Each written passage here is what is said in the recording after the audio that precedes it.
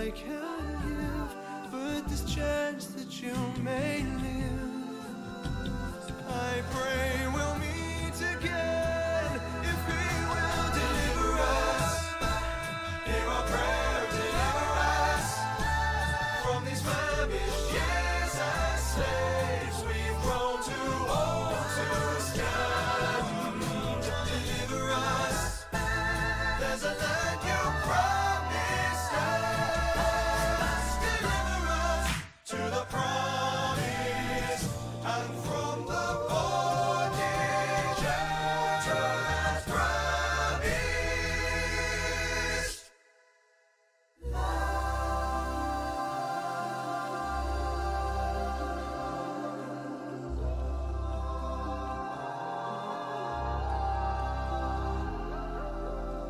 Hush now, my baby, be still, love, don't cry. Sleep as you're rocked by the stream. Sleep and remember my last lullaby. I'll be with you when you dream.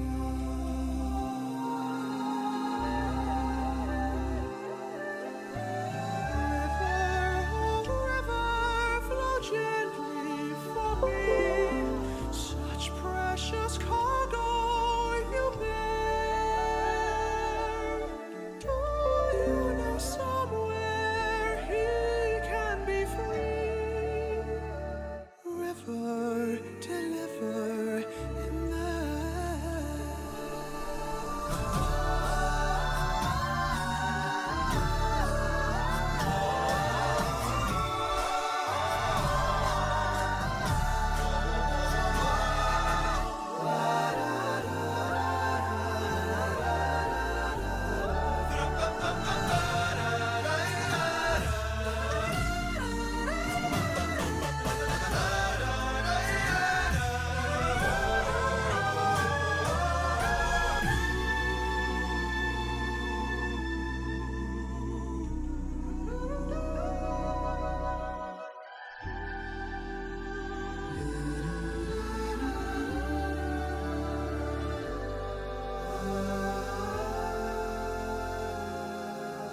Brother, you're safe now, and safe may you stay.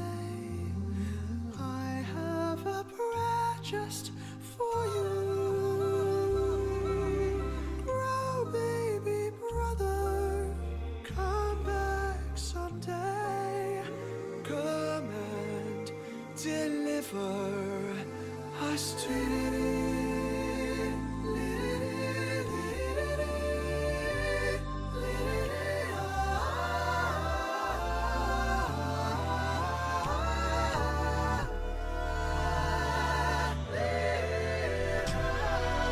Deliver us, send the shepherd to shepherd us, and deliver us to the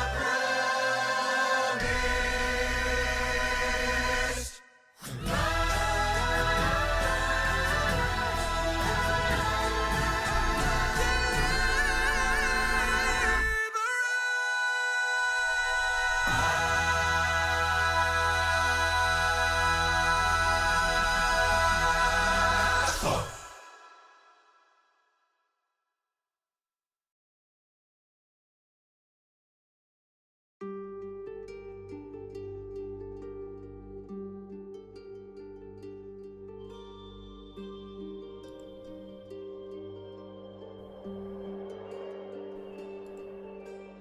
Place your heart with mine.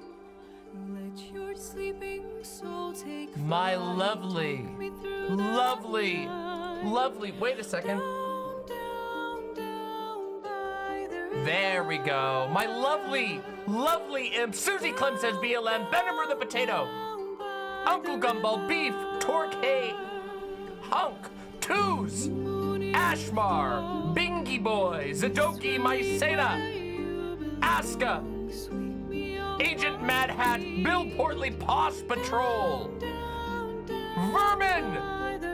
Cosine. Cotton D-Pad, Nerodia, Electo, Joey Ravioli, Lauren X. Bandamus, Naomi Chance, Lavender, Spectral Pyre, Little Morphine Annie, Elk Owl, Ada Stardust, Mesmerized, Spyro Gal, Diamond King, Vor Buddy, Erica, Smitten, Zoomy Deer, Just leave the flames and take a chance to be with me. X Cozy, Espen M, VCC TV, Tori Cassiatore, Mrs. Pop-Up Renown, Lillian Leith, QTC, Oricao, Ice Blossom, Hippie Punk, Fifella, Just a Dweeb, The Shy Doomer, Trickster Jackal, Ryan Phoenix, Fairy Guts, Brandy the Taoist Warlock, Chris Cortez, Comrade Zola, Posadas John, Merrick, it's wonderful to see you. If you are here, you can hear the signal. Welcome to the stream. And please make sure that you press, what? Did it crash again? For real?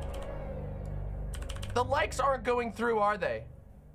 Why is it doing that? Oh man, it's busted again. I told you I have to get a new soundboard because it's completely and utterly busted. Maybe this one will make it work. Here, let's try this again. No. What the hell, man? What the hell's going on with this? Man, that sucks.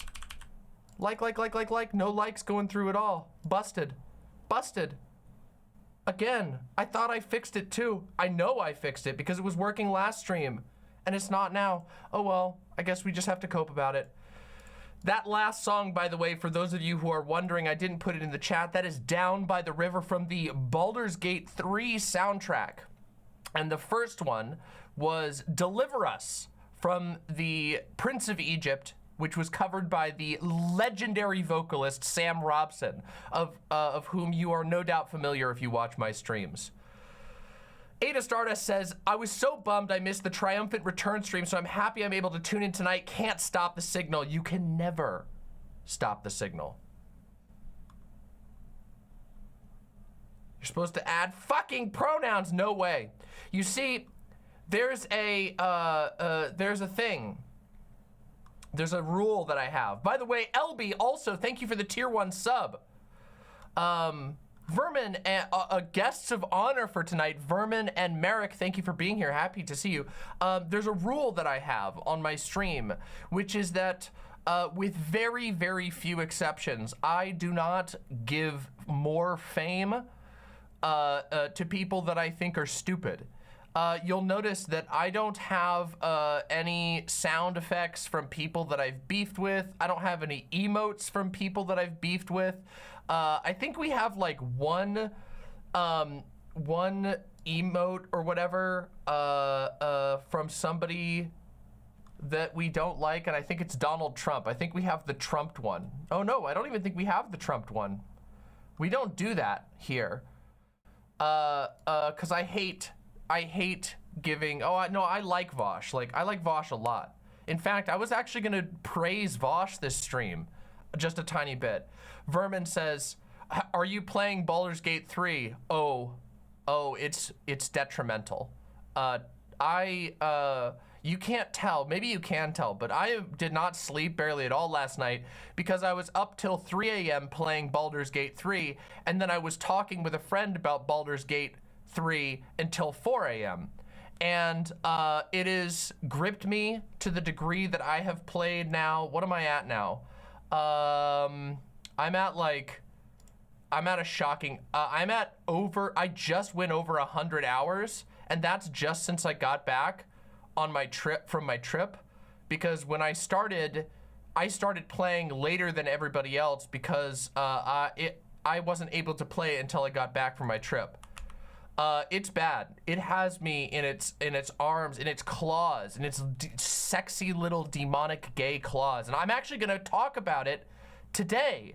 I was already planning to do a big Baldur's Gate review rant because I'm just about to beat the game. I haven't exactly spoiled, but I know that I'm going into the final chapter of the game because I haven't had anything about the ending spoiled to me at all. Nothing. There's been nothing spoiled to me about the ending. I just know because the game keeps saying if you go here, it's over. You're toast. You're over. You're through. You're done.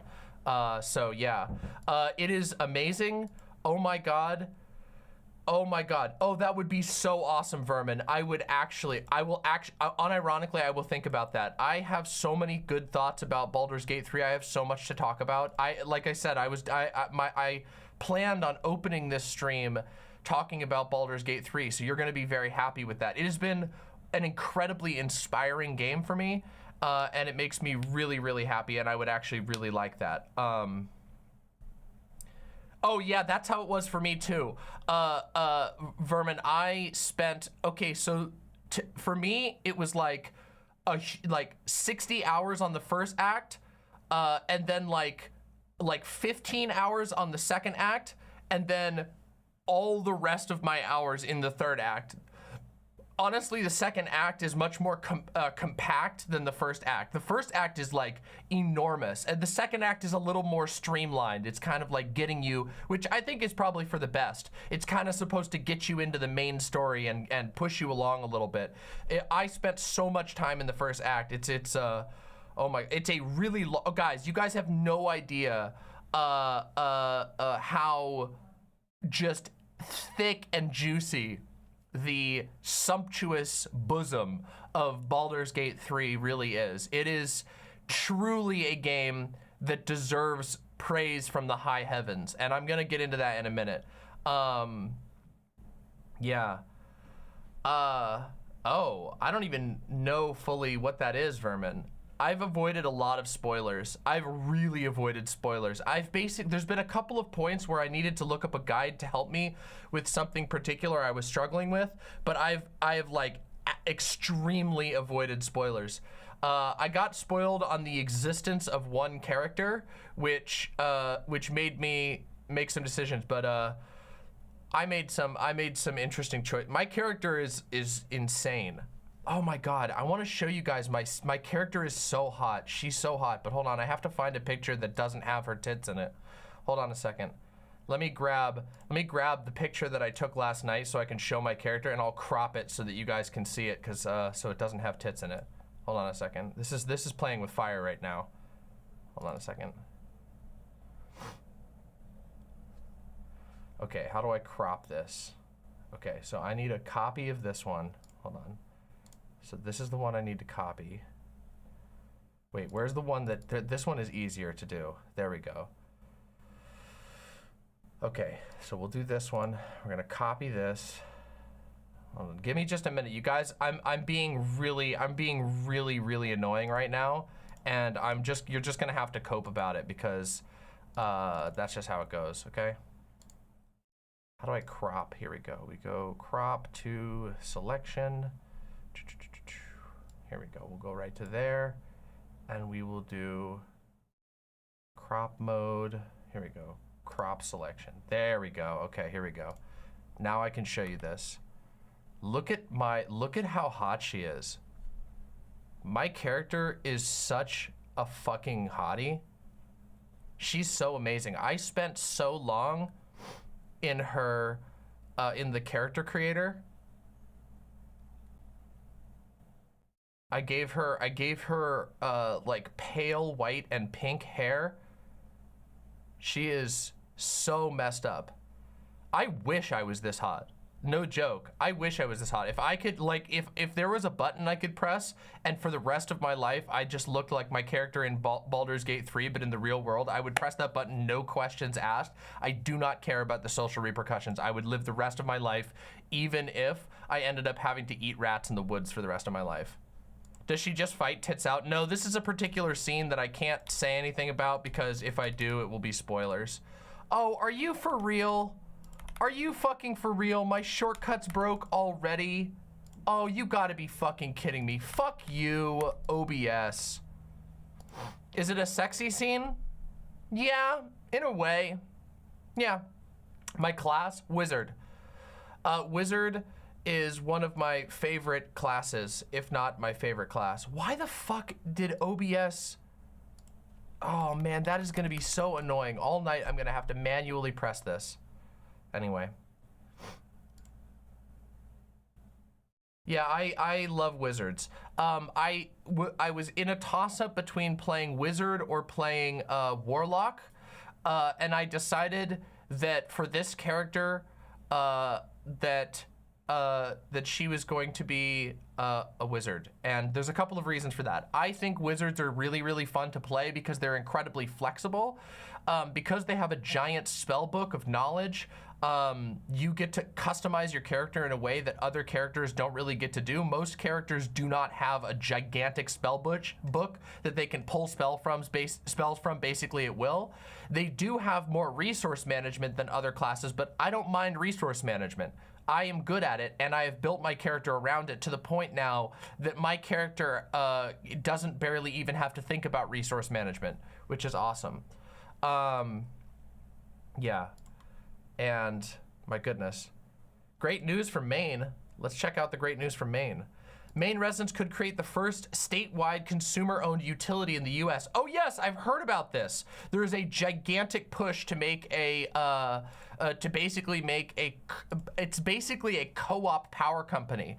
And once again, Maine is based as shit, as always, which is fucking cool as hell. She kind of looks like you with long hair. Oh, thank you. She kind of looks like me if I was much cooler. What's the level cap on the game? 12. Oh my God, I want to see your characters. Holy shit. Your characters are so, your characters are so hot. What the fuck? Your characters are so hot. Oh my God, Vermin, oh my God. You always make the best characters, Vermin. I swear to God, you have some of the best character concepts I've ever seen from any D&D, from any person, but like especially from any people who play D&D. Like your characters that you made for the campaigns that we've played together and the ones you've told me about are so good.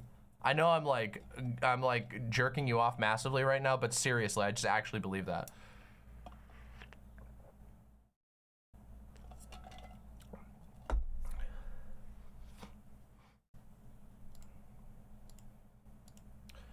Wizards are made of glass, not mine, because I play Abjuration Wizard. And for those of you who aren't D&D nerds, an Abjuration Wizard is a wizard that specializes in defensive magic. Abjuration Wizards are able to create a magical shell around themselves that feeds off of their spells. So the more you're casting spells, the more HP your shield will build up. You spend mana, you get shield. You don't die. It's awesome. I know that some people have preferred playing Divination Wizard, and I know the power gamers all played Divination Wizard, and I understand why. But I didn't know how good Divination was when I started playing, and I went with Abjuration because I was like, wow, survivability sounds nice. So, hey, Yuri, good to see you. Yeah, so I had a good time with it. My goodness.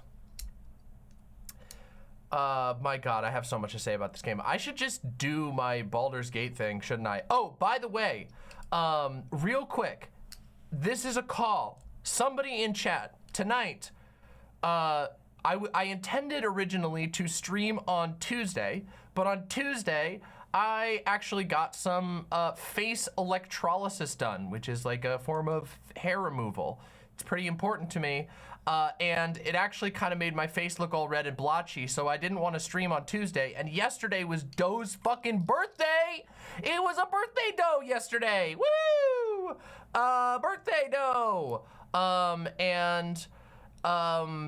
And so I ended up streaming today. The point of this being that I'm now streaming on the same day as Gayfesh. Gayfesh is the amazing community member who always does our timestamps. The point of this extremely long and roundabout way of saying this is if there's anybody in chat who'd be willing to timestamp this stream, I would deeply, deeply appreciate it. You would be a champ. And we are also basically looking for a backup, once in a while backup timestamper who would be willing to timestamp. So if there's anybody who's willing to do some timestamps for this stream, that would mean the world to me. Ideally, if you know YouTube timestamp format, which is fairly easy, but I don't want to explain it. So yeah, where's Gayfesh? Gayfesh is streaming himself right now. He is currently streaming because he does a really cool media stream on Thursdays, and just so happens this week that I streamed on the same day as him. So if anybody is willing to do timestamps for me, that would be cool as hell. Just shout it out in chat so that we don't get like 12 people doing timestamps. I can just pick one of you if anybody of you are willing and cool. I'm not going super long tonight, and it's the last segment is basically gonna be Dark Souls. So should be a pretty easy job. If anybody's willing to do it, you would be deeply appreciated, and there would be opportunity for paid work if as a backup to Gayfesh, because I do pay Gayfesh. You don't know how? Oh, Posadas John, it's really easy. You just go like, the way that YouTube timestamps go is you just put the timestamp first. You put 0:00:00 word, and you just have to at the very top put 0:00 start so that it knows where the timestamps are. If you're willing to do it, that would be amazing because I'm already familiar with you, and that would make life really easy.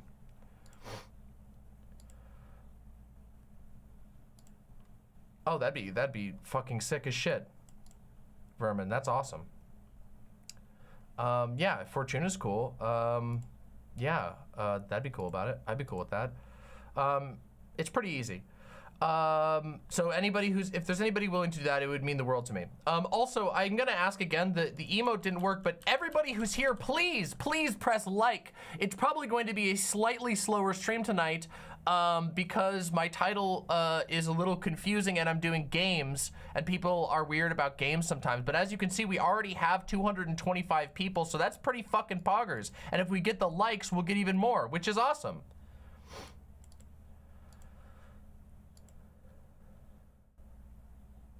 What was I gonna say? Oh yeah, did you hear that Tears of the Kingdom won't have any DLCs? I did. Can it be done on mobile? Yeah, you just would have to manually write down the times, but you can definitely do it on mobile. It's not anything like technical. You basically just need to type out timestamp, the like formatted timestamp, the like hour, minute, second, and then the name of it. And as long as you give me that, you can DM it to me at the end of stream and I can just paste it right into the video and it'll automatically do it.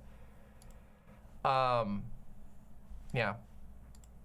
Oh yeah, sure, I'll show the characters. I'll show your characters, abso-fucking-lutely. Totally.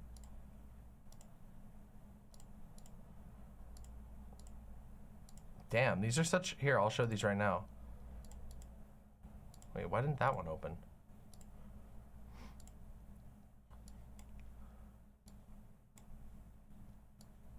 All right, I'm gonna show off Vermin's cool Baldur's Gate characters because obviously they're awesome. Here we go. So this one, I forgot what you said the names were.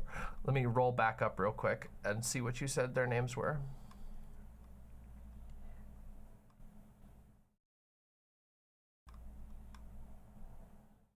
Harold. Their name is Harold. Wait, so is this the same character? Harold and their mommy wife. Oh, okay, cool. Here's the other one, the mommy wife. And there's Harold. He's cool. I love his tattoo over here, and his vitiligo is really hot. Amazing. Amazing. Oh, the Guardian. Yeah, the dream person, the Dream Guardian. Wow.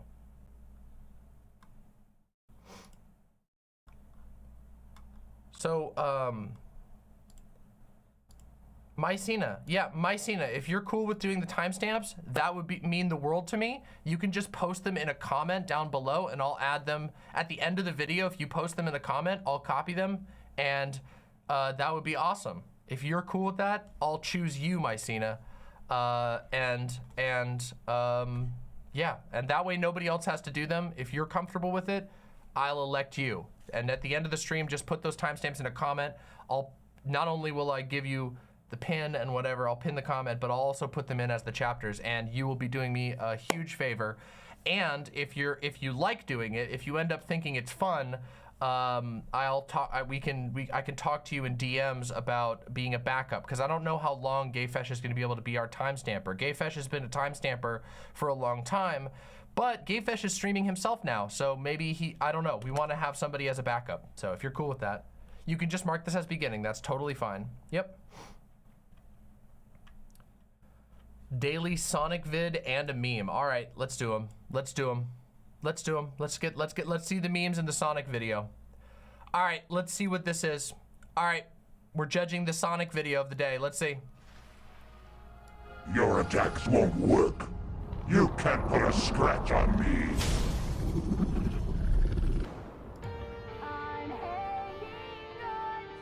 What is this power? This song is so good. Can you take it?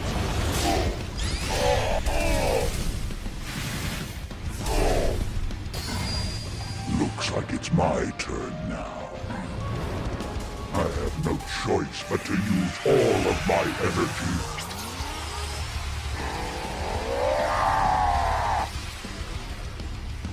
Hey, wait a minute. This is just Shin Godzilla. That's just Shin Godzilla. I won't hold back. This is the end. I'll send you flying. Eat this.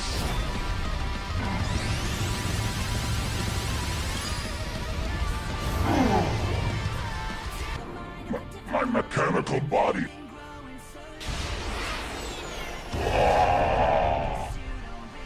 I'm not done yet. It seems it's my turn. What promising specimens.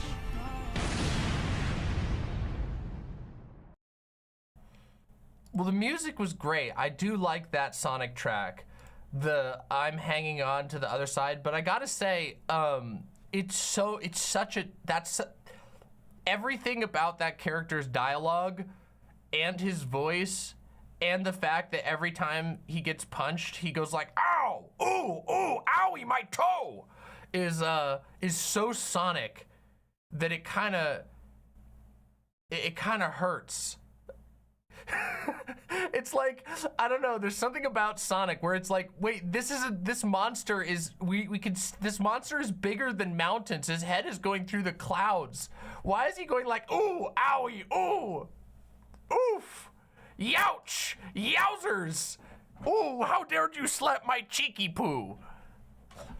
And also, wouldn't this robot's voice literally cause earthquakes? A robot of that size would talk and it would flatten a nearby city. If it roared, its vocal cords would be so big the vibration would flatten mountains. And he's just like, oh, I'm gonna show you what's what, Sonic. It's kind of funny. Oh well. All right, here's the meme. Let's see what the meme is. Oh, we got a Dragon Ball meme. Did you miss me? I missed Oh no, it's fucking Mickey Mouse! Not this bastard again! Come here, let me talk to you real quick. I'll put some hands on you. I dropped on purpose. Come on, fight me. Fight me, you pussy. Oh. Damn, he's good. Kick his ass. Look at the profile of the top right for me. Oh, goodbye. Oh my god, it's dead. Never mind. Damn, I'm good. Did you see how the rat turned into a human being flying away? Yeah. Oh my god, he's so swole. Yeah. I wish Jimmy's mom was a swole. What? Get the hell out of here, Carl. Mickey Mouse, a worthy opponent. I'm surprised that worked. I'm gonna. I'm back, bitches. Oh my god! No. What the hell? These modders, these people who put this stuff, put these characters into these games, put way too much work into putting ripped ass Mickey Mouse into this game. What the fuck is going on? What is going on in the Dragon Ball Fighter Z fandom? What the absolute fuck? Oh my god. Absolutely incredible. I gotta say, absolutely fucking incredible. Wait! Hold on a second. No, wait. Oh, shit. Shit. I thought I fixed my problem with my soundboard, but I didn't. I was just lying. Wait a second. I think I know what happened. I'm gonna try something.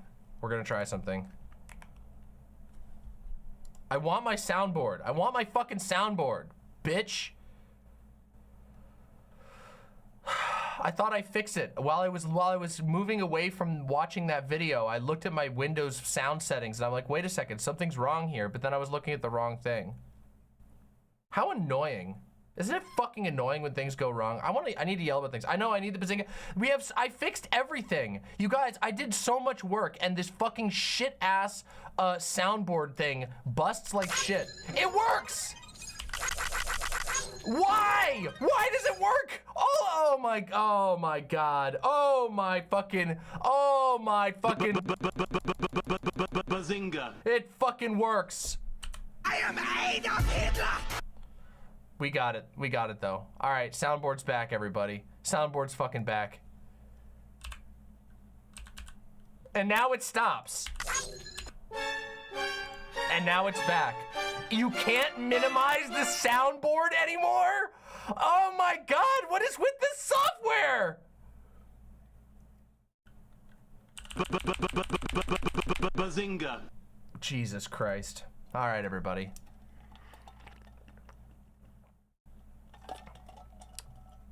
Duke Nukem says bazinga. Bazinga.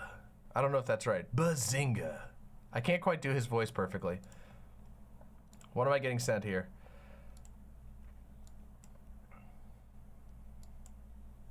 Is this a clip of me? This is a clip of me. Ooh, owie, ooh.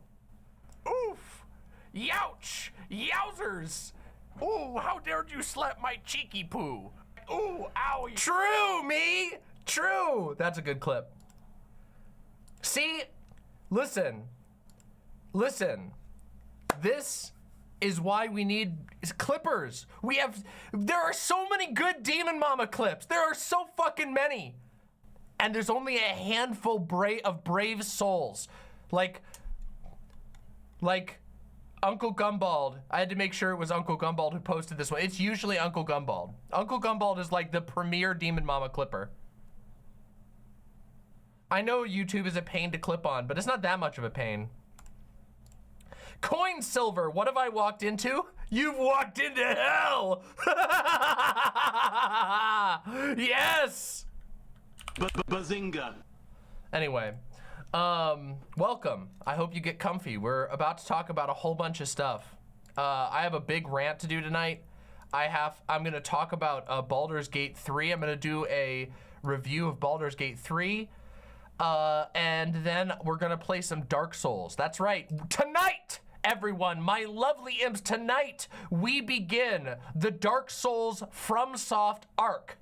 And basically what we're gonna do is we're gonna play through from beginning to end Dark Souls 1, then we're gonna do Demon Souls, because the reason why we're doing Dark Souls 1 first and then Demon Souls is because I don't have my emulator set up yet. And I want to play tonight, so we're just gonna do it slightly. We're gonna do one game out of order. We're gonna go Dark Souls, then we're gonna go back to Demon Souls, then we're gonna do Dark Souls 2, Dark Souls 3, then I'm gonna figure out how we do Bloodborne, and then finally we're gonna top it off with one massive whopping playthrough of motherfucking Elden Ring! That's right, Elden motherfucking Ring!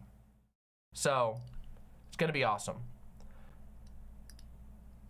I'm extremely, extremely excited for this arc. Sekiro, we might do Sekiro. I played actually we should do Sekiro, but we'll probably do Sekiro at the end. And the reason why is because Sekiro is very, very different from all of these other games.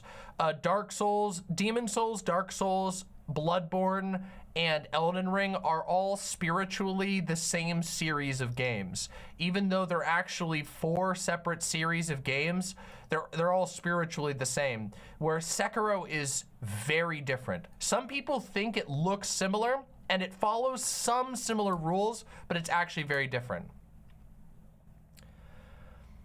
Vine says, did you change something with your stream settings? Ever since recently, your stream has been having the video freeze, but the audio continue. Well, I did increase the bit rate, which could mean that depending on how strong your internet is, maximum settings on YouTube might cause that to happen. It shouldn't be happening on my end, I don't think. Unless it's been, I don't know, done, like, I don't know, unless multiple people are having it happen. I don't see it on my end, but.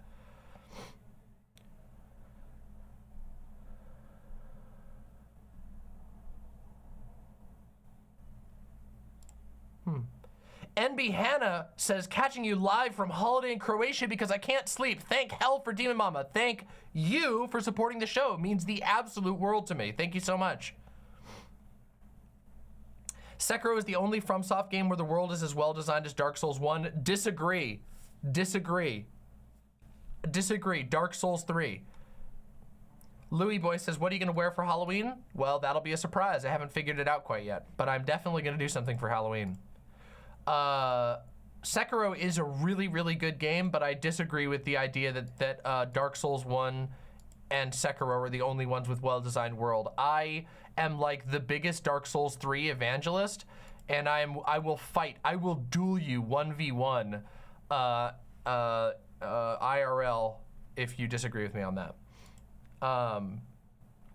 Hemorrhoid King with the tier 2 sub, finishing up my EMT course, hoping to bring some trans visibility to my conservative state. Good to have you back, mama. That's based, and thank you for supporting the show. Double based, to be completely honest. Good on you. Literal champion behavior. Based ass EMT behavior. That's awesome. Is Dark Souls 2 underrated? I don't think so, but I'm going to play Dark Souls 2 and give it a fair shake. A lot of people like Dark Souls 2 and a lot of people hate Dark Souls 2. Sorry, a lot of people love Dark Souls 2 and a lot of people hate Dark Souls 2. I was one of the people who fell into the hate Dark Souls 2 category, and but I'm gonna give it a fair shake anyway. I don't think it's underrated. I think that people have, I understand why people hate it, and I also understand why people love it. Even though I personally think that it's the worst Dark Souls game.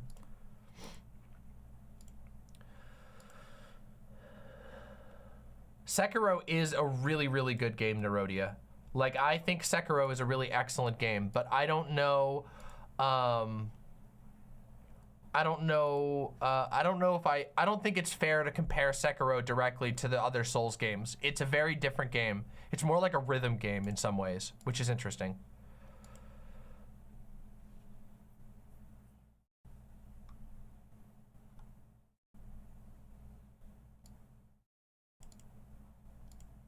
Yeah, everybody like the stream.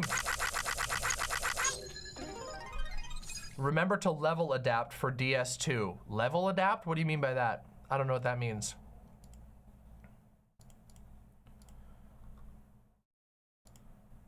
What does level adapt mean? This is insane, says Louis Boy.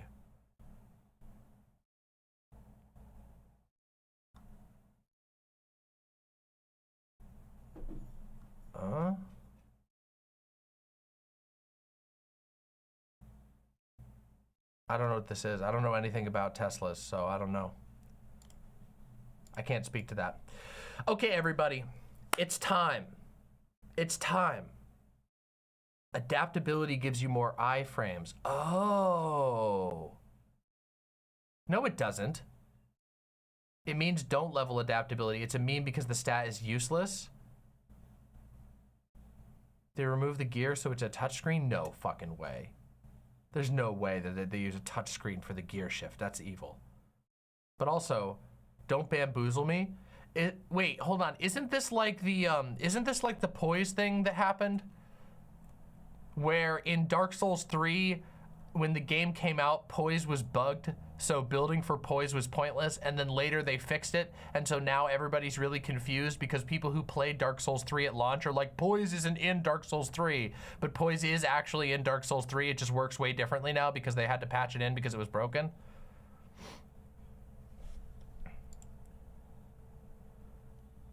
Uncle Gumbald with the gifted tier 1 sub. My cat Chonkers liked you playing Dark Souls 3 from late 2021. Oh yeah, I remember I played Dark Souls 3 a little bit on stream. Oh my god, that's so cute. Oh my god, what a cutie. What a cutie. Chonkers. Baphomet says, adaptability increases your agility, and agility increases the amount of iframes in your rolls. 27 adaptability gives you about as many iframes as DS1's fast roll. Huh? Okay. That's kind of interesting. Like, no matter what your armor you're wearing? That seems really weird.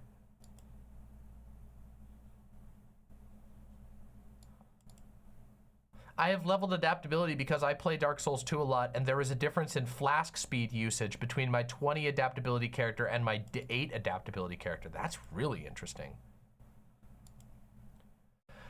Ashmar says, the most interesting Dark Souls 2 take I have heard is that Dark Souls 2 is a kind of a predecessor to Elden Ring because it has a pseudo open world design. Actually, there's more to that than you might think because the director for Elden Ring is the director for Dark Souls 2. I truly believe that Elden Ring is the realization of what Dark Souls 2 wanted to be. And there's actually quite a lot of stuff in Elden Ring that you can actually carry over from the spirit of Dark Souls 2. Even as far as like build silliness goes. Elden Ring has a lot more build silliness, kind of like Dark Souls 2 did, and its world feels a lot more like the Dark Souls 2 world than any of the other games, and that kind of makes sense. So yeah, I think you're onto. I think you're onto something like that. Yeah.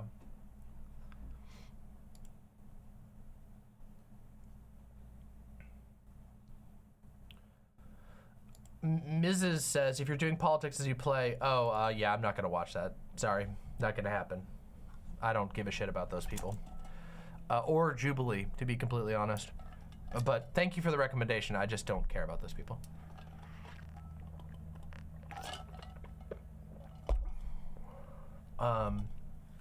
Dark Souls did silly weapons too. Not to the same degree. There's like a couple of silly weapons in every Dark Souls game, but Dark Souls 2 had like double fork builds and double plank, or not plank, double great club builds where you're just holding what looks to be like a giant shit, and you're holding one in each hand and going very silly, very silly. Why don't you care about Jubilee? Because I find Jubilee annoying. Sometimes I've found Jubilee to be funny, but I genuinely think that Jubilee is the type of show that like aims to pander. It's like a shock generator show. It's like, what if we made people who really don't like each other sit in a room and then we farmed them for content? And I'm just like, okay, okay. Welcome to, like, that's reality TV, but it's reality, politically flavored reality TV. I just find it dumb. It's slop. Yeah, it's like libbed up slop. Yeah. Jubilee is for lefties to react to and correct. No, I actually think it's more to waste everyone's time because you're not really gonna correct anything because no one's gonna get anywhere in Jubilee. Anyway, I don't know, whatever. It's a time sink, yeah. I don't know. I'm not saying there's literally nothing on Jubilee that you can't react to that's not like good. I'm sure there's I mean, there's definitely some, they've done segments that have value, but that's usually in spite of what they're trying to do. What they're generally trying to do is generate like the equivalent of politically flavored reality TV. It's shock content. It's, what if you had a KKK guy and a black rights activist sit in the same room? And you're like, okay, well, that's kind of fucked up. And obviously everyone who shows up for that agrees to do it. But like, you're not gonna have a productive conversation there. You're just playing political shock games. I don't know. It's I don't really love it. Yeah. Anyway, that's my opinion on it. I'm sure people have had fun on that show. I don't know. Anyway,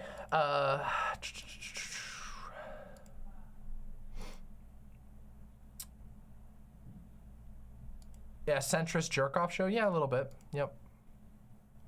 Okay, everybody, it's time. The time has come. My lovely, lovely imps, I need to talk to you about Baldur's Gate 3, okay? Everybody has been playing Baldur's Gate 3. I mean, it's actually crazy. Baldur's Gate had like an insane amount of concurrent players. On August 13th, Baldur's Gate 3 peaked at 875,000 concurrent players, according to the Steam database. Guys, that is deranged, okay? That is a deranged amount of people to be playing a classic RPG style game like Baldur's Gate. For those who don't know, Baldur's Gate is a classic RPG that is built on the Dungeons and Dragons 5th edition rule set. It is the third in a series of some of the most famous classic RPGs of all time. You build a party of characters, you customize your character, you level up their stats, you fight monsters, you encounter conversations, and you have to roll dice in order to add your bonuses in order to figure out if you succeed or not. It's that type of game.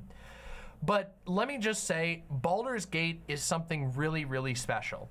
And as many of you all will know, I'm pretty critical of a lot of games that I play.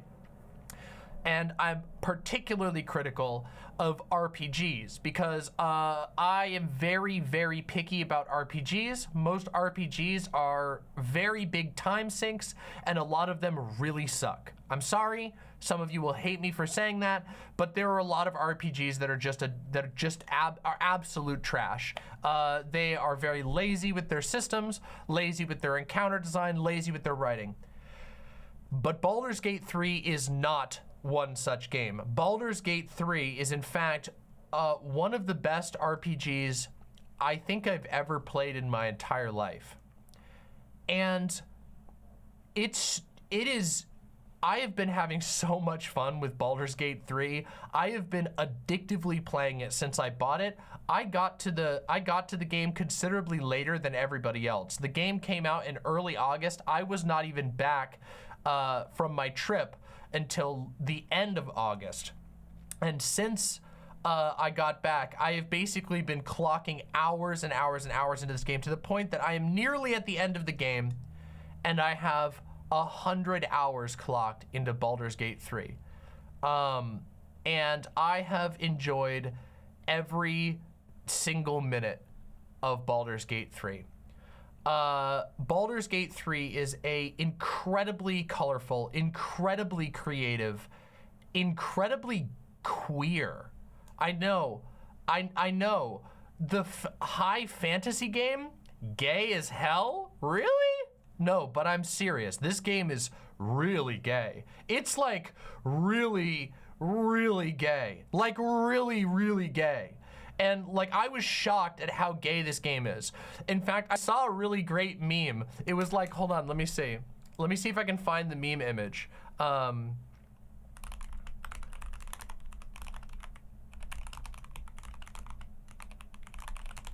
Hold on, let me see if I think I can find the,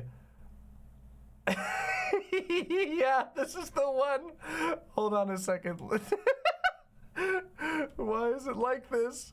It's this image right here. Why is it? Who did this? Who made that? Who made this? It isn't even, it wasn't originally applied. I'm sorry, I know that I'm not showing it to you, but I had to screenshot it because it's actually from an actual video.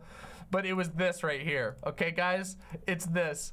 This is insane! Imagine a world where being gay the norm and being straight the minority. Gay short film reaction. And then somebody just captioned it, Baldur's Gate 3.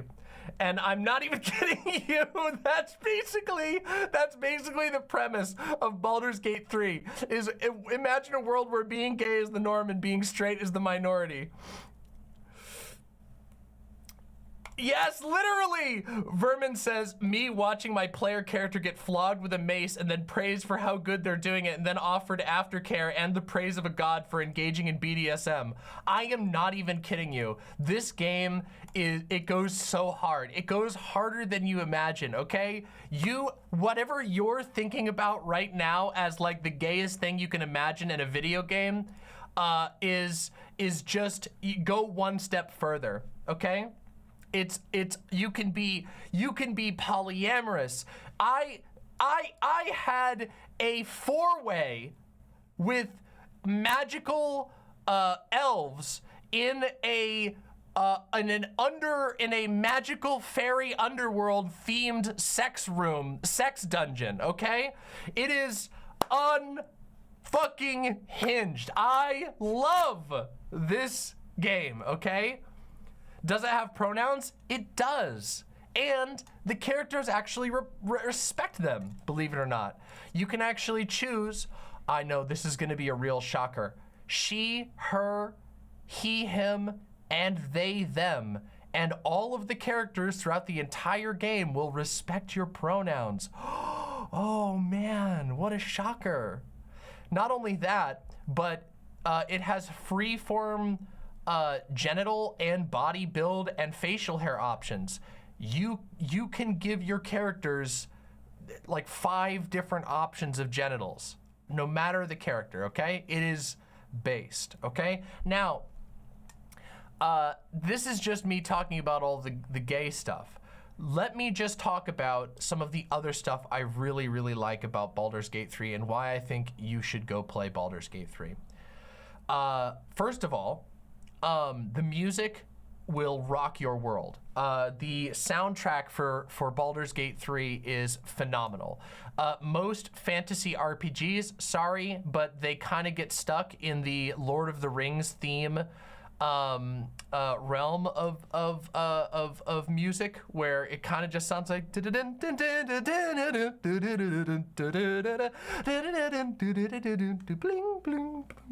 get that kind of thing.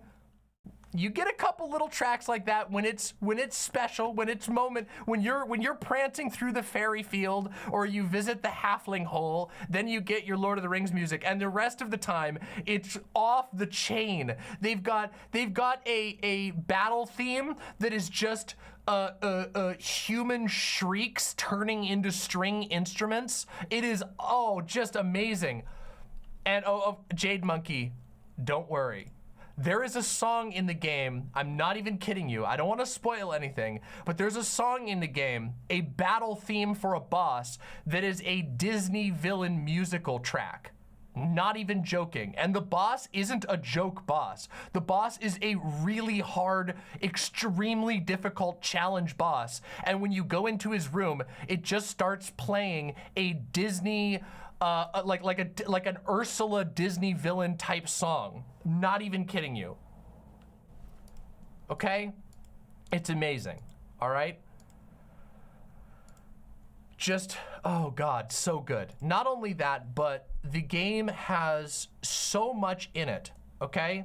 And when I say it has a ton in it, I'm not talking about the type of open world crap that you get when you're like, oh, there's 900 identical collectibles dotted across the map. I'm not talking like Diablo 4, there are 9,000 statues hidden in corners of the giant map that you have to find.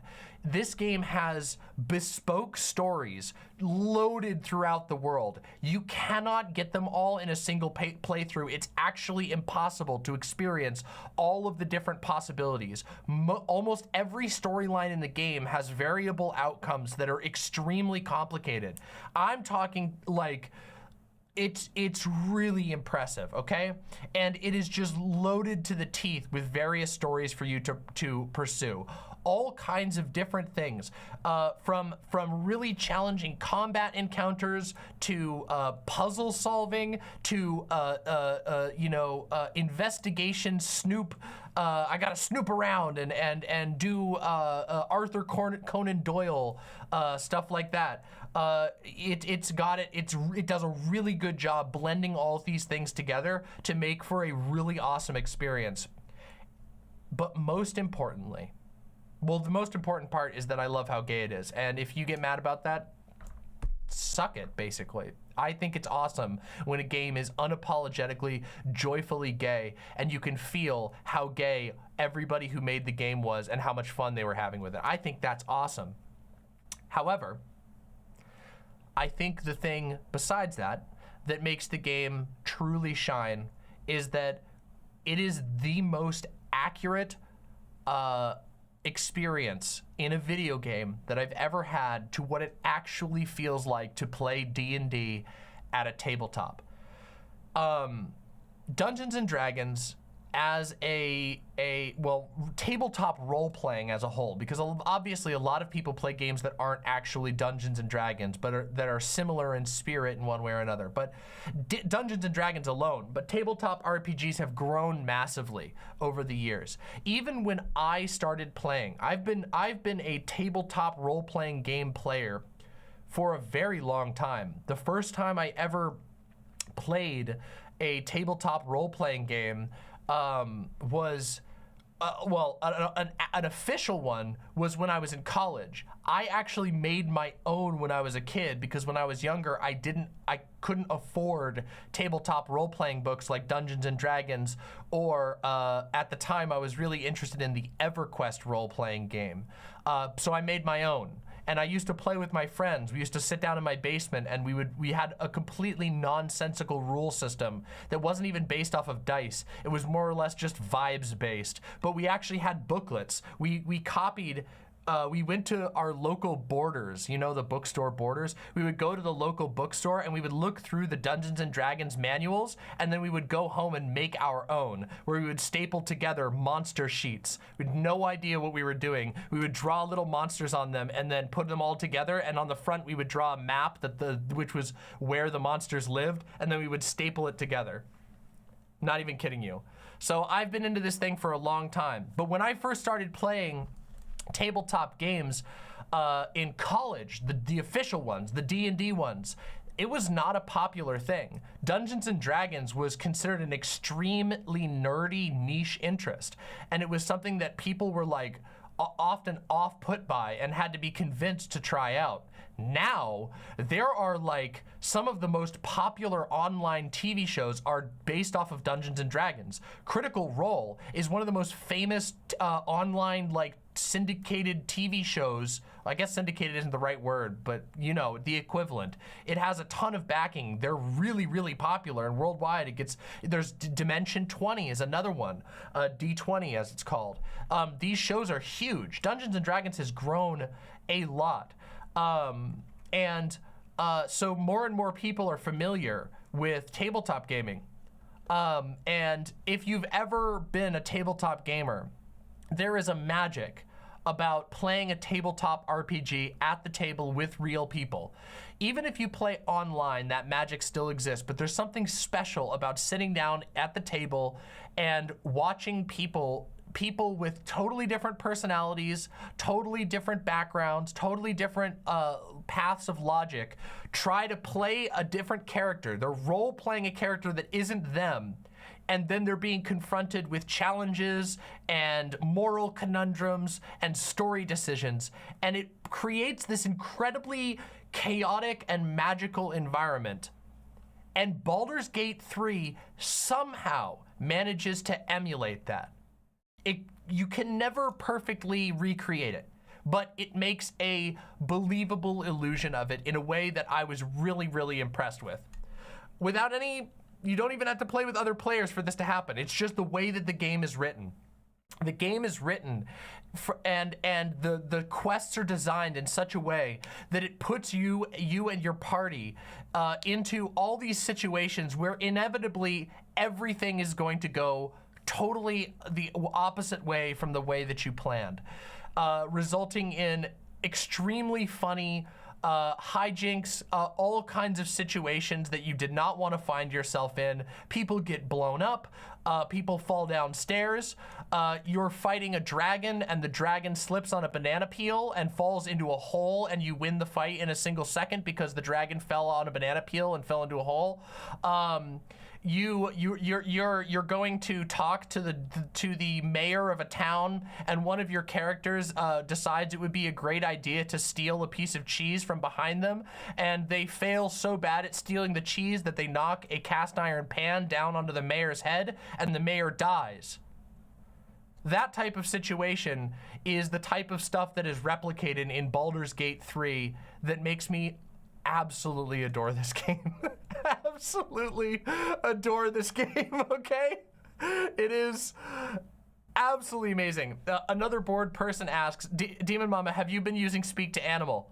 Of course I've been using Speak to Animal. Are you kidding me? I use Speak to Animal in real life. Every animal I see I'm trying to talk to like I'm some kind of wild speaker, let alone in the video game. Of course I do. And by the way, if you're planning or thinking about playing Baldur's Gate 3, one thing you should do is always keep animal speaking potions on you. That's my advice to you, okay? Because let me tell you, these motherfuckers over at Larian, the game company that made Baldur's Gate 3, they really put their all into the animal characters into this game. It is absolutely incredible. Absolutely amazing. It is just so goddamn good. Vermin says the fact that you can do things like enlarge an owl bear and then levitate it up and then drop it to kill enemies is so, or then levitate it to kill enemies is so D&D. Yes, it is. There's so many ridiculous things you can do.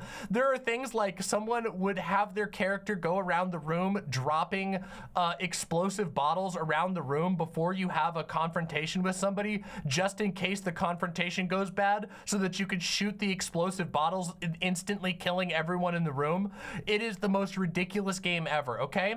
And if you think that you've got the one up on the devs of this game, you won't, because they will put you in a situation that absolutely screws you over, and it's really fun to fail, okay? This is a game where failure is where you are encouraged to embrace your failures. When you mess something up and you're supposed to roll with it, because it doesn't just occasionally you will actually die and have to reload, but most of the time it just changes the progress of the story, and the writing is good enough to carry that. It is so great. Oh my god, it is so wonderful. Have you been speaking to the dead? Yes, I have. I'm a wizard. In my game, I play a tiefling wizard, and in fact, I'll show my character real quick so that this is in the review, because my character, sorry, I have to swap out, I have to crop out some of the explicit. Here we go. I'll show my character real quick. This is my character, okay? She's amazing, okay? I love her. She's so hot, and I wish that I was as cool as my character, okay? She's amazing, all right? But this is the character I'm playing, and yes, she's a wizard. I love playing wizards. Wizards are amazingly fun, okay? I can't show the full version, okay? Because this game actually has full frontal nudity and lots of other stuff in it that I can't get into without demonetizing this entire segment, okay? It is a really, really, really good game. And there's so much that I want to talk about. But let me just summarize the entire game like this. It is a delightfully chaotic game that is completely full of life. The voice actors feel their roles 100%, and they put their absolute all in. And the storyline is actually incredibly heartfelt. It's not the deepest story. Don't go into it expecting to rethink your morality. However, the writing gets under your skin because the characters are so fully fleshed out, and also many of them are such bastards that you can't help but sit there and think about how the story is going to progress even when you're not playing. I have spent so much time thinking about this game when I'm not playing it, because I legitimately don't know how I'm going to handle certain turns of the story. You will be confronted with decisions that are incredibly difficult to make. Characters. This game is like manipulation simulator, okay?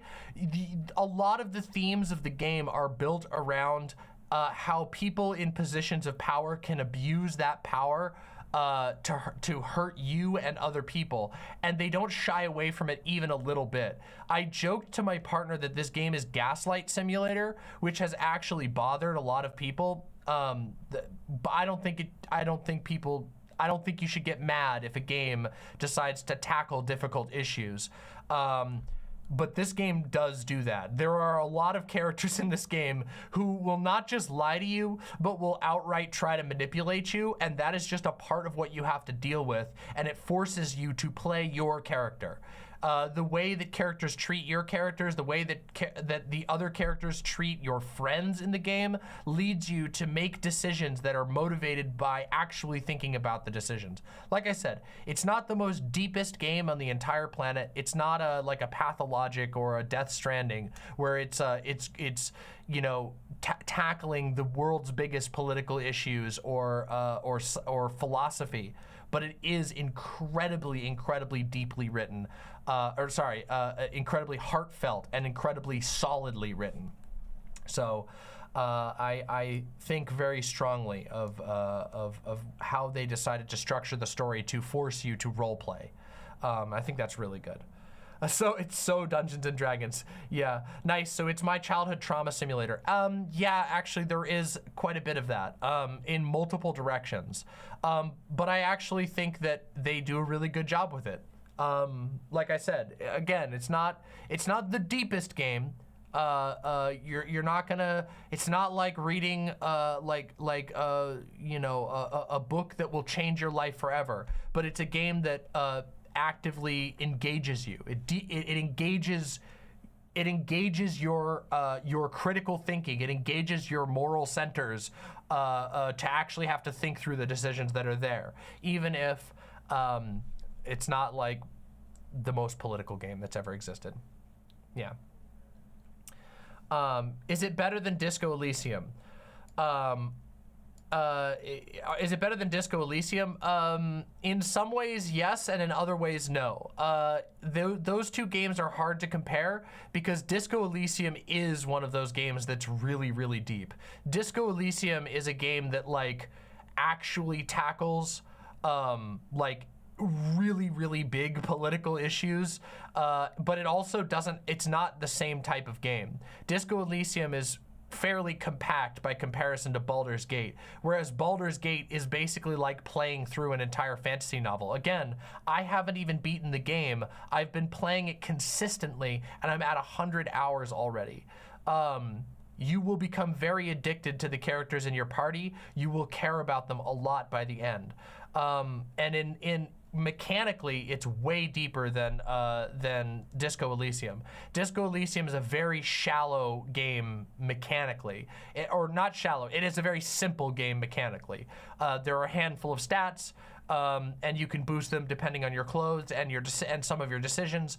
But Disco Elysium is what I would categorize as a game that has deeper writing. Neither of them is better than the other, in my opinion. I still think that overall it would, for me personally, because I prefer games that really go hard and dive deep into political questions and huge moral questions, I would probably rate Disco Elysium still a little higher, but they're just so different. They're such different types of RPG that it's hard to compare them in that way. Very different games. Yeah. Baldur's Gate is awesome. It feels wonderful to play. It is not. I feel the need to be a little bit critical on one thing. One thing you should be aware of. It does have a few flaws. One of which is that there's a decent amount of bugs, especially towards the end of the game, specifically quest bugs, unfortunately. And I think that's just a product of the game being so massive that there's inevitably going to be issues. But yeah, I've encountered a couple of broken quests. Almost always I've found a way. I've found nothing that has like locked the game, like hard locked the game or anything like that. But I have encountered quests where you have to, where I've had to go online to figure out how to basically break it back into place so that I can progress the quest. There's nothing in the main story that I've encountered where the game, I've played RPGs where there are ways that you can actually shatter the game where your save is ruined. I've encountered nothing like that in this game. There's no game breaking, like that level of game breaking bug, but there are some bugged quests, especially side quests in Act 3. And also, there are there are a number of amusing but irritating other types of bugs. Like, for example, like books that disappear after you read them, which is a little bit annoying because in this game, a lot of the books in the game contain valuable hints. Most of the most important information from important books will go into your quest log. So like if you read a book that has pertinent quest information, it will usually tell you that. But a lot of the hints in the game that are hidden in the books don't go into your quest log. And so sometimes books will just disappear and I don't know why, and it's kind of frustrating. There's also, a lot of people have encountered this one. This is not a huge spoiler, but minor spoiler, there is a way that you can put clown makeup on your characters in this game. And unfortunately, the clown makeup doesn't come off most of the time, which means that for my game, two of the characters in my party always have goofy clown makeup on in the background. It's really fun. You can actually see it. Hold on, I can show you an example of this. It's actually in that image that I just showed. You can actually see here. Let me just crop this and show you the image of my character. Look, if you look in the background here, this character, you can actually see the white clown makeup on this character still. This is in like a really important cutscene. And what you can't see is there's another character standing right behind my character. And she also has clown makeup on, which kind of sucked because I was doing like a really emotional storyline the other night. And one of my characters had clown makeup on her face that can't be removed. It's not cursed clown makeup either. It's just a bug. It's really, my friend was like, oh no, you got juggalosis. And yeah, my characters apparently have permanent juggalosis. It was a little bit, what, so clowns can't be sad? Yeah, well, I'm just saying that it wasn't real, I didn't intend it to be that way, okay? All right, so there's a couple of bugs. And there's a lot of quest bugs in the third part of the game. And also one other small thing, there are some very, oh yeah, and one of the subclasses is completely broken and is not fixed. I believe it's called, oh man, what's it called? One of the Bard subclasses is like, it just doesn't work, which actually really sucks. So those are the critiques that I have for the game. As you can see, my critiques are fairly minor. Mostly they have to do with issues in development and not with the actual vision or execution of the overall game. But yeah, I think it's Bards of Lore are broken right now. I think that's the one. Hopefully that stuff will be fixed over time. But let me just say, Baldur's Gate is awesome. I really, really love it. I strongly, strongly recommend it. And I will issue... Guys, oh, there's so many things I want to talk about that are spoilers.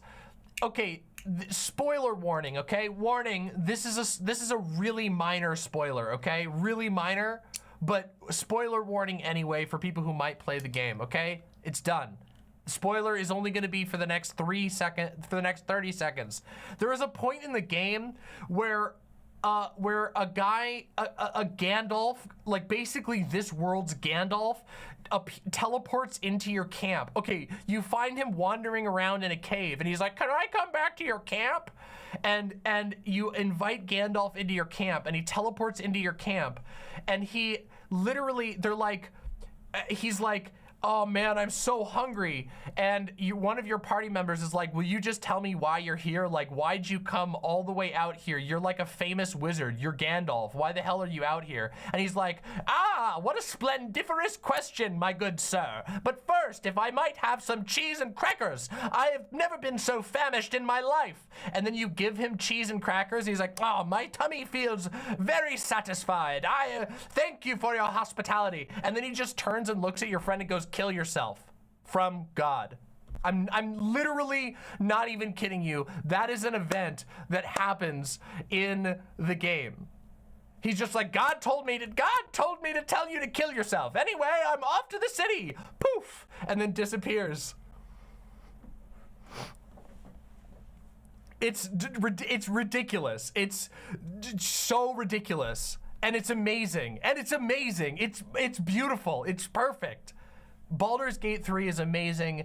It fully embraces the chaos of tabletop gaming, of real tabletop gaming. The type of nonsense, it will never truly capture the spirit of a tabletop game. It never can, and that's okay. It does a really, really good job emulating it. And one of the best things about, for me, playing Baldur's Gate 3 is that it has finally inspired me to write another tabletop campaign. To be a little personal for a second, one of the most proudest pieces of artistic creation that like personally, I don't really care that it's never going to be famous. It can't be, it's not possible. But my personal, one of the things I was most proud of was running a D&D game for over a year with the same table of people. I played with the same group of people for over a year, every single week, with very few exceptions, and we would play for hours at a time. And I wrote that story. It was a custom universe. I homebrewed most of the monsters and characters in my own world. I wrote literal pages of lore for my own thing, and I'm very proud of that. And it's been years since I've done anything like that. And this game has inspired me to finally take a swing at running a table again.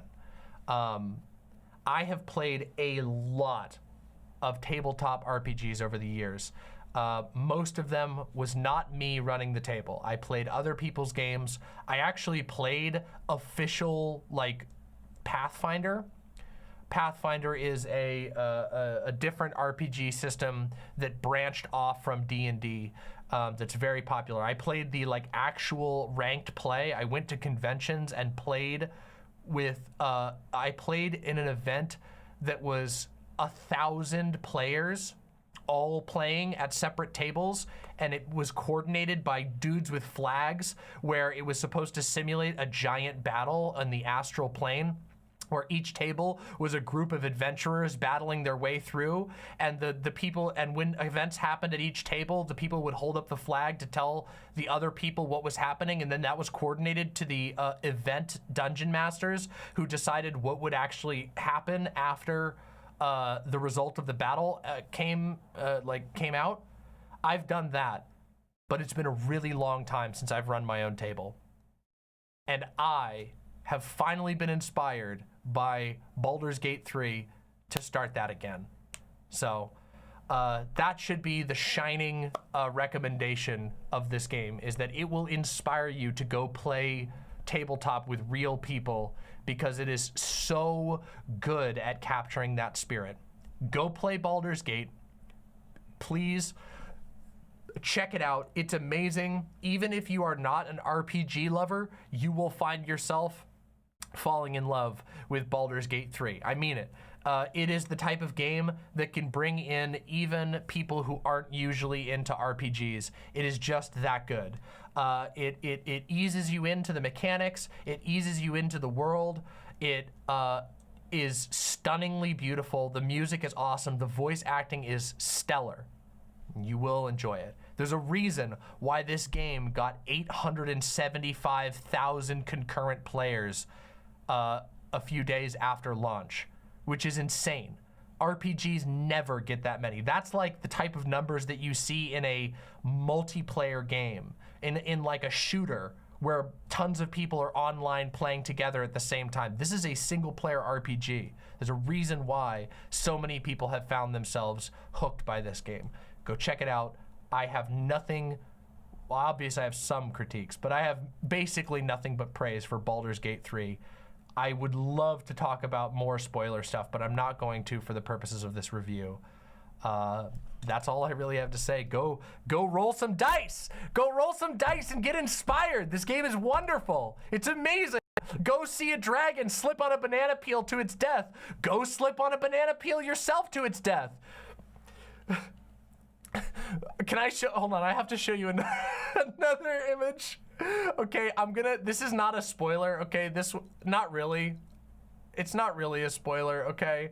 But the other day I did this quest and it was this incredibly emotionally written quest for one of the main characters of the game. They were like, the main character is like, why did you hurt me? Just, why did it have to go this way? The betrayal, the pain. And then over in the corner, my character's just sitting there with glowing red eyes, charging up fucking revoke existence, ready to blast a bunch of little Hogwarts kids with the 12th level death spell. And it's just amazing, okay? It's just incredible, all right? I'm just like, yeah, I'm gonna fuck you guys up. Okay?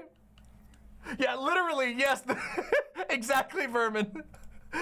Hold on, there's an image for this. Oh no, this one has tits in it too. Here you go. My character getting ready to kill evil Hogwarts. Okay?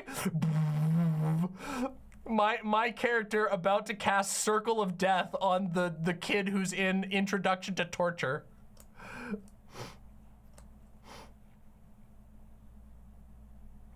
Amazing. Absolutely incredible. All right, everybody. If you liked this review, first of all, please check out Baldur's Gate and let me know in the comments if you check out Baldur's Gate. And secondly, if you thought this was a cool review, press subscribe down below. I talk about my favorite games in great depth all the time. I sometimes get grabbed by a game where I just get so excited about it, I have to tell you about it. And if you want to see more of that, press subscribe down below. Thank you very, very much for watching. And keep listening for the signal. All right, everybody, there we have it. There was the Baldur's Gate review. All right. Oh yeah, and if you're here, press that like button. I know nothing about Demon Mama's character at this point other than she can be described as a titty wizard. Yeah, that's pretty accurate. My character is, how do I describe my character? My character is, okay, so my character is not afraid of murder. However, she does have morals. My character is not like just a murder hobo, but she will kill people.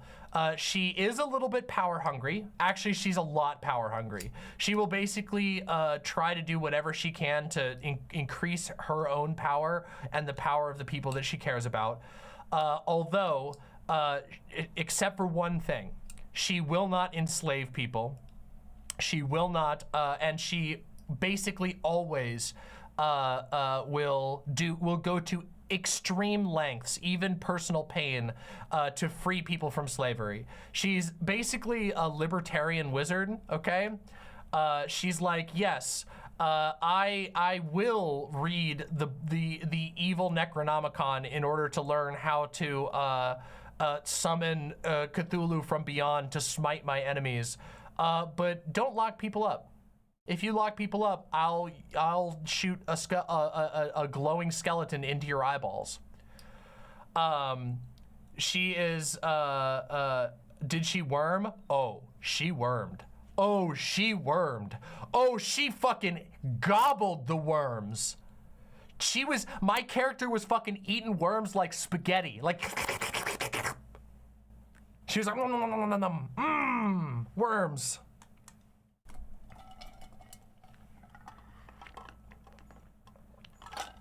But yeah, no, she's not always very good. My character has stolen a lot. Like a lot. I basically stole the life savings of every single person in Baldur's Gate. Yeah, she's stolen a lot. She's definitely killed a lot of people. But she's not like a murder hobo. She has principles, and she won't cross certain lines. And oh yeah, and the other thing too is, oh yeah, and the other thing, my character is like autistic as shit. Like for example, there was, I don't want to, oh God, I feel like, okay, whatever. It's minor spoiler alert. There was a child trying to bring her brother back from the dead in a graveyard. And I walked up to the child and I was like, and she was like saying the magic words to bring her brother back from the dead. I'm like, oh, you're doing it wrong. Here, let me teach you how to do it correctly. So I teach her how to do a greater raise dead spell. And the child ends up raising the entire graveyard back from the grave.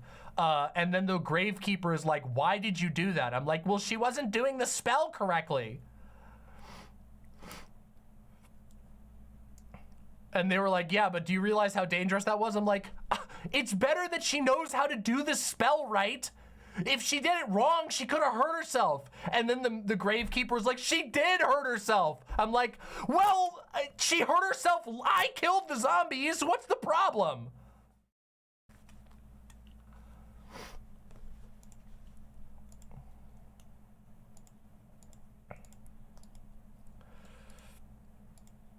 Literally, yeah. Retcon says, I'd rather have you raising the dead at home than out on the street somewhere shooting up dirty necromantic texts. That's literally, my character was just like, oh, you're doing it wrong. Let me correct your glyphs. Oops, the entire graveyard has come back to death. Yeah, my character is extremely a wizard, okay? I love her. I love her. I am her and I will protect her. To be fair, I am myself. I'm definitely not playing myself. My character is way, my character in game is way more willing to kill people. Oh my God. Listen, it's amazing, okay? I'm not saying I can't be convinced in the real world, but my character is like, you hurt my girlfriend, I'm cooking you. You will be nothing but bones left, okay? I'm way too diplomatic for that in the real world, all right?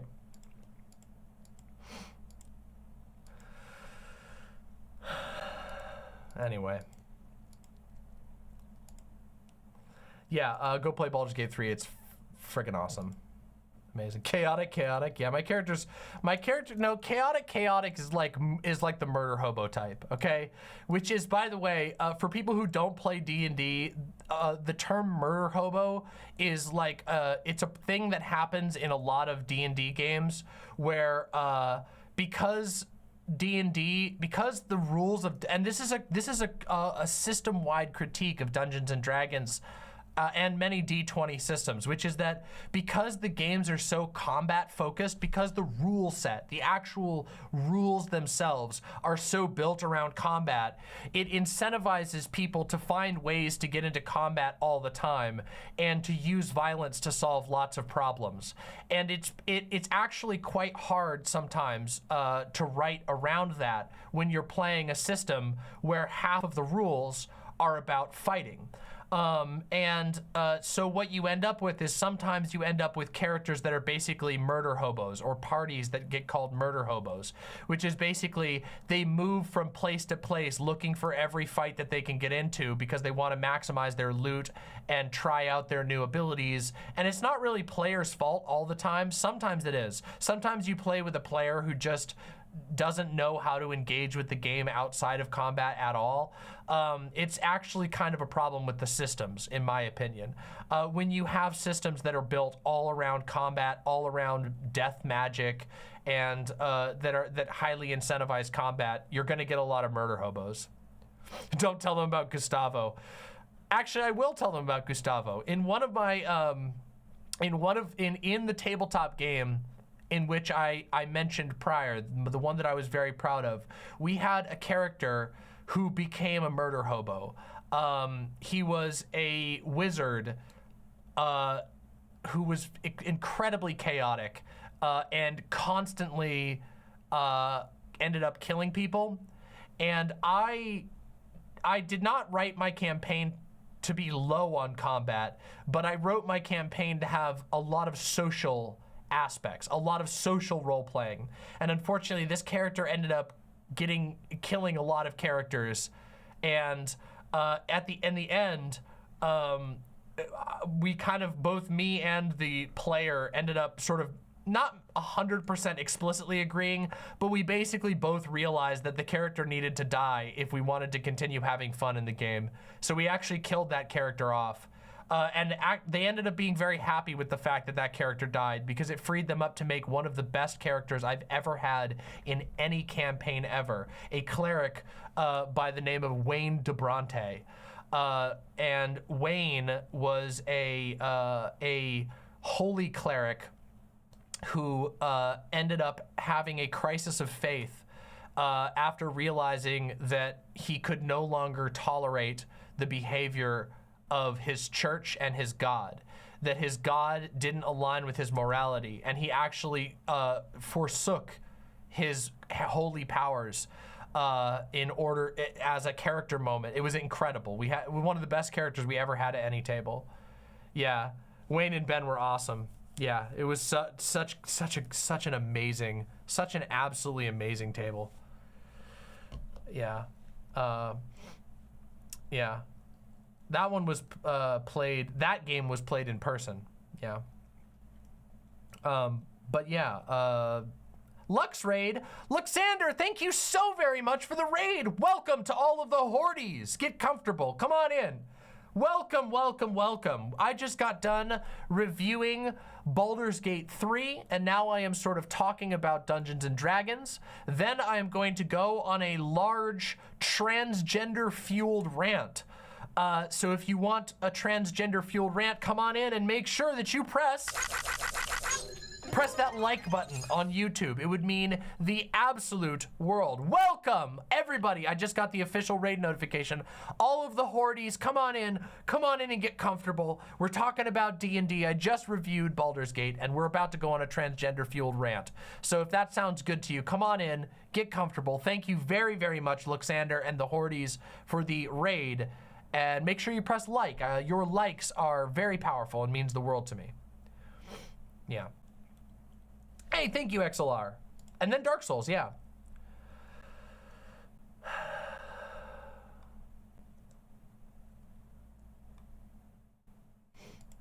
Jade Monkey said, what do you do then? Oh, Jade Monkey was asking about what the cleric did after the cleric renounced his faith. Did you just re-roll the cleric as a new class? I gave him a couple of options. He was given, so the person who revealed the misbehavior of the church, the incontrovertible misbehavior of the church, was a demon. And in my world, the church had basically framed demons as universally evil.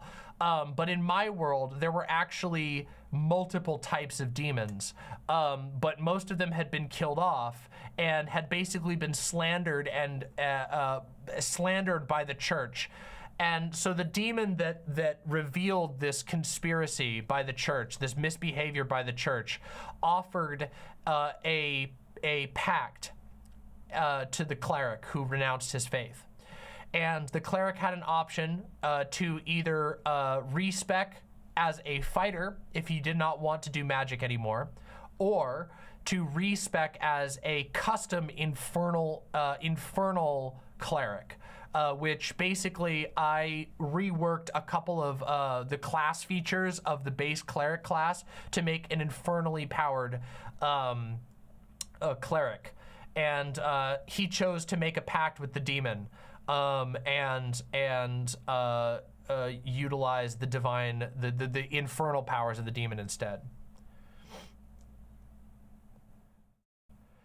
Retcon says, Demon Mama, you were really good at that part. My character started out with levels in Rogue, and then we traded them into Fighter so that I could do Knight Protector Advanced class, but it all made sense in the story.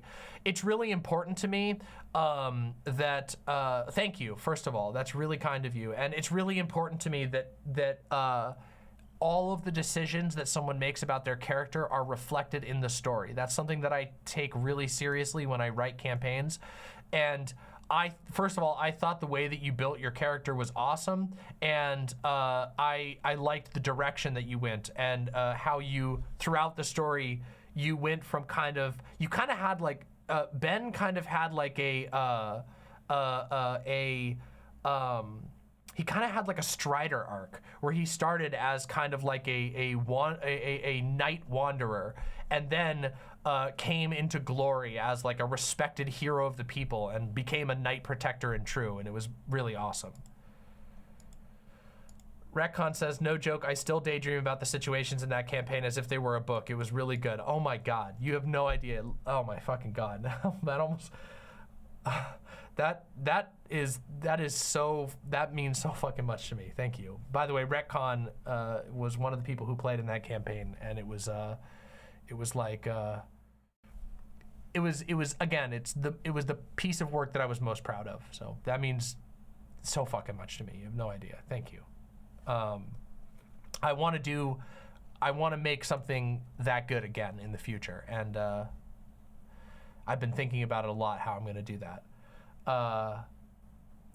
Oh, please, Vermin, that would be incredible. If you played Revel in my campaign, we would have so much fun. I have been thinking about how I want to write this. I have a lot of work to do in front of me, but oh my God, now I'm gonna get overwhelmed. I'm getting emotionally overwhelmed. That is so. Anyway, I've actually, there might be some of you here who remember I once did a storytelling segment. This was a long time ago on my stream where I told some of the lore from the universe that I created.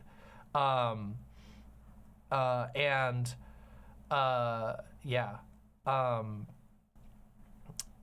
And I remember people really liking it. I told the story of one of the gods.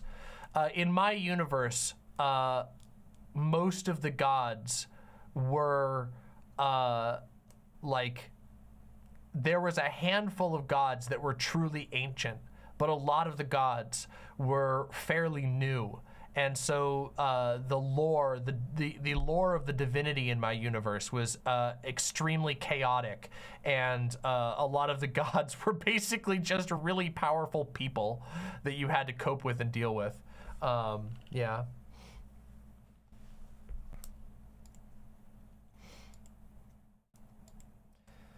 The like, yeah. Wow, like in real life. Yeah, I mean, the story that I wrote was heavily inspired. I mean, I'll be completely honest. The story that I wrote for that tabletop was very, very, very inspired by, not just by my experience with religion, but also by the history of the Roman Catholic Church.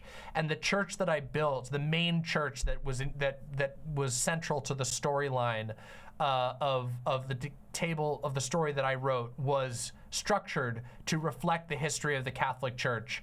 But like the Catholic Church, if there was actually a godlike being that actually gave them magical powers that could be seen in the real world, and what that would do to a world. Anyway, yeah.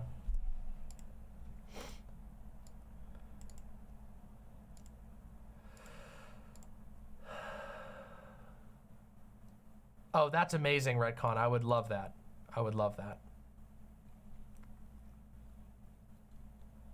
I don't remember where I was, but hey, Trout 440. I'm happy to be back. Yes. Oh yeah. So, oh yeah. Okay, guys, I'll talk about this because this is great. Retcon says, "Oh my God, I forgot I got to play a villain for a while in that campaign. Brandis Varl was such a bastard." Yes. So there was a section of the campaign where, due to very organic character decisions, the party needed to split. And so what we did, the way that I handled that, because I never want to tell, like, you have to, as a DM, you have to be able to tell players no sometimes, but also there are decisions that make sense that you can't say no to as a DM without shooting yourself in the foot.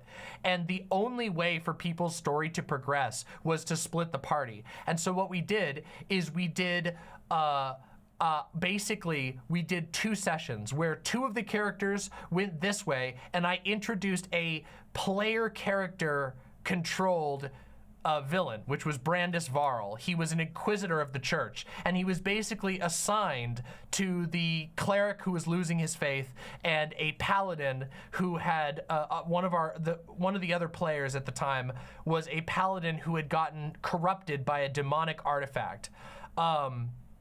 And so this church inquisitor got assigned to them because basically he was like, you guys are concerning. You're a powerful cleric and a powerful paladin, and one of you is losing your faith and the other one is corrupted by a demonic artifact.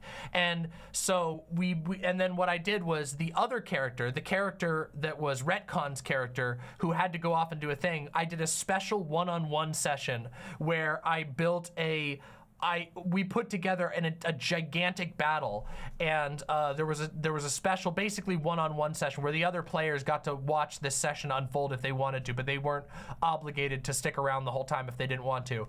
And it was basically, he got to have this devoted heroic moment where while for the rest of the sessions temporarily Retcon would play this villain character that got assigned. It was really, really fun.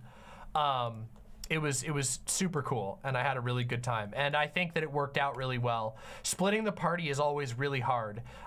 It's one of the things that DMs will try to avoid the most, and I completely understand. Actually, everyone, when they play D&D, tries to avoid splitting the party most of the time because it's really hard at a table to do splitting the party. So we did this whole thing. There was 2 things going on. There was a castle siege storyline, basically, or actually it was a castle liberation storyline. This distant fortress that was incredibly important had fallen to the forces of the enemy, and Retcon's character, a knight protector named Ben, was like, I am going to go lead a campaign to liberate this city. But the other 2 characters were being sent on a mission by the church to like go out to these islands on basically a pirate ship to go recover a holy artifact. And so we devised this method to do that. It was pretty cool. Yeah.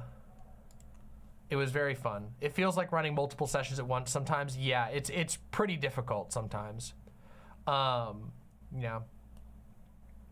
Uh-oh. What happened? Why are people saying F? It's fine on my end. Did YouTube die? If YouTube died, just press refresh. It's fine on my end, at least for now. Oh, that's weird. Okay, yeah, I think that was a YouTube side thing. Anyway.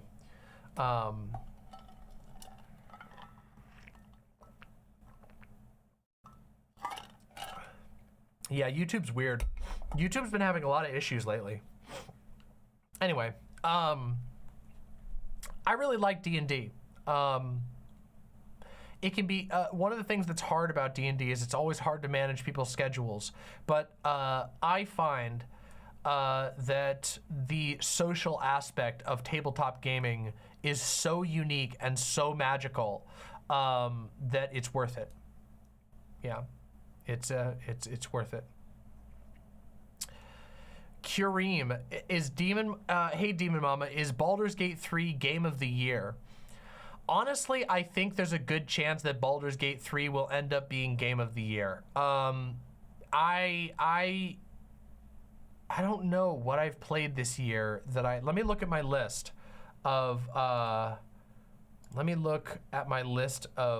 what else I played this year and see if there's anything else on this list that I think is truly Game of the Year worthy. Well, certainly not going to be Diablo 4. I don't think Tears of the Kingdom can do it. So yeah, Diablo 4 is definitely not going to be Game of the Year material. I can't imagine it. Even Armored Core 6 I'm having fun with it. I have my problems with Armored Core 6. I'll talk about Armored Core 6 another time. I don't think that it's going to win Game of the Year. It doesn't have everything that it needs to be Game of the Year. Baldur's Gate 3 seems like a shoo-in for Game of the Year. It just has so much going for it, and it's so good on so many fronts. Oh, Starfield. I've heard really good things about Starfield. I haven't played Starfield yet, but I've heard it's really fucking good. I've actually heard it's really good.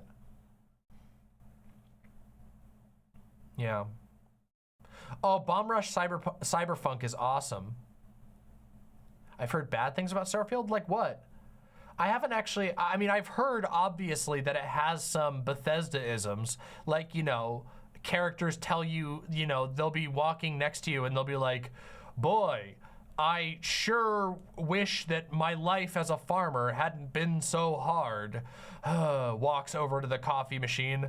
Like that time that the space goblins rolled into town and ate all my crops, fills up coffee cup. And the time that I was cursed by an evil space wizard. And then I lost my old wife and dog and my space truck. Anyway, how's your day? You know, I've heard there's some of that kind of stuff, but that's Bethesda's hallmark. Every Bethesda game is like that. Morrowind, which everybody fucking loves and praises, is just like that. In Morrowind, every character walks up to you and just dumps their entire life story on you for no inexplicable reason. When you're like some weird, like, pyramid-headed freak who just stumbled off a boat and murdered the first person that you saw. That's like Bethesda's style.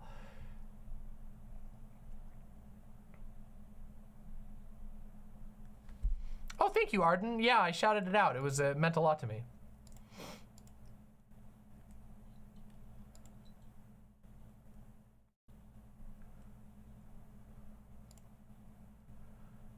I've heard that the character creator in Starfield looks awesome. I've had like 4 or 5 people send me their characters and they look great.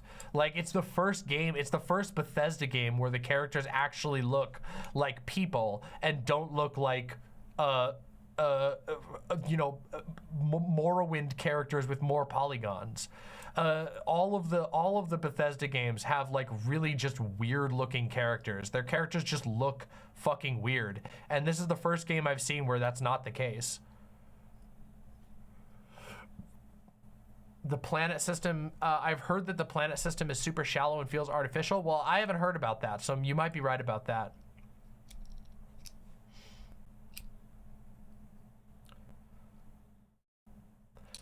Game of the Year almost always goes to very cinematic games, so Armored Core 6 is probably out.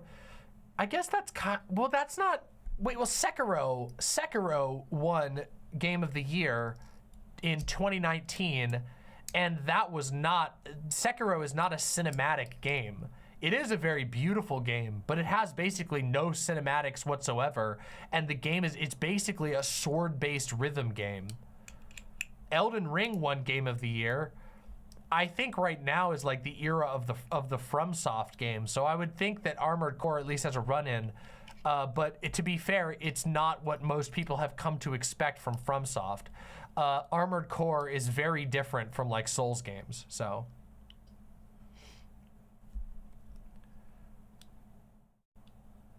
Breath of the Wild 1, yeah, that's true. So we'll have to see. I do think that, personally, I think that it would make sense to me if Baldur's Gate 1. Baldur's Gate has like absolutely exploded. It's had an incredible amount of success, and it's just really, really good. And it's a really long game, so it's a value for your money. Lots of people are willing to check it out. I believe it's, I believe it could be. Anyway, we gotta move on just a little bit. Those are dope horns. Thank you. Yeah, oh yeah, that is one thing I should have said about Baldur's Gate 3. It is like 160 gigabytes. It's like the biggest game that you've ever downloaded, besides Modern Warfare 2 or whatever. Anyway. It's chunky, but also the game is friggin' huge. I told you, it's so big you can't even believe it. When you get to the point in Baldur's Gate 3 when you realize just how big the world is, you're gonna have a moment where you go, oh my God, how did they make it so big? Like I was actually stunned when I got to the second act, because I was like, wait a minute, all of that was Act 1? All of that was Act 1, and there's still 2 more acts to go. This is deranged. It's awesome. It's amazing. Armored Core 6 has the best boss fights of any FromSoft game. Wrong! So fucking wrong. Oh my God. Oh, I couldn't disagree with you more. Holy shit. Holy fucking shit. That actually triggers me. I actually think Armored Core 6 has like one of the worst boss fights of any FromSoft game. The filter boss, the chapter 1 end boss, was so fucking annoying. It was so stupid. It was like if they made what, Margit or whatever, what's his name? Yeah, Margit? The Fell Omen? Yeah, if they made Margit the Fell Omen. You know how Elden Ring really infamously had a really difficult filter boss, which is Margit the Fell? Margit the Fell being insanely difficult, even by Dark Souls standards. It was like if they made Margit the Fell, but he also just fucking plastered shit all over the screen. And okay, I'm sorry, I have to rant about this just a little bit. The biggest problem that I have with Armored Core, and I actually think, like, this is something that actually drives me crazy. Why the fuck do they put so much goddamn dialogue in boss fights? Yo, pilot, Raven, you have to watch out for the missiles. Careful, watch out for the missiles. His missiles are incoming. Be careful, he's activating his energy shield. Watch out for the missiles in the energy shield. Shut the fuck up. Absolutely, oh my God, I had to turn the dialogue off because I'm like sitting here, okay, I've never played an Armored Core game before. I want to learn this boss, and you have some fucking idiot screaming in your ears. Oh my God, it's so fucking annoying. Jesus Christ. Worst decision ever. I actually went in and turned off the dialogue because it was so annoying. It was brutal. A boss that is obviously designed to be a filter boss. A boss that is obviously designed to be really difficult. Oh my God, it was so fucking annoying. Just do the AC rant right now? Well, I kind of am. I think that Armored Core is like a game that is incredibly bad at player communication, which is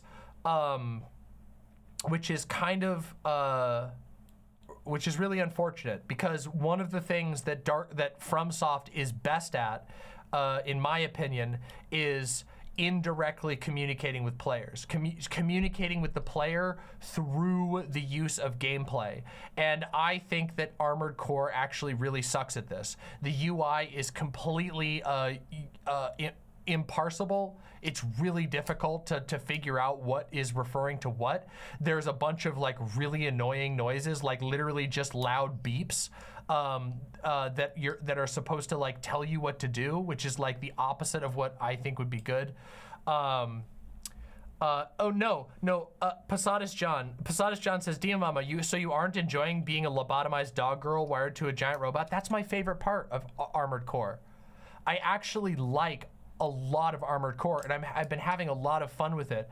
But the way that that a lot of the boss fights, I don't feel like there's anything. When you get to that first boss, I feel like there is absolutely nothing that you've encountered that can prepare you with or teach you how to deal with the missile swarms that circle back around and hit you. And in fact, I went and watched multiple guides, and even the people who were writing guides to tell you how to beat this boss didn't seem to know how to engage with that mechanic because you can't see most of it.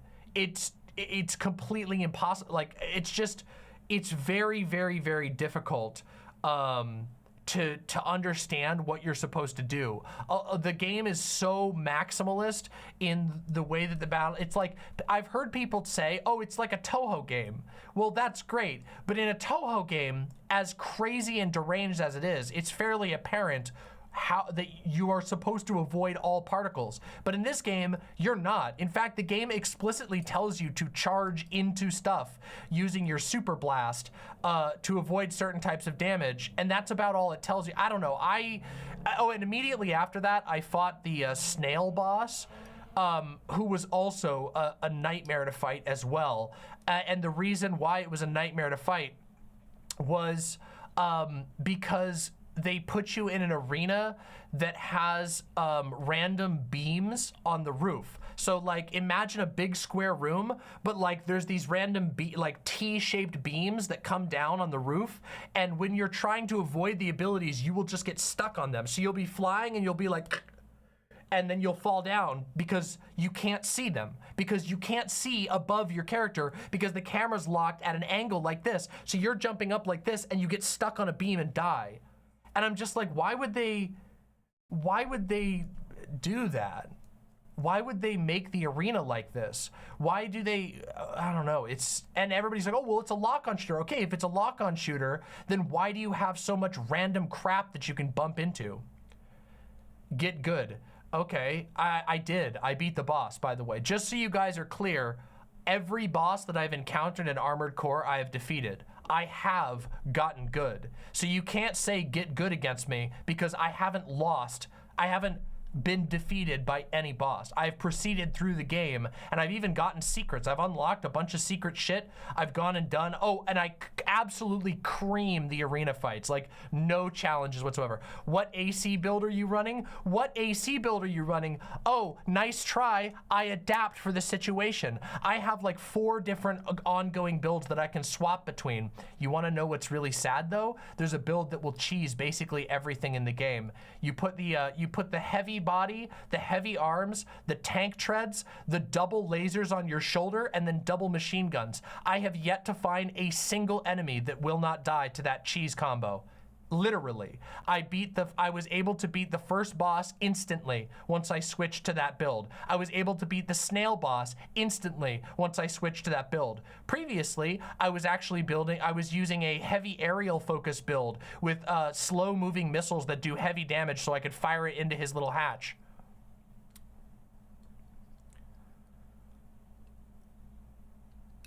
But yeah, it's funny that you can just kind of like, it's kind of funny that you can just like cheese with a boring build like that.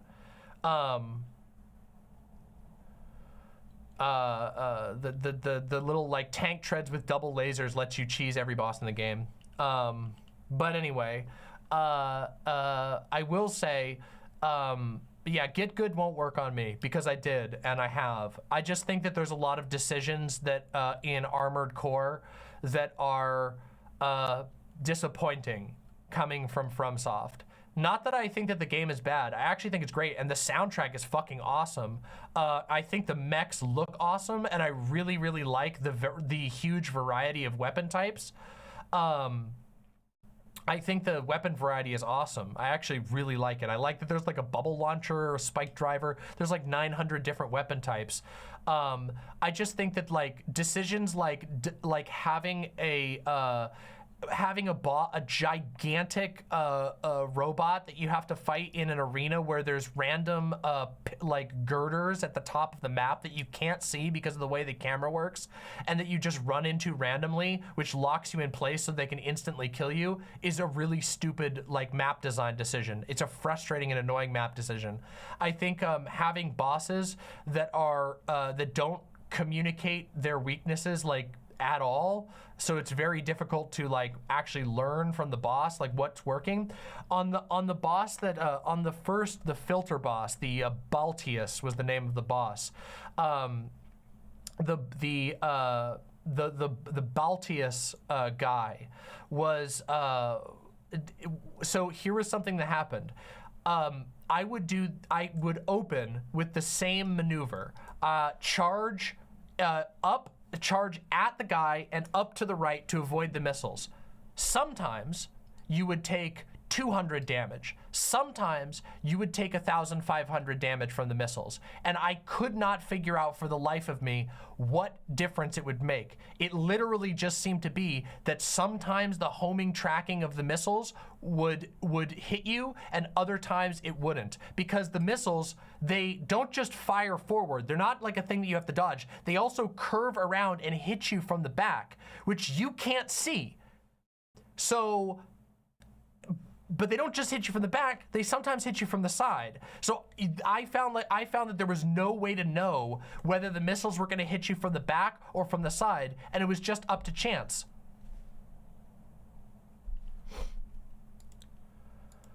You use Baltius as cover? I did that, but the missiles don't like stop on him. They curve all the way around. And then of course, it was extremely fun. It was really funny. Okay, this is kind of telling to me because I went and watched a bunch of Armored Core content creators, and basically all of them were like, when they were talking about Baltius, they were like, yeah, so Baltius is a really annoying boss, and basically you're gonna take some damage no matter what you do. Like 4 different creators were just like, yeah, Baltius is like a really fucking annoying boss. It's like, okay, it doesn't seem like this boss is landing very well. When I think of a boss that is extremely, extremely punishing from another FromSoft game, yeah, okay, Ellen Degenerate, yeah, all right. The boss that I think of is Medir the Dark Eater from Dark Souls 3. That's one of the hardest bosses in any FromSoft game that has ever been created. Medir the Dark Eater but he's a boss that it's very like, I beat him by learning what he does. Let me give you an example of how Medir the Dark Eater works. In the 3rd phase of the fight, or not even the 3rd phase, sorry. This is from the beginning of the fight. Medir has an ability where if you panic roll, if you roll more than 3 times in a row, while he's using his claw attacks, he will just squash you. And he can track your position. He gets amazing tracking in a squash move. He's a giant, smart dragon, an ancient, powerful dragon, and he's designed to be one of the hardest moves in the world, or hardest bosses in the entire universe of the game. He's insanely powerful. He took me forever to beat. The boss does a move that punishes you for a mechanic that you shouldn't be doing in the first place. Panic rolling is a cheesy tactic that can get you out of hard times, but it also gets you into trouble. The boss is teaching you not to panic roll, and it's fairly obvious what's happening. That's a hard fight.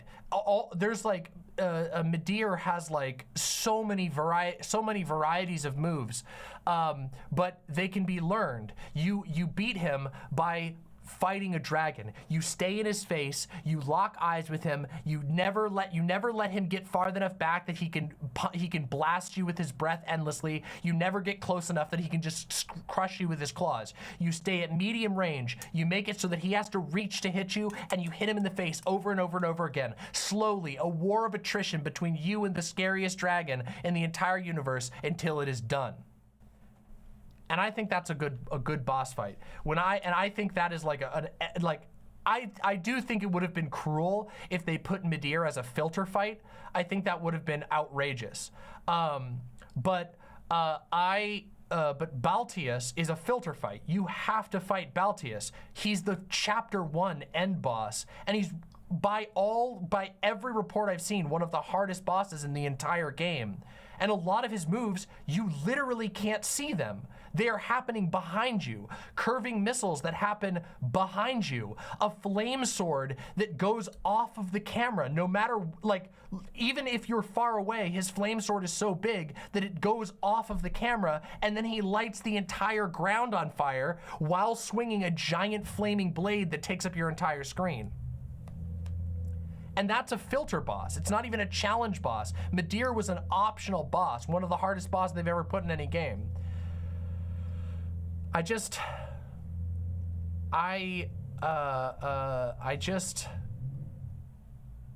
don't know.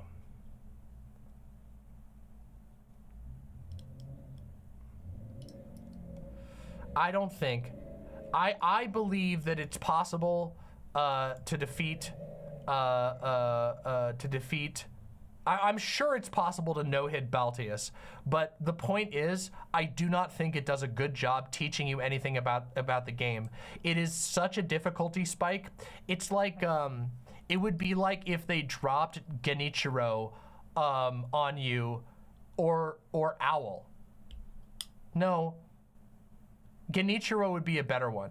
It would be like if they dropped Genichiro from Sekiro on you in the first like 2 hours of the game, and they didn't tell you how to use the lightning reversal technique, because Genichiro is a guy who is a really hard boss, and one of his moves is insanely bullshit, and avoiding it is really hard unless you use a very specific technique, the lightning reversal technique, which you have to learn in the game from enemies that you fight before you get to Genichiro. And it's reinforced by enemies that you fight after Genichiro. There are other enemies that use that, but this Baltius guy, I just don't think that he's good design. I don't think he teaches you things. I think he's way too hard for where he was at, and I found it very annoying. I found it frustrating.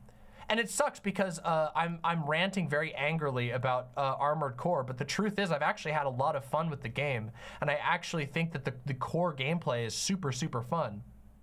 Baphomet says, is Melania an apt comparison? 90% of the difficulty of Melania is the fact that she's ridiculously hard to no-hit. Yes, I actually think Melania is more of an is comparable to Baltius. And here's the reason why.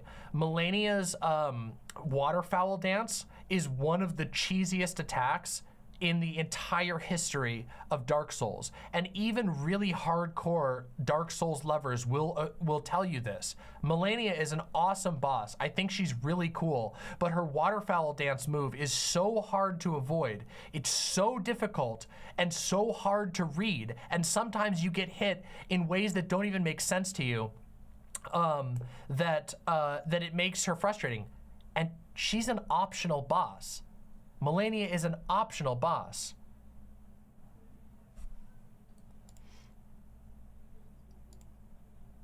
Anyway.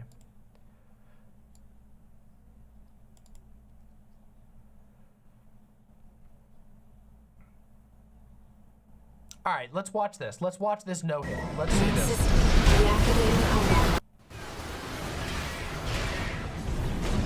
I've looked into the enemy craft. It's an autonomous PCA craft. Hold on. Main system deactivating combat.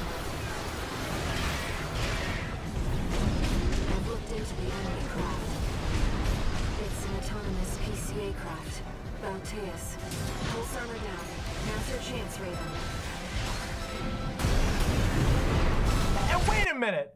They're doing this, wait, they have an expansion in! They're doing this with late game equipment! They just use the fucking pulse shock. No new player to this game is gonna come to this boss with any of that equipment. They already have an expansion installed. You can't even get one of those until way later. Of course this is gonna be cheesy.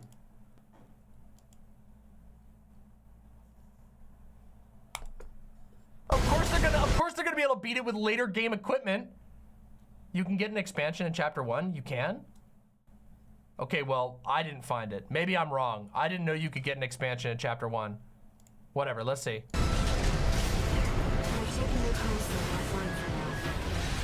That massive dose of coral nearly killed I you. thought you could only get OS. I thought you could only get the OS things.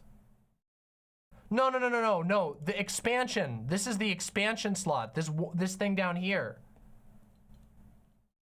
The ones from the shop and from training are what are those things called? That's OS tuning. You can do OS tuning.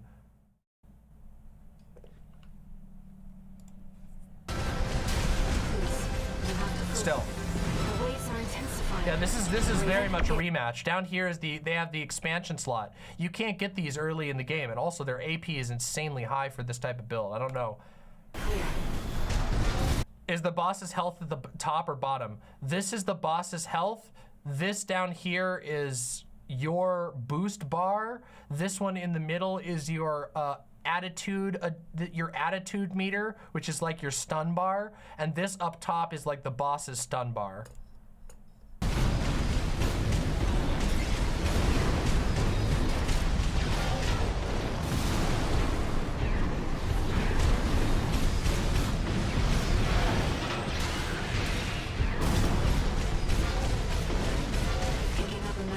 Signature. Evasive action, Raiden. Oh wow, look, they stunned me through that. Okay, did you see that right there? Did you see that right there? Watch this. Watch the missiles on the screen here. Picking up a massive heat signature. Evasive action, Raiden. So wait, normally, most people who encounter this are not able to, will not have the money or the pieces to be able to do this combo that he does here where it stuns him out of this. When we go back just a few frames here, hold on. This right here, all of these are about to launch 8 to 10 missiles each. So there's a giant swarm of missiles that most players encountering this boss, the vast majority of players, are not going to be able to stun him out of this move. But okay, it's fine. And yes, they have been hit. Now look at this screen right here. Do you see how many missiles are on the screen? Each one of these is a distinct particle. And look, this person just took damage. I found dodging from this move with the missiles coming from off screen in every direction from off screen and behind you was incredibly difficult to deal with. I know that right now, like I've gotten super distracted by this rant and now I'm just screaming about Armored Core 6, but people wanted to know why I felt like the first boss was such a problem and what my critiques are. So you asked for this, just remember that. And then people said, get good. And then I said, I did. I beat this boss. I just found him really fucking annoying.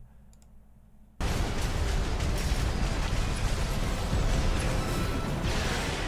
enemy can't take much more. Oh, he stunned him out of the entire second phase. You didn't even get to see, this video is shit. You didn't even get to, oh, this is such a non-representative video. Almost no hit. That is true, they did do an almost no hit. I wanna see if I could, I wish I could get a video.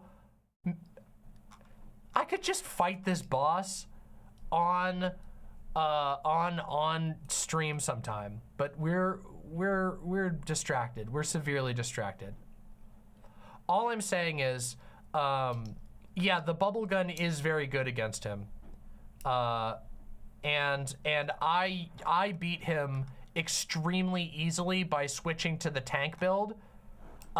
There's a tank cheese. You use the tank treads and the heavy body, and you put 2 linear rail laser rifles, the shoulder-mounted laser rifles, and they punch through all of his armor and do a huge chunk. I deleted him in literally 2 tries after I switched to that build, which is kind of dumb. Everybody described that as the cheese strat because it is a cheese strat, but I don't know. It was definitely a cheese. That was after trying this guy probably like 40 times with other builds before I switched to the dedicated cheese build. Ultra kill. Oh yeah, everybody's been saying ultra kill. Sorry if I've been ignoring some of the comments. I apologize. I was really mad about this. Anyway, I should give Ultra Kill a try. Yeah. I've never played Ultra Kill, so I don't know. I think that this boss was bullshit, and I also think that it was a really, really bad way to teach players how to play the game. And I actually think that's a recurring problem in Armored Core. There is so much shit that you just don't understand what it is, and it doesn't, like, you don't really, experimentation is harder because the missions are so short and so punishing. And all of this is to say, I don't think that Armored Core is a bad game. There are just things I don't like about it.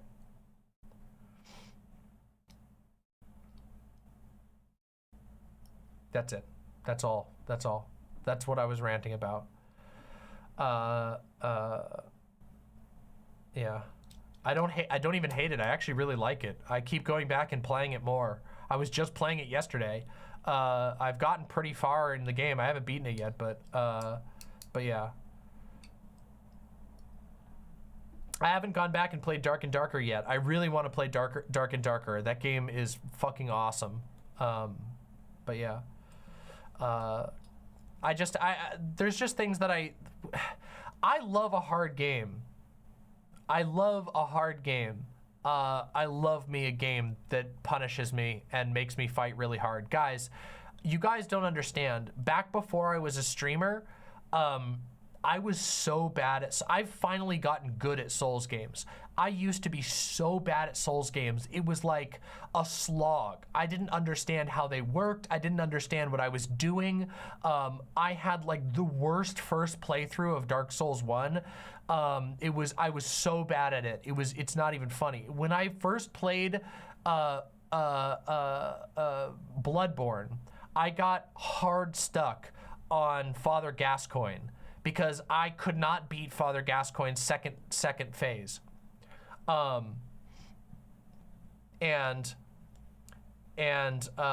It is just, but I still love that type of game. But what I can't abide and what I will criticize is a game that is cheap.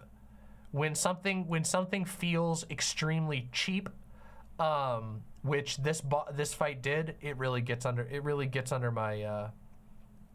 my skin. Yeah. Did you use the music box? No, I didn't have the music box that time. I didn't know about it because it was the first time I'd ever played Bloodborne, so I didn't know anything about the secrets.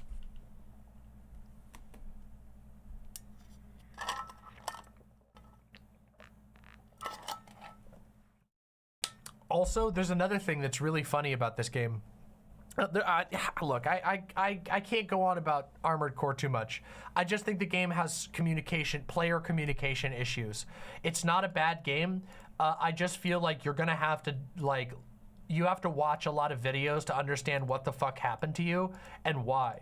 Where I don't really feel like that's the case with most of FromSoft's other games. There you have it, okay? All right, I'm not gonna rant about it anymore. If she thinks Baltius' hard self 240 is gonna make her rage quit, we'll see. We'll see. I doubt it. I will probably clap that boss.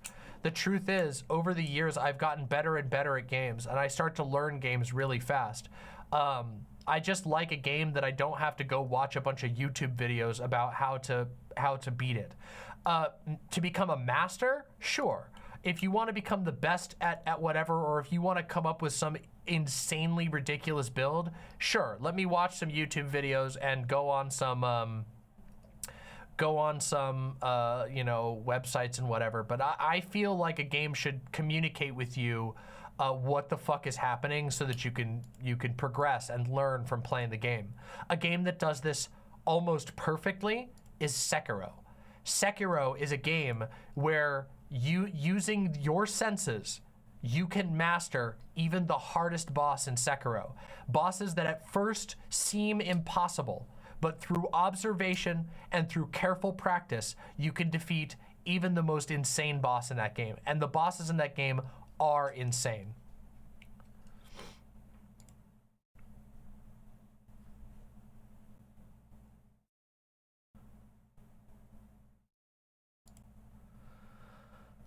The reason I'm preaching Ultra Kill is also for this reason. Ultra Kill is never cheap, even when it's clearly fucking with you. All the bosses are really tough, but their attacks are parryable, and you can scrape by an Ultra Kill without mastering tech, even though if you want to feel like a fucking goddess, there are so many tricks and combos and interactions. That sounds awesome.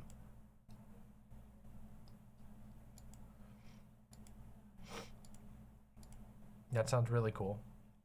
Okay, everybody, it's time. It's time for the rant you've all been waiting for. Let's take a breather, okay, everybody? Let's take a breather, okay? We've been ranting about video games and so many different topics for a while now, okay?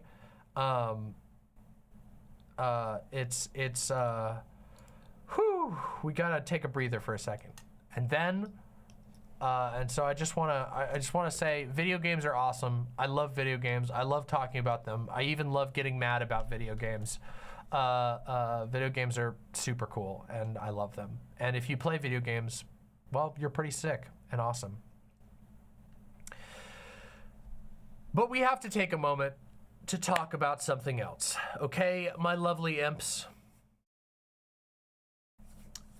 Oh yeah, I should say that. Tomorrow I am going to be recording another episode of my video games and politics podcast, Left Trigger.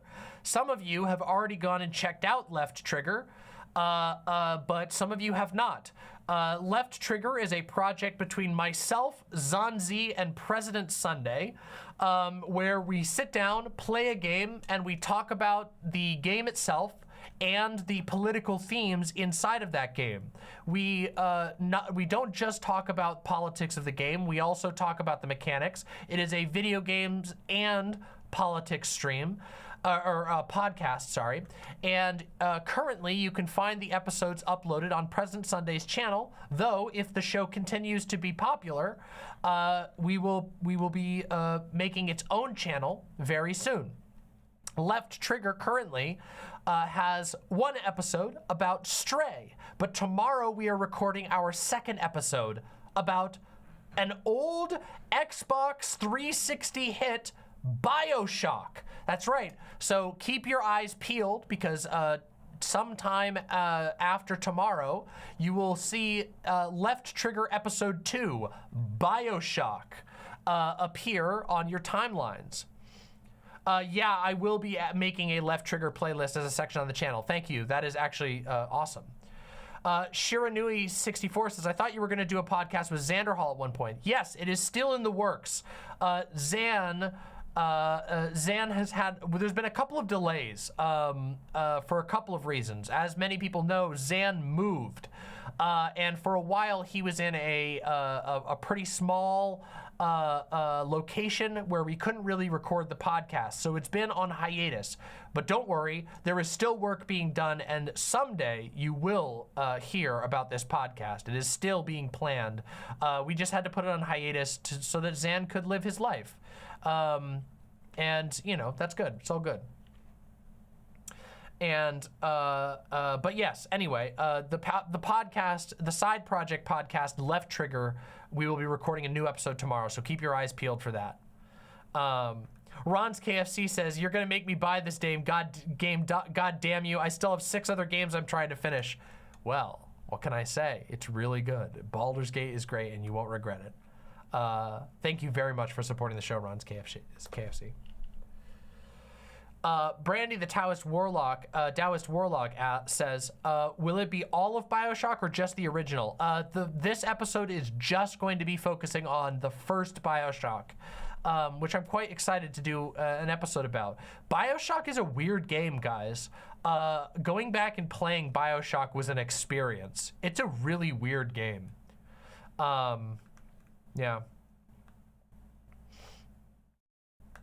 Yeah.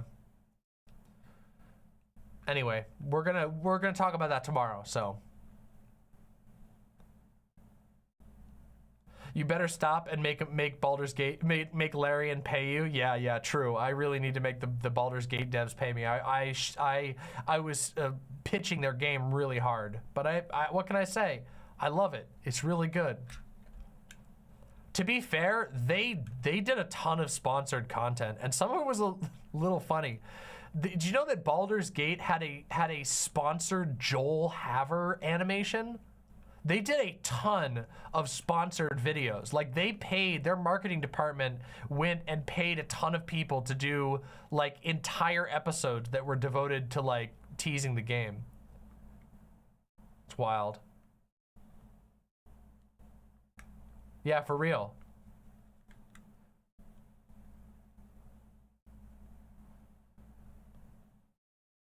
Jeremy Landry says, are you trying to challenge Tim Curry's horns from Legend? That's going to be a hard battle, but my vote is for you. I wouldn't dare yet. Tim Curry's devil prosthetics for Legend were legendary. One of the coolest looking, and also that movie is ridiculously horny, by the way. If you haven't seen the movie Legend, you should go watch it. That movie's ridiculous. It's actually insane how horny that movie is. There's a part in that movie where the devil stands up and the girl is just looking up at him like this, and she's literally his cock bulge is in frame, and she's just like, it's ridiculous. Anyway, that game is absurd. That movie is absurd. Also, excellent. Tim Curry as the devil is amazing.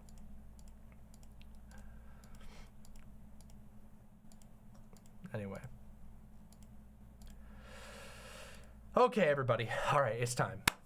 We got to shift gears for a second because I got to talk about politics. Who's ready for some motherfucking politics? Who's ready?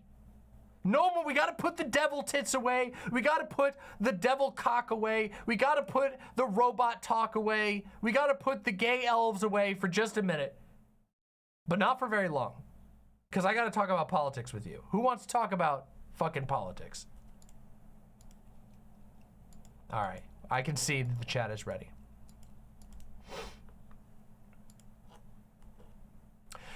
My lovely, lovely imps. There is a war raging on around us. And a lot of it is ephemeral, but a lot of it is not. What I am talking about is a culture war. There is indeed a culture war raging all around us.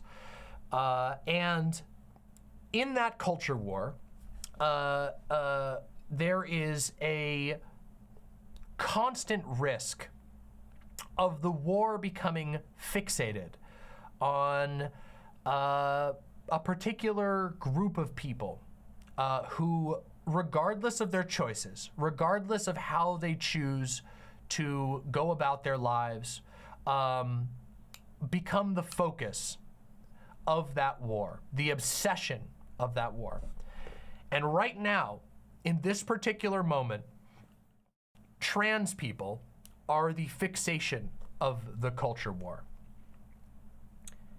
But there's good news, because even though being the focus of a culture war is a horrible experience for a lot of the members of whatever group gets fixated on in the culture war, for a number of reasons. Everything from the outright derangedness of groups like Fox News or whatever, hyper-fixating and saying absolutely horrible things about members of that group. And by the way, trans people obviously aren't the only group. There are all kinds of other groups that get fixated on, but you know, culture wars are subject to fads, to moments of hyperfixation. And this moment is very, very hyperfixated on trans people. But like I said, there's good news. And the good news is that we're winning. Not only are we winning, we are dominating. We are crushing our opponents. And when I say that we are crushing our opponents, I don't just mean in a abstract sense of, you know, social points or just a broad analysis of like, oh, which state is doing this and which state is doing that, and how are people feeling here and how are people feeling there. What I mean is that trans people, as for their part in the culture war, are actually mentally harming their opponents without basically having to do anything at all. And it's kind of incredible. It's actually kind of amazing. And the reason I wanted to talk about this is because I think it's time. In fact, I think it's well past time for us to harness our true power. I believe it is time for us to collectively gather our power and infuse that power into shattering the minds of these culture war belligerents once and for all. I mean it. I mean, we are literally breaking their minds. Trans people specifically seem to have a genuine magical power when it comes to being able to get under the skin of the worst people on the planet. And I think it's part of it has to do with the experience of being trans.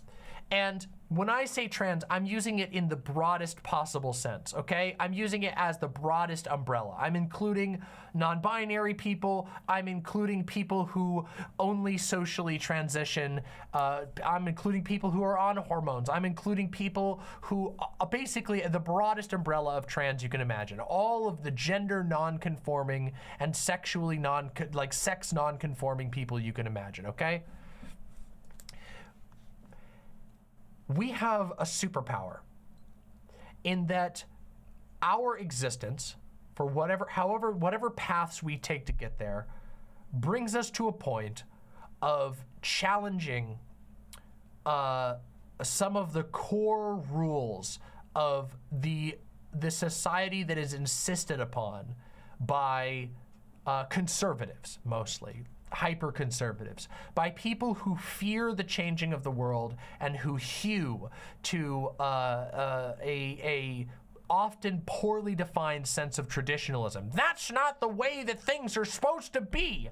God doesn't want you to be able to use she, her pronouns. God doesn't want you to be able to wear a piece of cloth that's cut in a way that I don't like. That type of person. Trans people undermine the rules that make their world tick, okay? These people have an obsession with controlling the behaviors of others, especially their personal life decisions. They want to be able to control people's sexuality. They want to be able to control people's public self-expression. They want to be able to control people's clothing. They want to be able to control people and make them behave in a way that makes them feel safe. And trans people, even the most chill, relaxed, mind your own business trans person, threatens that person. And the reason that they do that is because they're divine beings. Trans people are divine beings. They are ascended and they're the future of the universe. I'm only partially being metaphorical here. Trans people challenge what binds us. Trans people, some trans people literally challenge biology itself and win, okay? I don't know if you guys, this community obviously is full of trans people. There's a ton of trans people in this community, but hormones are incredible. They change your body. They allow you to shape your body in a way that it fits your desires better. In a way that is taboo to our culture in a lot of ways, even though it shouldn't be. Even though most types of changing your body are celebrated. Athletes are celebrated. People who lose weight are because they want to sculpt their body are celebrated. Bodybuilders are celebrated. All these people are celebrated for taking control of their body and shaping it how they desire. And yet, because trans people tread on the line of gender and take that concept to gender, take their existence into their own hands and say, I should be able to have the body that makes me feel good. I should be able to shape my body. I think it's a good thing that people are able to shape their body so that they feel good in their body, so that they feel more like themselves, so they realize their vision of themselves. Trans people do that, but they do it on gender, and it drives these people motherfucking crazy. And there's been a couple of prominent examples of this, but the whole point of me bringing this up is to say, embrace your power. Okay, this is what I brought us all here to say. The time is now to embrace our power together. It is truly the time to be our full selves, to be unapologetically ourselves, to fight for our rights, to fight for our pride, for our ability to find ourselves beautiful and wonderful. Our power has never been greater. I mean that, truly. Not only for the first time in history are there entire states, and I'm talking about the history of this country specifically, but there are entire states that have now enshrined the basic rights of trans people in law. But trans people are more connected to one another than ever before, okay? And we are literally making these people lose their minds just by existing, okay? No trans person has teleported into the headquarters of Twitter and written a sigil in goat's blood on the walls that caused the office to be haunted by demons forever. And yet, let me just show you this. Elon Musk claims that he purchased Twitter because it made his daughter trans. She went beyond socialism to being a full communist and thinking that everyone rich is evil. Elon Musk reveals Twitter takeover driven by woke mind virus that infected his trans daughter. This man spent, and by spent, I mean he burned $40 million ruining a already struggling social media website, but completely ruining it and ruining his own life and cooking his own brain because he was mad that his kid said, I should be able to identify the way that I want to. I should be able to wear pretty dresses. I should be able to use she, her pronouns. That claim alone has actually driven this man insane. The richest man in the world, a man who is sitting on top of a mountain of wealth so large that none of you can even fathom it. Now, I can't even imagine just how rich Elon Musk actually is. And this man has lost his mind because of trans people. Because his daughter dared say, I should have agency over my own body and future. And I also should point out, by the way, that Elon Musk pretends that he is some kind of transhumanist. He's made motions towards transhumanism. He has been the public persona that he has shaped for himself over the years is as a techno-libertarian, a guy who believes that we should put chips in our brains, that we should add cybernetics to our bodies. But dear God, don't question gender. Don't question the hallowed position of pronouns in our society. Can you imagine the type of brain damage that has to be present in order to believe that it's a good thing to stick a chip in your brain, but it's a bad thing to go, hey, maybe you shouldn't have to be assigned a pair of pronouns the day that you're born, that forces you to live by a specific social role that dictates what type of clothes you can wear and what type of makeup you can wear and what type of name you go by. Chips in brain, okay. I think that I would rather use a different pronoun, not okay. I want to show you something else, okay? I genuinely want to show you guys a very raw example of what I'm talking about here, okay? I really, it's really, really important, okay? Give me just a second here. I want to show you this, okay? Where the hell did it go? I just had it here. What the fuck's going on? I swear I retweeted this. Did this guy delete it? Did he delete it? Hold on. Where is it? Oh, here it is. Here we go. Thank God. Let's do it. Let's watch this. Let's watch, just watch these real quick. Hold on. Wait, this isn't the one. This is the wrong one. Oh, it did get deleted. What? How did it get deleted? Ah, here's another one. It's okay. We'll do this one. Let's watch this together. Here, I found another source for it. Let's watch this, okay? Just watch this. I'm not gonna add any commentary right now. Let's watch it together. I just want to say something to you, Bethesda. Just want to say a little something. There is nothing I love more. Taking my headphones off. Fuck that. Bethesda. There is nothing I love more than to sit down, comfy chair, turn on my PC, fire up a brand new RPG, lose myself, think, oh my God, just think of this world, just think of all the planets I can visit, all the immersive things that I can get involved with, all the fights, all the relationships, all the people I meet, all the places I go. I'm so excited to go there. And you know, I love nothing more than, with all of that laid out in front of me, I love nothing more than to be dragged out at every fucking conceivable opportunity so you can fucking current day us. Sorry, did you want to get immersed in our world? Yeah, well, guess what? Fucking pronouns! Fucking gender ambiguity! Fucking current day Californian shit!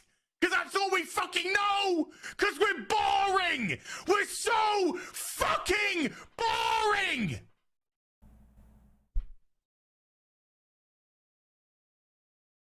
We can't see past our own fucking reflection! That's the level of our narcissism here at Bethesda Western Game Company. Fuck your immersion. Fuck you having a good time. Fuck you falling into a world and just getting lost. No, no, no. Current fucking day. Fuck off. You're boring. You're fucking dull. You have nothing to say. You are a one-hived mind twat waffle. That's all you fucking are. And you wonder why people are getting so fucking sick and tired.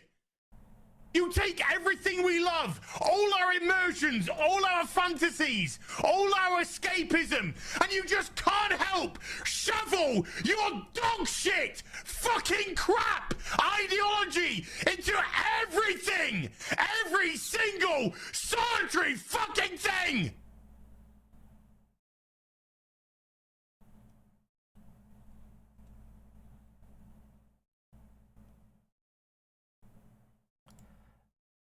Now, this rant was brought to you by the video game Starfield by Bethesda, offering you 3 options for your pronouns for your character in the character creator. That's right. You can, in the character creator, among options like adjusting the cheekbone size, making their chest this big and their waist this big, or their waist this big and their chest and hips this big so that your character is a walking diamond. In addition to being able to make your character's head a literal triangle and color them bright yellow, they also gave you an option to choose from multiple pronoun options for your character, which prompted this type of deranged meltdown. And I just have to say, I think it speaks for itself in a lot of ways, doesn't it? Like, the existence of trans people has done so much mental damage to these incredibly weak-souled individuals, these incredibly small-minded and uncreative individuals, that they actually lose their minds at a incredibly innocuous and minor option in a character creator.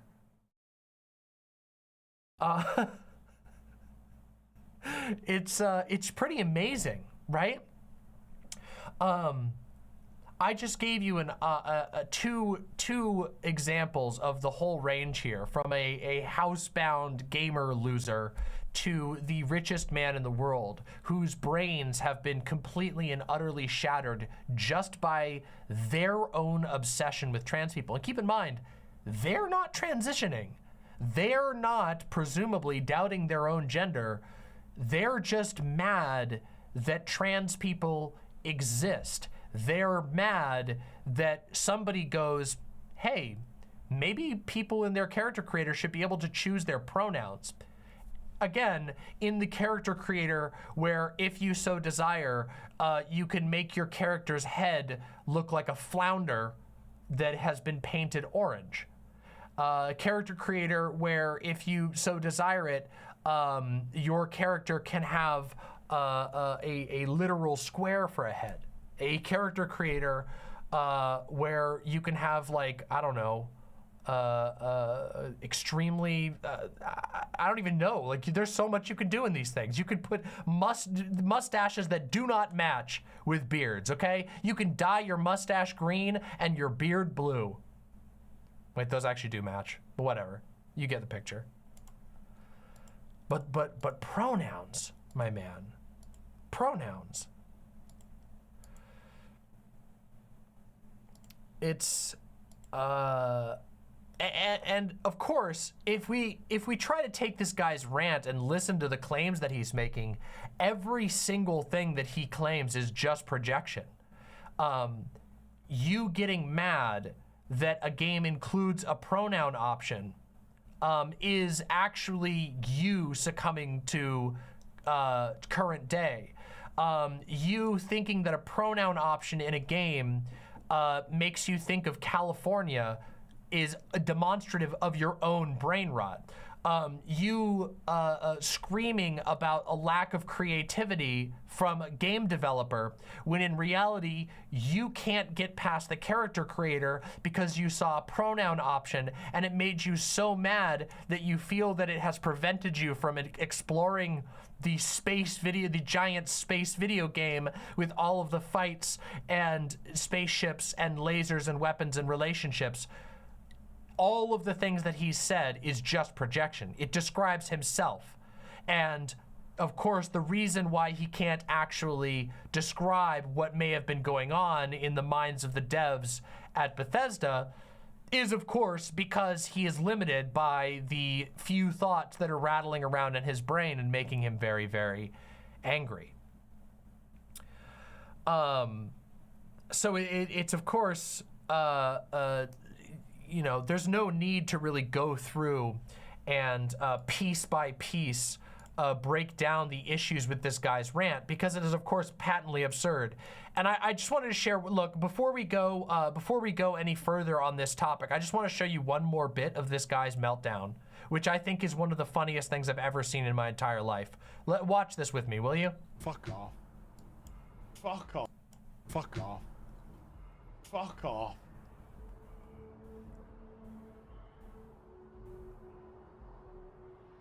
Oh yeah, so this is like apparently a trans character that like references that they were like a clone of a male character, but they're their own person. So they decided that they didn't want to live as a man just because they were a clone of a man. I think that's, if I've got the lore right, that's what this character is.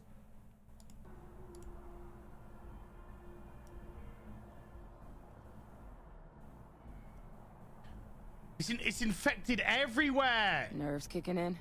Oh, shut the fuck up. Nerves kicking in? Yes, they motherfucking are. Those nerves are indeed kicking in. Can you imagine in a sci-fi game having a female clone of a male character and getting so mad that it has infected everywhere, and then you think that the problem is anybody but yourself? I'm all I can say is my trans brothers, sisters, and everything beyond, please continue the march forward, okay? Because the time to be loud and proud about who we are is now. To create more art that is vocally and unapologetically us. To push the boundaries even further is now. These people are breaking, they are buckling, and they are losing. They actually can't handle it. Their brains actually shatter. And they self-select, because keep in mind that the only people who can engage with this type of shit, like that guy is actually losing his mind. He's having a complete and utter meltdown. The only person that can engage with that in a positive way, in like a productive way, is somebody who also is losing their mind over a pronoun option in a video game. We're not even talking about, it's not like, it's funny because it's funny that like he's this mad about Starfield when Baldur's Gate is right there. Baldur's Gate, the gayest game that has ever existed, which has multiple trans characters, which allows you to use magic to change your sex, gender, race at will. You can literally shape your body however you want. You can have a gay foursome. You can use magic to turn yourself into a hook horror and then have sex as a hook horror. You can have sex with a druid in bear form. You can, you know, an intelligent bear formed druid can plow your ass.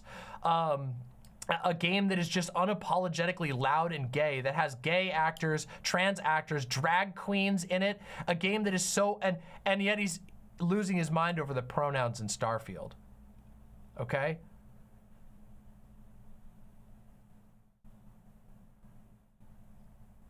So it just goes to show you how little these people can actually tolerate and how much of the world they shut themselves off to. Their minds are weak. Their souls are fucking weak. These people are everything that they project on everyone else. This guy is arrested in a brain state that cannot let him go, huh, what if, I guess a female clone of a male person could exist. Huh, I guess somebody might want to use a different pronoun than the one their parents gave to them that they don't necessarily agree with. Huh, maybe somebody might want to change their body. Oh God, what if I wanted to change my body? But they don't think about it like that. Because to them, not thinking is a virtue. To them, accepting whatever is put in front of you is a virtue. To them, being a good little doggy and obeying orders from daddy is good. That's what they believe is their entire existence. They want to take orders from it's funny too because they don't even have a real daddy. There's nobody there putting them on a leash and giving them pets. It's an invisible figure. They've invented a norm that they are so afraid of that it dominates their life and it dominates their mind. And they can't free themselves from it. They're slaves, trapped in a prison of their own mind. So you're saying they've got a daddy kink? Listen, all I'm gonna say is that there has been an extensive amount of study into the minds of authoritarian type individuals. And yes, the vast majority of authoritarian individuals just simply are themselves beta cucks. They like to be told what to do, and they believe that it needs to be projected out onto the rest of the world. It's messed up. Look it, you guys know. Look, first of all, I'm a devil, okay? I love it. I love it when my critters obey me.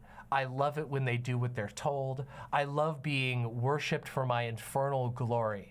I love it when the masses listen and bow to my word.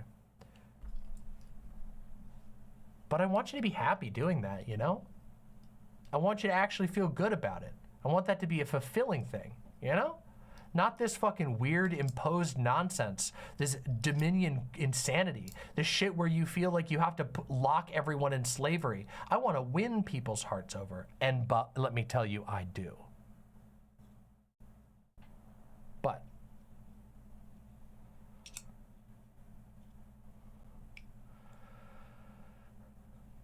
Fortnite says, wasn't there a study done a couple of decades ago that have found that people with authoritarian ideologies tend to be more submissive than the average person?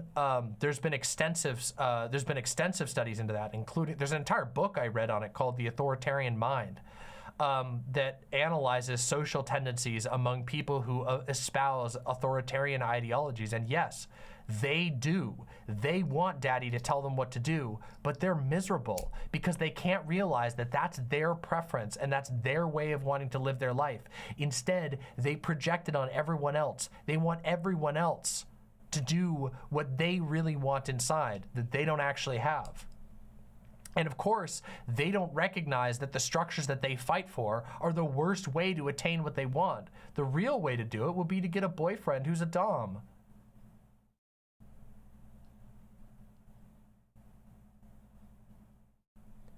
I want you to recognize, I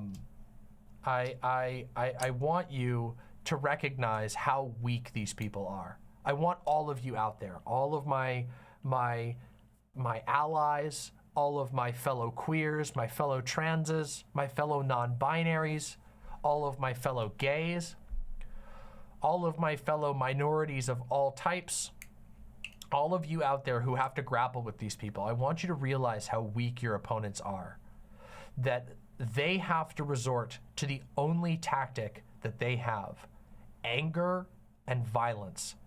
That is their combination. They have getting angry and being violent. And of course, that does make some of them dangerous. That makes some of them dangerous people. And it makes, when they do gain power, it makes them capable of doing great harm. But they're weak people. They're easily baited. They're easily outwitted. And trans people are the smartest fucking people on the planet, okay? Seriously, you guys don't understand what we're dealing with here, okay? This is a demographic of people who figure out how to change their biology. Most trans people statistically start with no knowledge, restricted knowledge. They seek out forbidden knowledge and they figure out how to do it successfully. They successfully figure out how to challenge biology and get wins. Okay? We have guile, intelligence, charisma, creativity. We also have physical strength sometimes. It's funny because the history of the trans movement is a lot of peaceful people, a lot of very good-hearted, peaceful people who refuse to put violence on the table as an answer. Partially because our violence, our self-defense is demonized, literally demonized, not demonized like this, but demonized, or I should say figuratively demonized, not literally demonized. I got it reversed there.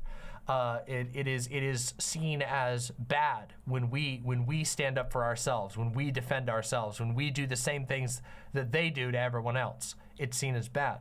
And so sometimes out of out of the necessity of survival, trans people leave their own violence off the table. But that's a choice. And it hasn't had to be that way, and it doesn't have to be that way in the future. If these people decide to get dangerous, I very much believe in our right to defend ourselves. You know, I'm a very strong believer in the Second Amendment. Most people think, oh, well, you know, lefties, they don't believe in the Second Amendment. But I always say, you go far enough left, you get your guns back. And I'm very much a believer that queer people should know how to defend themselves, be well-trained and prepared. But even without that, even putting all of that aside, we outwit them. We destroy them mentally. And they self-isolate. They reveal themselves for the weak-minded fools that they are. And we need to push that even harder. We need more unapologetically gay art. We need more unapologetically trans art. We need more proud trans people. We need more sticking together. Because they can't handle it. It literally will break the minds of even the most richest man-child on the planet. Elon Musk has had his mind shattered by the mere existence of a trans person in proximity to him. And it will be their downfall. Do you guys think that, like, do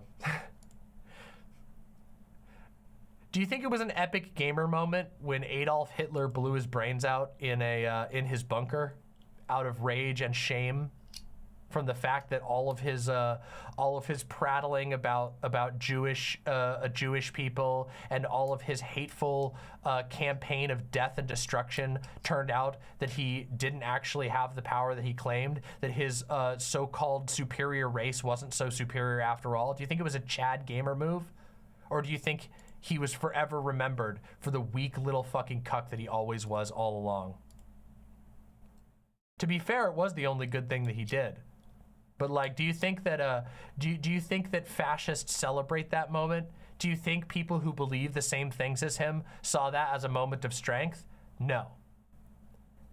Starfield guy having a piss pants shit panting pants shitting meltdown and screaming and crying and getting red and nearly having a heart attack over pronouns is not a look of strength, and everyone can see it. Everyone can see the fucking diarrhea running down his fucking gym shorts and onto his shitty gamer chair. And everyone's laughing. And we should laugh harder. These types of people need to be driven out of the acceptable eye. People who act like this, people who are so foolish and stupid and limited that the only thing that they can do is see a pronoun option and have a fucking hateful meltdown where they scream about California and trans people and current day and how it's the worst thing that's ever happened. People who can't even imagine in a fictional universe having fun because there might be trans people somewhere in a game. Those types of people deserve to be left in the dustbin of history. And we have the power to ensure that that's the case. It is time to recognize our power, to recognize our beauty, and to recognize our strength, and to stand together.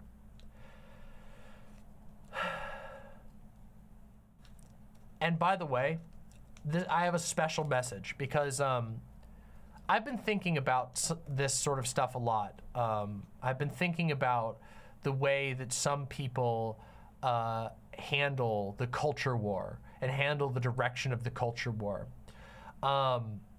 There is a special place reserved for you in my hottest pool of hellish lava, okay?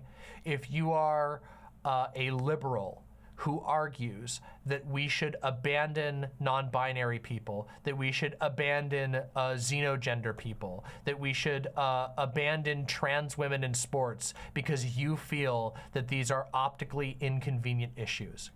You are attempting to appease the exact type of man-child that is screaming and crying about pronouns in Starfield. You are a coward and you have no spine, and you do have a special place in hell.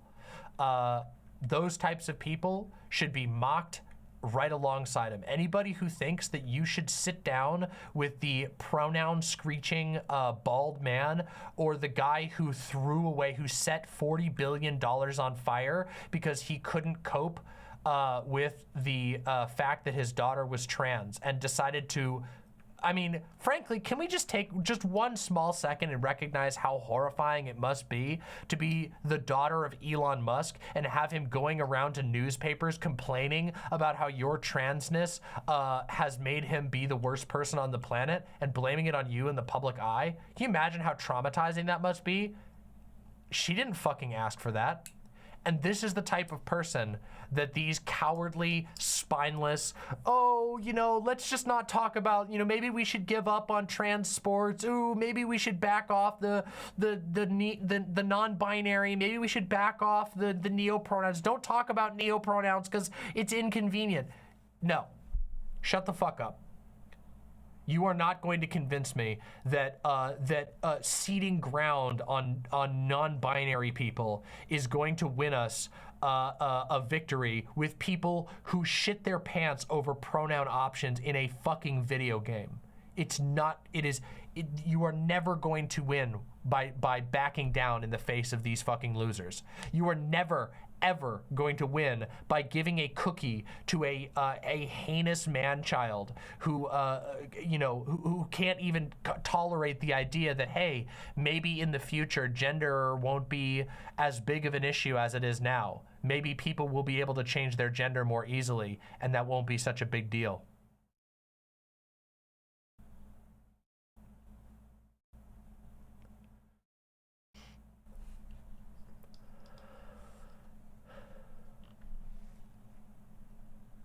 It's interesting too, because at the end of the day, if you really sit down and analyze the ideology of these conservative man babies, of these freaks who hate trans people so much that they can't play a video game, when you look at it, it's always just the tip of the spear. Because what they really have a problem with, to a man, is actually, oh, they also have a problem with women being in video games. They get triggered that there are more women gamers now. They get triggered when women talk about gaming. They act like women are all fake gamers. Oh wait, they get mad when there's a black character in a video game. That's a problem for them too. It's almost like the culture war moment, the current day projection, is deeply rooted in their other problems, in the way that they view the rest of the world, that it never is just trans people, that it always belies a deeper devotion to a worldview that is horrible to anyone who isn't them. A worldview that involves you basically having to anyone who isn't a cis white male having to live by their insane, pathetic, uncreative, small-minded standards. So never forget that. Solidarity is more important than ever, because it isn't really about trans people. It's about them feeling like their world is shrinking when it isn't. More pathways are open for them than ever before.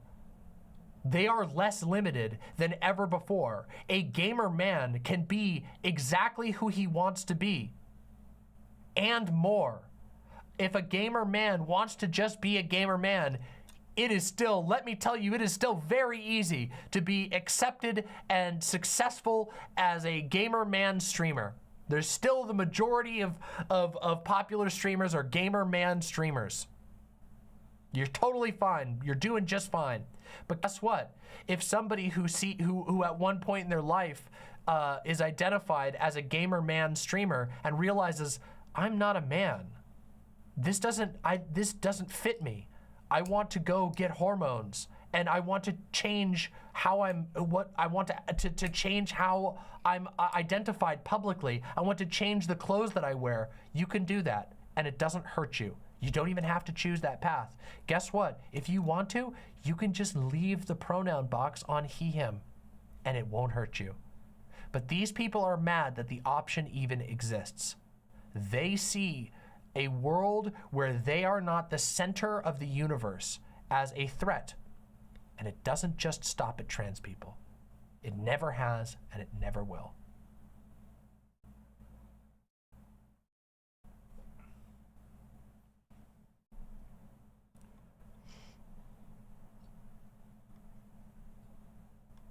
My lovely imps, take strength in your power. Trans people, queer people, gay people, you are all fucking beautiful, and you are more powerful than these people want you to think. They are loud and they cry because they fear you. They fear you. They fear what you represent. They fear that you represent a world that is changing, that doesn't align with their worldview. Good. Their worldview sucks. Their way of building the world is terrible for so many of us. Challenge it. Be bold. Stand together. Do not leave your brothers, sisters, and kin behind. I'm serious. Stand strong together and push back against this harder than ever before. Because they're not winning. They're shattering and breaking. And there are a lot of trans people who are unfortunate enough to be put in a position where they can be hurt.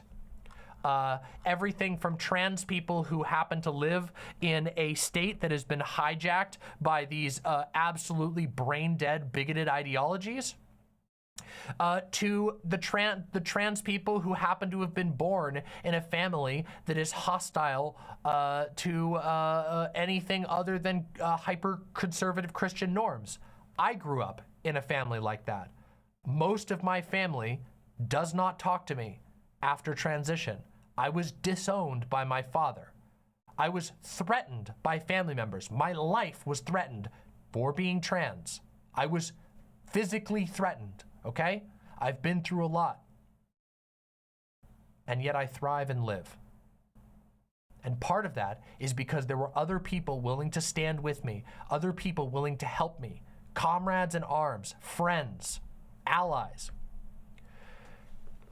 There's someone in my chat right now who's been here all night, Retcon404. When my family literally kicked me out because they found that I had a box of lipstick, I'm not kidding you, that was what got me kicked out, was the fact that I had ordered lipstick off of Amazon when I was beginning my transition, and my parents decided to kick me out, as in literally said, get your stuff, get out. My friend Retcon404 said, come live with me. You can stay in my spare room. That right there is insane levels of allyhood. That is an insane level of comradeship. It's not even allyhood. It's not even, it goes beyond. That's what we call fucking real solidarity.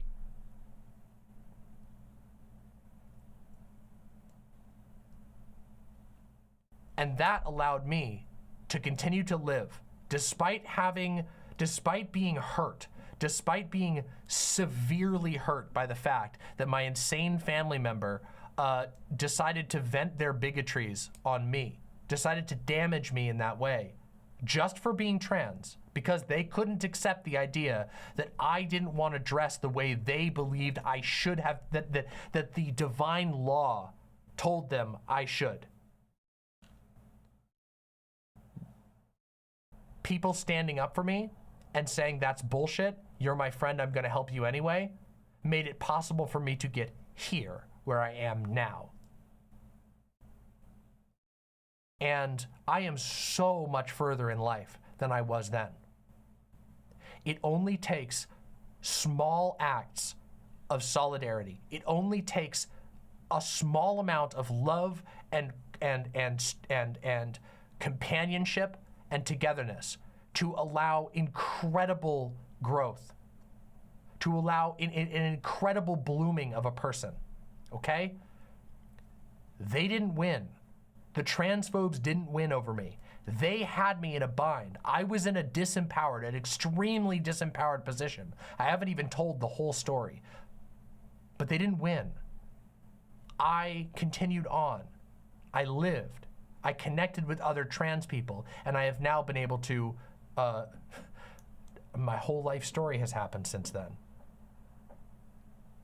So just remember that, the amount of power we actually have when we stick together. The amount of power that we have when we say, no, the status quo is not the acceptable way, and I will do what I can to help you escape it.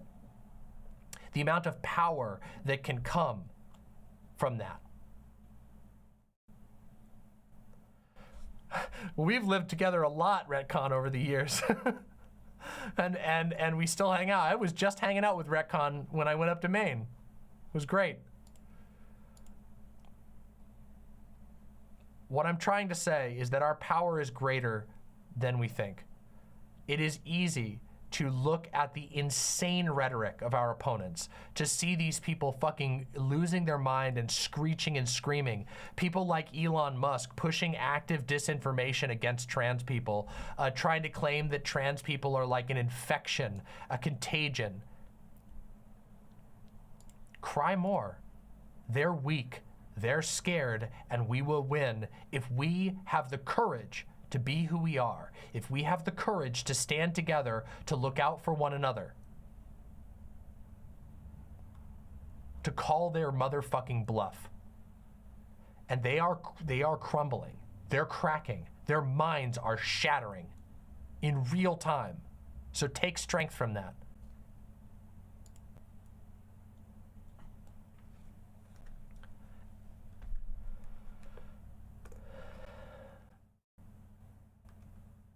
These motherfucking idiots.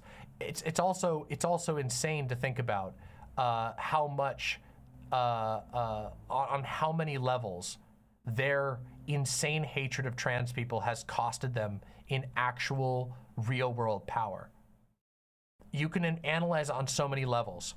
The fact that nearly every major city in the major population centers of the United States, the biggest centers of population where the most people live, most of these places have passed explicit trans protection, often constitutionally enshrined trans protection, which did not exist 10 years ago, which did not exist 5 years ago. Because a bunch of fucking red states, rural-ass red states, where a bunch of insane bigots managed to get into positions of power and try to make life terrible for trans kids and of course now, as we're seeing, trans adults. Because of their obsession, because of their deranged bigotry, they've actually ceded most of the country to the ideology they supposedly hate. And not only that, but they're ensuring that all of the trans people that are stuck in these places flee there. They're depriving themselves of some of the most beautiful and wonderful people on the planet. I know for a fact what my family lost out on when they drove me out. They know too. They might never be able to admit it. Because again, keep in mind, we didn't have, I wasn't disowned because of some deep personality issue. I wasn't disowned because I was bad to people. I was disowned because they literally felt like it was ungodly and evil of me to be trans. To simply say, hey, my entire life I've been plagued with body issues. My entire life I've been struggling with this thing. I want to transition so that I can be happy, so that I can live as myself. And that was too much for them. But I have met a lot of trans people in my life. Not just me. I won't even just talk about me. I've met a lot of trans people in my life. Trans people are one of the most creative, ingenious, talented groups of people. They are, by demographic, so talented at survival. They are so strong as a demographic. They've been through so much. They've endured so much. They've thought so deeply about their own existence. And these fucking hillbilly ass fucking red state governments are driving out the people who could deliver them a beautiful future. They're driving out wonderful people. They are ruining their own existence. They make their own place more miserable. And of course, like I said, it doesn't just stop at trans people either. It never is just really about trans people. When they restrict, when the governments of these red states step in between doctor and patient for trans people, it opens the door for them to step between doctor and patient and all kinds of other examples. For people who they deem mentally ill that they don't like, for women who are trying to get reproductive health, access to reproductive health care. There was the word I was missing. Care, health care. It always, trans people in the current moment are simply the tip of the spear of these people's issues. So remember that. That in their hatred of us, they will torch their own house to the ground. And take strength together. And don't you fucking dare fucking think about leaving behind trans athletes, or don't you dare fucking think about leaving behind trans gamers or trans chess players or non-binary people or people who use neo-pronouns or people who think about gender in a non-binary way that isn't they, them. Don't you fucking dare! Because I will be motherfucking waiting. When your soul passes, it will go to my hell. And I will make sure that lava is extra motherfucking hot, okay?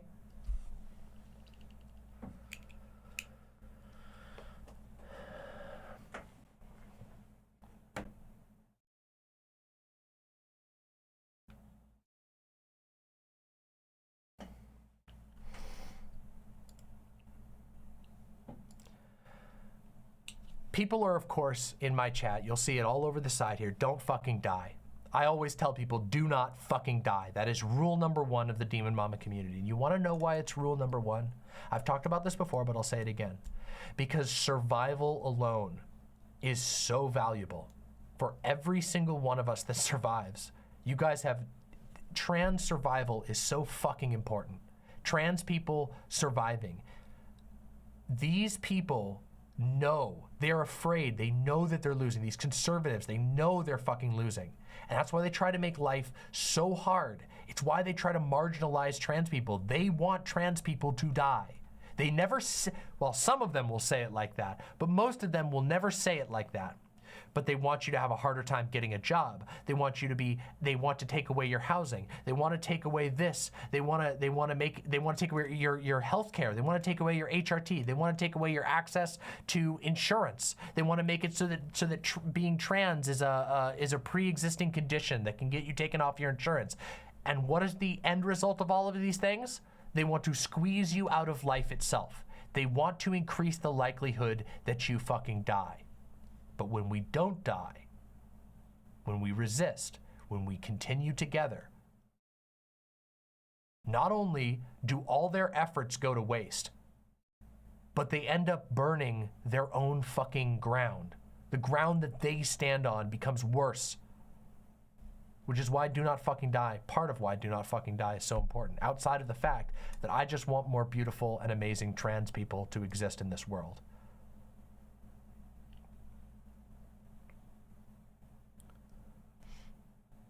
We are so strong when we stand together. And guess what? You want to know the simple truth? It is an absolute you want to know it is an absolute Giga Chad moment to stand and say, yes, I do believe that people should have control over their identity. Yes, I do believe that people should have control over the future of their own body that they have to live their life in. Yes, I do believe that we should challenge the gender roles that exist. That is a Giga Chad moment, and people recognize that. People see it for what it is, which is Giga Chad. It is spine-pilled. And compared to the mewling, weak, and pathetic whining of gamers who can't even motherfucking handle fucking pronouns, they are nothing in comparison to us. They are on another plane of existence. They are like worms in the dirt, crawling and crying out and gnashing around.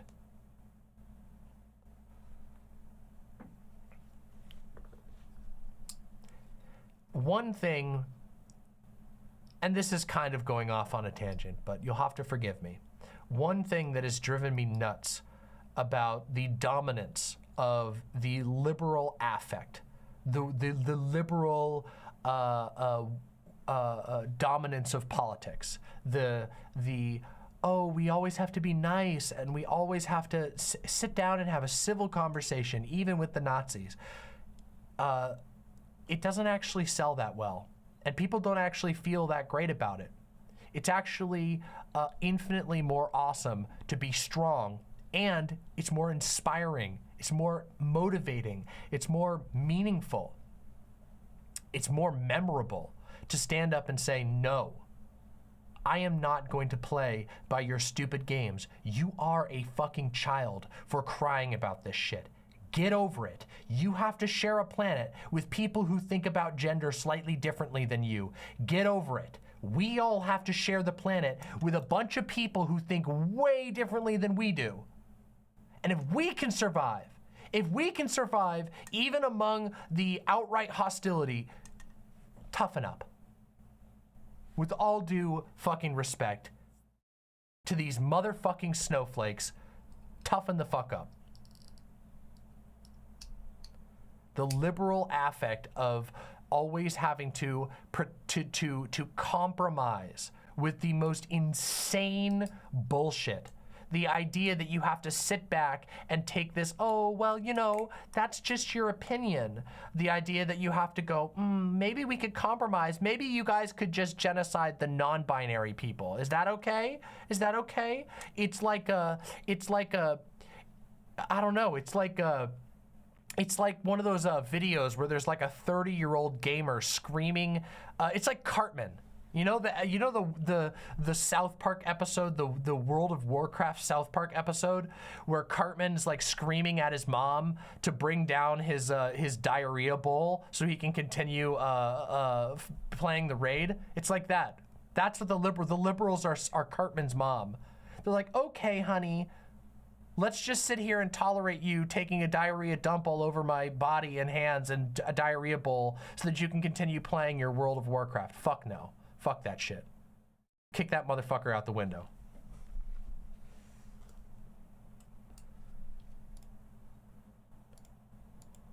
I will not stand for it. It's time.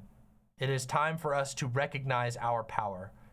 They see us as demons. Why do they call us demons? Because they are scared of us. They hate us. They see us as an enemy. And they know we're going to win. They know that no matter how hard they try, they can't get rid of us. You know that things have been way worse for trans people in the past. There have been periods of history where the persecution has been so much worse, and trans people still found a way to exist, still found ways to transition. Their tactics cannot work against us. They can only make the world a worse place, and we need to call that bluff. There is no need to compromise with these fucking psychopaths. There is no need to play nice with people whose end result is death. There is no need to play nice with these genocidal fucking maniacs. We call their motherfucking bluff. We stand strong together. We stand strong in pride. Anyway, that's about all I have to say on this topic at this point. Can you hear the signal? If you enjoyed this Demon Mama segment, press like and subscribe down below. And tell me your stories in the comments. In the comments, tell me about moments of incredible solidarity that you've experienced. Tell me about the times that somebody has come through for you or that you've come through for someone else. Talk about the times when you've stood together and had a victory. I want to see all of that in the comments, okay? Thank you.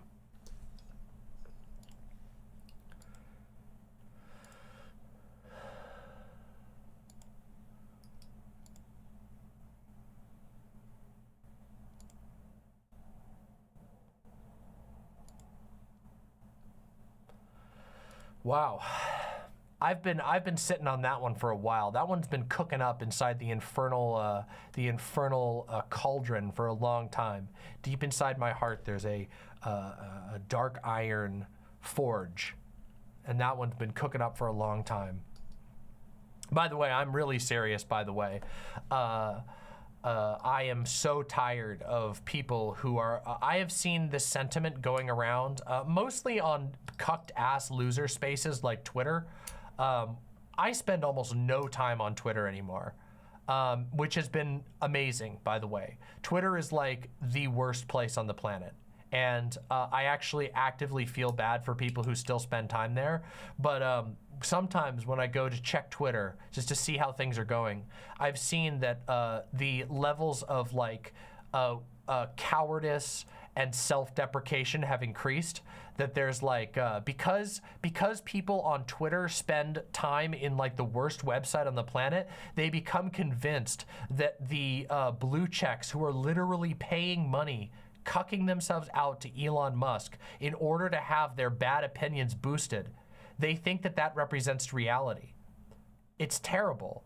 The website basically serves you the most insane, unpopular drivel all day, every day. And there are liberals and even leftists who sit on that website and use what is going on a website where you can pay to have the dumbest opinion that you can possibly imagine boosted to the top of a list.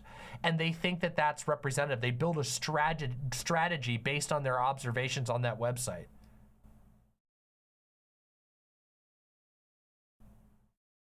It's sad. It makes me sad. It's you know what it's like? It's like Hollows. We're about to play Dark Souls 1, and it makes me think of Hollows. It's people, they're lost in Blight Town, and they think that they're living in the real world, but they're actually just wandering around banging their head against the wall.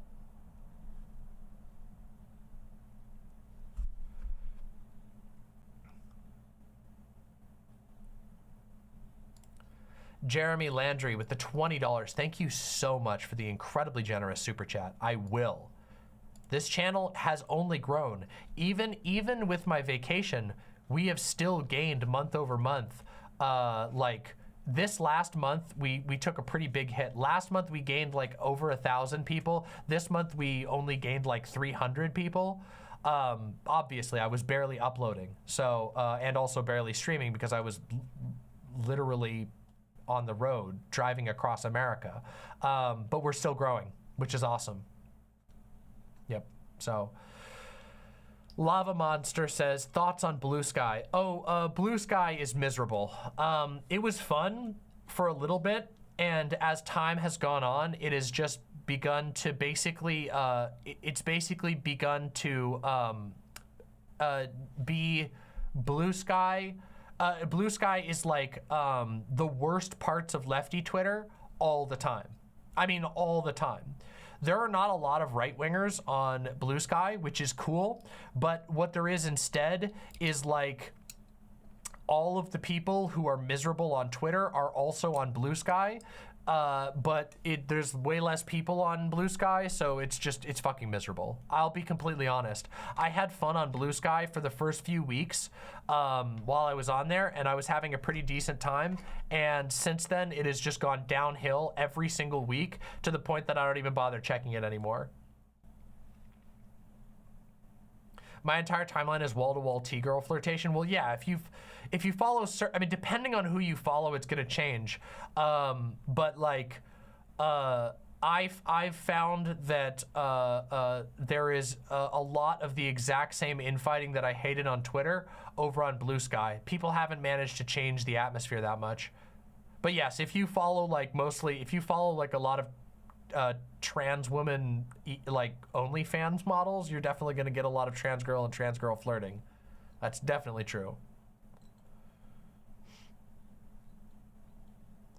Mastodon seems to be better, but nobody's on there. I actually have a lot of followers on Mastodon. Mastodon is significantly better.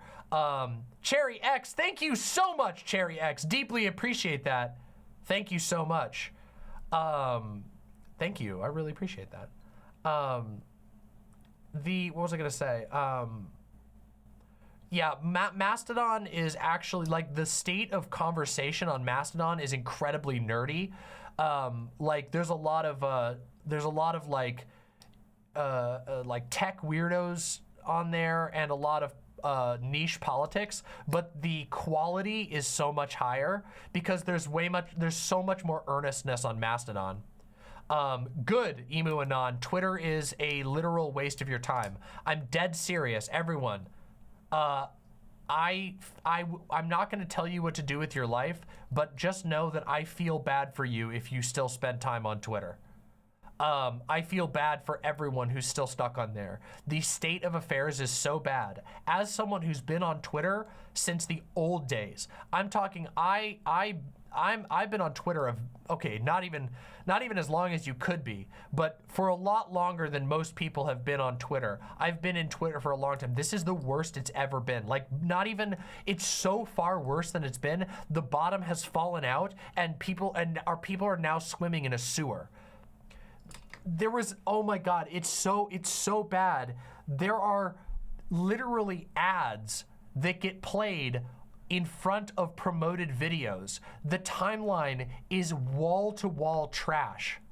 The only places that are even remotely tolerable is if I go onto my adult alt account, all of the OnlyFans people, all of the not safe for work artists are all still posting as usual. Those spaces basically haven't changed, but I will still get promoted tweets that are like, did you know?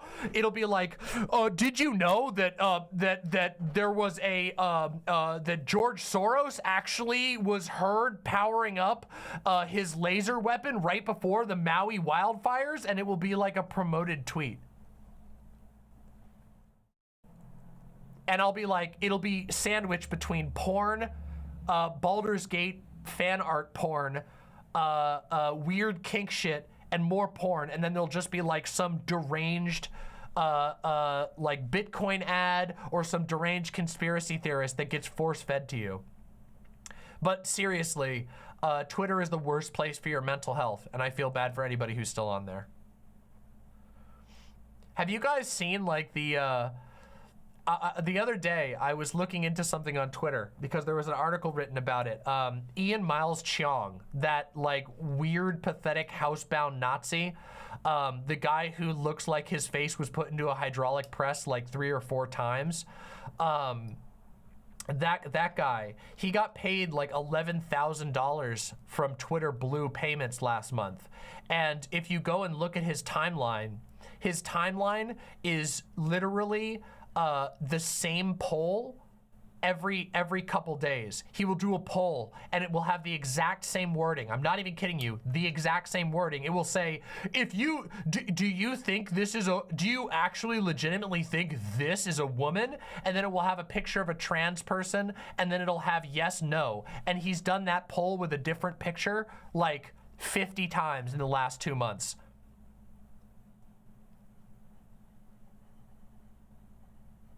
It's actually insane how pathetic the website is. That like the way that Elon has changed, like not just all of the rules changes, but the actual mechanical changes to the website have made it so that it's worse. It's like worse than what BuzzFeed was at its worst. Remember how everybody used to hate that BuzzFeed got to the point where like, remember, not even BuzzFeed, Cracked. That's what I'm thinking, not BuzzFeed, Cracked. You guys remember that website Cracked, where like at one point it was actually like a website that had like articles on it, and then over time it started being slideshows and random quizzes that would like, each question would be a slideshow and a slide, and there would be ads in between, and then nobody went to the website and it died. That's what Twitter is now.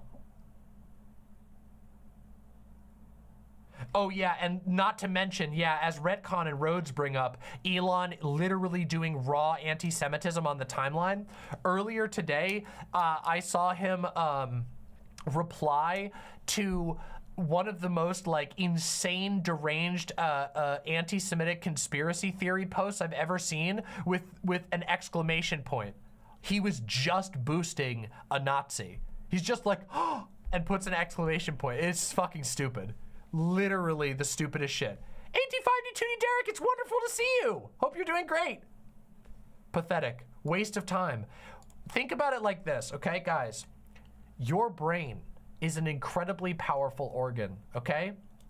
When you go on Twitter, you are choosing to allow other people's thoughts to flow into your brain. And at one point, there was enough of a diversity of thought and opinion that on Twitter, that could actually be a beneficial experience. You would learn new things, you would find out about interesting stuff. Now on Twitter, you are literally, with your eyeballs, letting your mind be filled up with the thoughts of blue checks whose name is 420 Punisher 1488, who's going, guys, I think the Jews shit my pants. And that is what you are allowing to take up the space in your brain. It's actually like taking a worm and putting it into your brain willingly.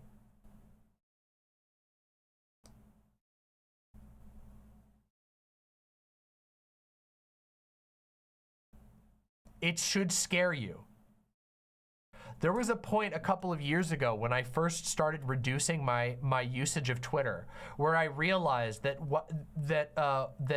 basically Donald Trump was able to use Twitter to forcibly inject his thoughts into my... I actually did a rant about it. Some of you will remember me ranting about this, where I realized that because of the way that Twitter had become, because it had become such a circle jerk, that Twitter was basically Donald Trump had attained the ability to forcibly inject his own thoughts into my mind via Twitter. And that was when I realized that it is the equivalent of a cursed object. That like Twitter is actively a cognito hazard, a real actual psychic cognito hazard. That if you're not careful, that these websites can basically just force feed you the worst things that you could imagine, and that it hijacks your actual brain. I thought you liked Baldur's Gate. What's wrong with willingly putting evil worms in your brain? Those ones are cool. These are like dirty poop worms, okay?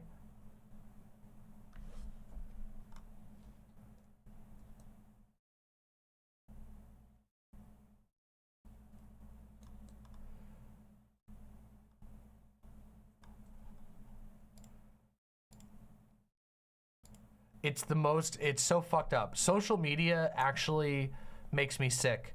And at one point I believed that, like, wow, social media has the potential to be such a boon to humanity. Like, I think about the fact that, like, on social media, you know, you can learn about things in real time, important things in real time. One thing, for example, here's a cool example. I follow like a ton of local weather accounts on Twitter.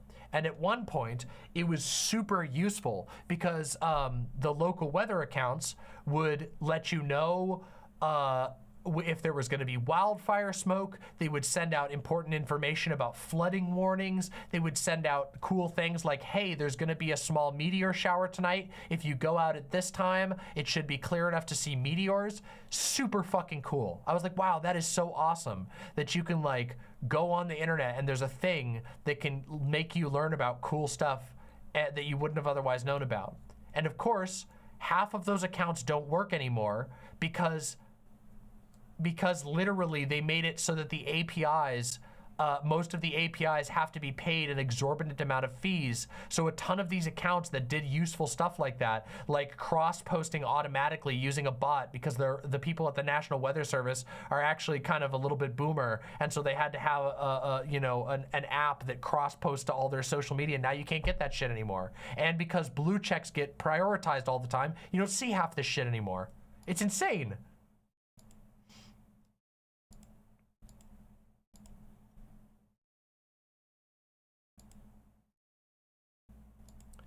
And yes, I agree with Glitchy X6. Yes, it is true. That's what I meant. The absolute state of social media now is poop worms cognito hazards. Yep, it is.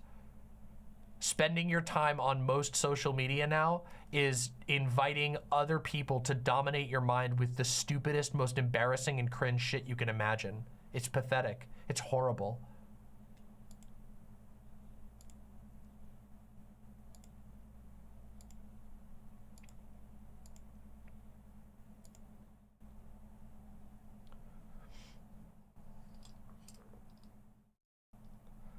Good call, Chainsaw. Redcon says, that reminds me of a few years ago when people thought that snow was fake because they couldn't melt it with a Bic lighter. Jesus Christ. Danny Fallon says, reject social media, embrace hyper-focused communities. True. It's actually better that way. Yes, seeking out cool curators of information is actually better. It's actually a better and more interesting way to exist. And at one point, tools like social media, tools like even Facebook, although Facebook always had issues because of the way that it was structured, but Twitter used to be useful for helping you find that stuff. Now it's useless. It's actual trash.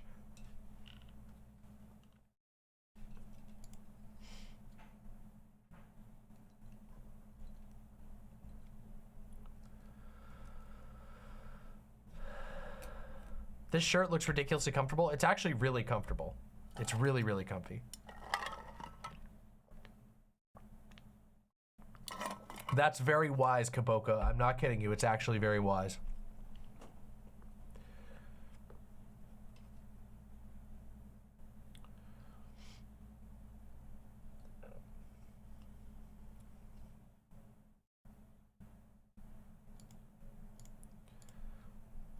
All right, everybody. I've been ranting about social media, trying to warn you to get out, to run, to flee, to improve your life. But you know what time it is?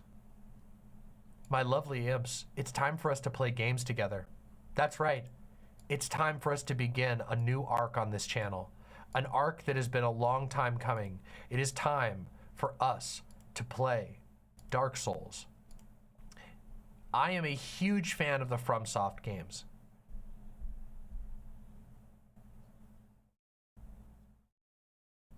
So it's time for us to embark on a grand journey. For those of you who've never watched a Demon Mama gaming stream, I invite you. You have the infernal invitation. Hold on, where's my lighter? Oh no, where's my lighter? Oh, I don't have it anymore. I needed my lighter so I could put fire out of my hands. But I invite you to stick around because gaming streams on my channel are historically legendary. Everyone in chat right now, all of you who've been here in the past for a Demon Mama gaming stream, sound off. Are they not absolutely legendary? People who were here for the Metal Gear Rising Revengeance, people who were here for Inscription, people who were here in the past for Resident Evil, the Elden Ring PvP stream, the Shin Megami Tensei stream, the Cult of the Lamb. Look at how many people. Yeah, myhouse.wad. That one was good, but short-lived. I know I didn't finish myhouse.wad. I know I need to finish it, but I'm not gonna lie. I think I told you, I think I told you guys what happened, which is that I got Tetris syndrome really bad from myhouse.wad. Like really bad. And I also had like a brain splitting migraine the day after I played myhouse.wad. And so since then, the combination of the two has made me go, oh God, I don't know if I can dive into that again. Tetris syndrome? Oh, if you don't know what, okay, so Tetris syndrome is like, it's like when you play a game of Tetris for a really long period of time, and then you stop playing Tetris, and when you close your eyes, your mind just keeps like vividly thinking about Tetris. Like you can't stop it no matter what. It's like compulsive. Your brain just keeps thinking about Tetris. But it actually happens for lots of video games, or it can happen for lots of video games. People get this a lot of times with when they like addictively grind at MOBAs is a very common one, that people close their mind and all they can see in their mind for hours afterwards is like the MOBA. It's like it tends to be focused on highly repetitive things. So when I talk about MOBAs, like lots of people think about last hitting creeps in MOBAs is something that gives people Tetris syndrome a lot, where it often like will actually disrupt your sleep. You know, there's all kinds of things that can give you this, but it's basically where your brain gets stuck in going through it really bad, like really severe. and it's called Tetris syndrome. It's not like a medical condition, but it's an observed phenomenon that certain video games especially can basically get your brain stuck in that way. Hey, oh, thank you so much. Can you also bring me an ice water too? That'd be amazing, thank you. Yep, so, oh, Arcadea, that happened to me. That happened to me as well after a particularly hard fight in Baldur's Gate 3, because I had played so much and I was focusing so hard on the fight. I've gotten Tetris syndrome from a lot of games over the years because I play a lot of video games. But goodness, that was fun. Fawn came in. That was actually fun. Doe, I don't know what Doe's up to. I haven't seen Doe in a little while. All right, real quick, let's watch this Kinnikuman clip, and then it is time for Dark Souls. And I invite you, stick around for Dark Souls, because we're gonna make a character, we're gonna cut through the beginning of the game, we're gonna think about what type of build I'm gonna do. It's gonna be a motherfucking blast. Kinnikuman time, let's do it. This will be the palate refresher.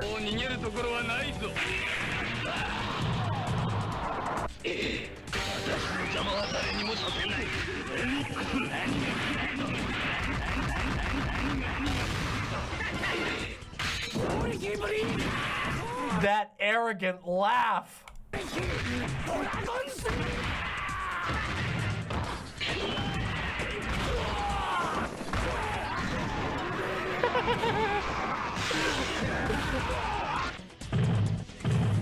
Oh shit!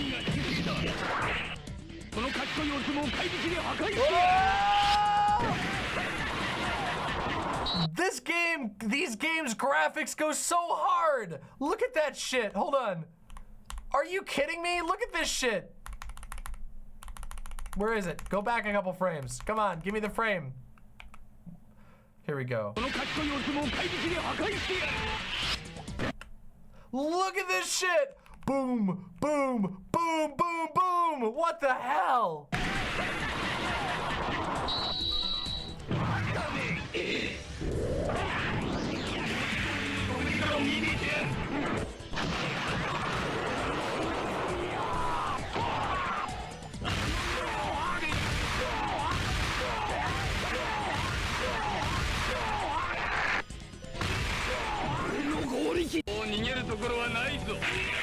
That is insane. The Kinnikuman clips never fail to impress in their incredible graphical creativity. Absolutely amazing. So insane. Thank you so much. Oh yeah, Retcon says, by the way, Fawn, you should come in and say hello to the chat. They would love to see you. Hello. Hi, look, it's a Fawn. Retcon says, can I just mention I love how you brought Fawn over to my house and it spent 2 hours unlocking Shrek on my copy of Tony Hawk Underground for the PS2? Yeah. Epic Fawn moment. Literally. I love you. Well, you too. Thanks for bringing me drinks and stuff. You're welcome. I hope you're having fun. What do you playing a game?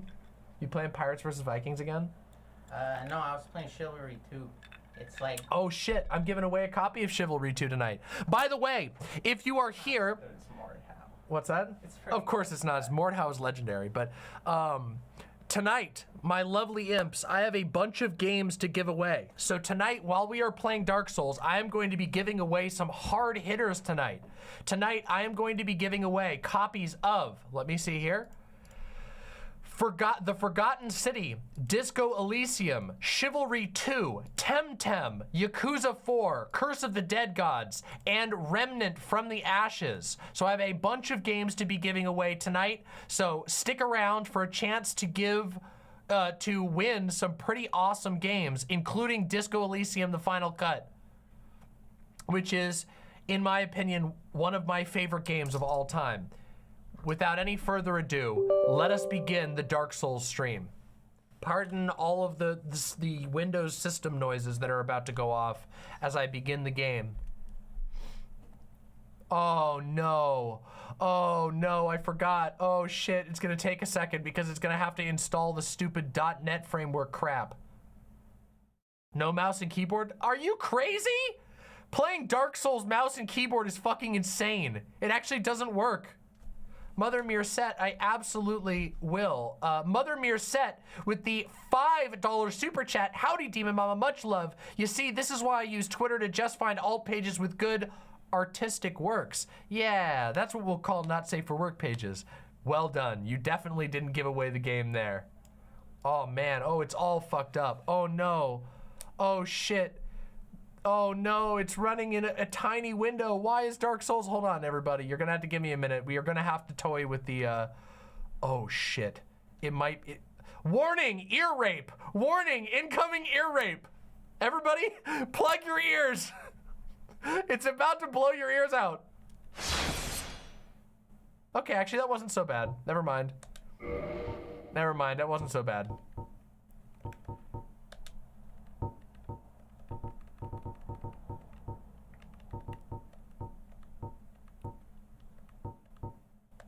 All right, 60 hertz, no motion blur, and no! Hold on a second, everybody. Okay. Oh. All right, we got it. It's.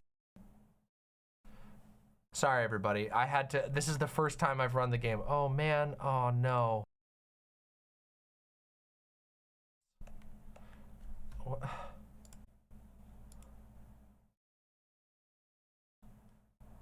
Wait, okay, hold on.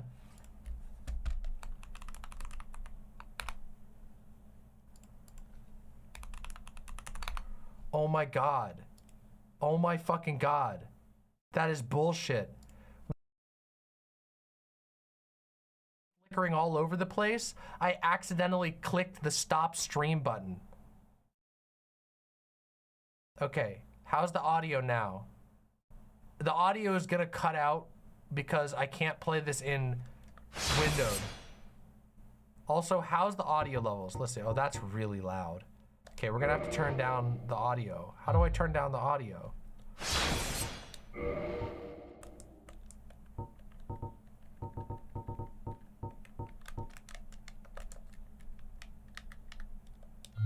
What the fuck? It's crazy loud. Why can't I, why is there no audio option? I can't change, there's no in-game audio settings? Okay, maybe it's not too bad. I just don't want it to be too loud. All right, let's do this.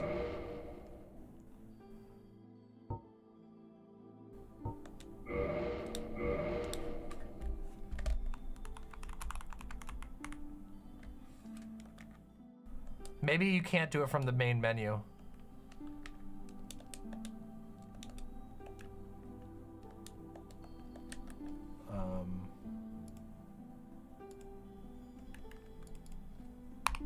Oh my God, that's so dumb. Okay, everybody, here's where we have to decide, okay? What am I going to play as? This is gonna be, this is gonna be me talking with you all. And we have to decide, oh, God damn it, I clicked off the fucking game. God damn it. This no. Depraved? Do we start as the Depraved, really? Okay. Great Scythe. Oh, Great Scythe sounds awesome. You want me to start as Depraved? The thing, Deprived, I usually play as Deprived.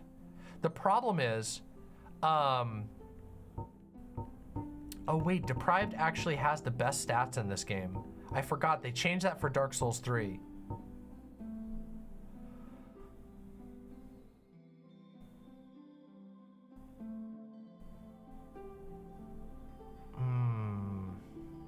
Yeah, Deprived does have the best stats. They have the most because they start at level 6 with 11 and everything. Everything else, right? Yeah, the stats are really good on Deprived. All right, we'll start as Deprived. Gift. Well, we gotta take the, well, the master key is so insanely good. The cheat key is really good. but also the pendant is really funny for meme reasons. But Master Key is probably the smart move because it lets us play the game more funly.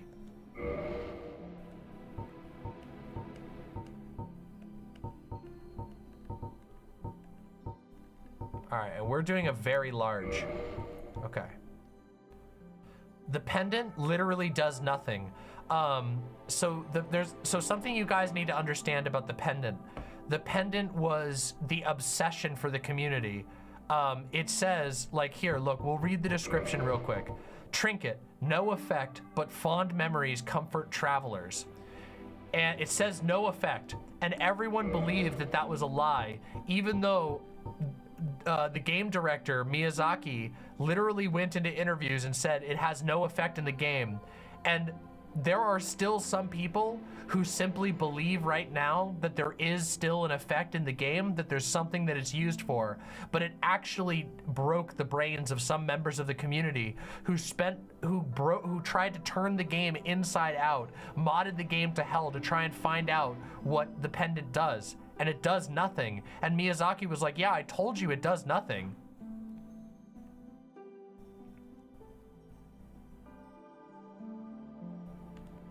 Oh yeah, the Witch Ring does have, oh, the Witch Ring has, oh yeah. The Witch Ring does have an effect somewhere. Yeah, it's actually really incredible. I watched a little mini documentary on the pendant, on the search for the pendant. It was really good. All right.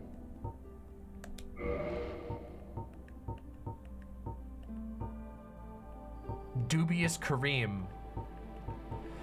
Commoner, a very average commoner face. What's that supposed to mean? Delta farmer, commonly seen face in the 5-finger delta. Astora royalty, beautiful face of the refined, common in Astora. The dragon scholar, intelligent, sharp lines, but scholarly looks invite insult. Hey, that's mean! Scholarly, what? Thorland cleric, look common in Thorland, known for its stalwart clerics. Jubilant Katarina, jovial features of Katarina, known for festivity and drink. Dubious Kareem, ominous features associated with the Earl of Kareem. Classic Xena, thoughtful, mature face common in historical Xena. The eerie Great Swamp heretics face prejudice for their atypical looks. And the Far East traveler, face from a distant eastern land of almond eyes and thin lips.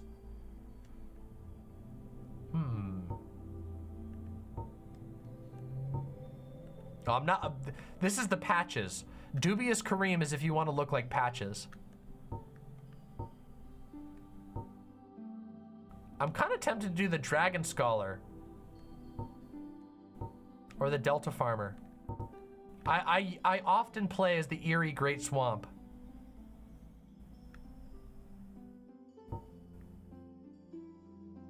But also, Classic Xena looks pretty good. Not gonna lie, this lady looks pretty hot. She looks pretty great. All right, I think I'm doing Classic Xena. Hair.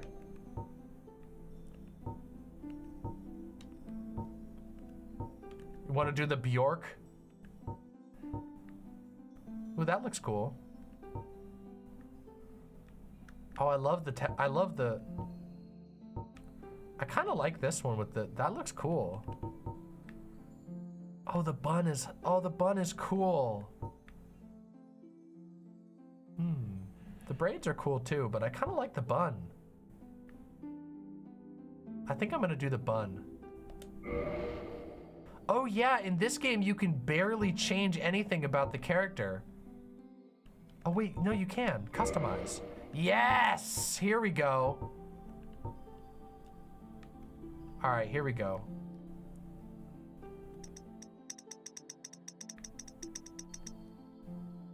All right. We're gonna do like a middle-aged lady. Hormones, masculine or feminine. What? You've got to be fucking kidding me! Hormones? You can fucking decide on the fucking California hormones? The fucking masculine, feminine, California, Washington, Oregon pronouns. I mean hormones. Sorry, everybody. Now my character looks like the guy from the beginning of Oblivion. Oh god, the hyperfem looks a little scary, I'm not gonna lie. We going non-binary, folks. We going non-binary femme leaning. Okay, the hyper-feminine looks a little scary with this face. Look it. She looks a little spooky, I'm not gonna lie. We're doing non-binary, everybody, sorry. Features strong or weak?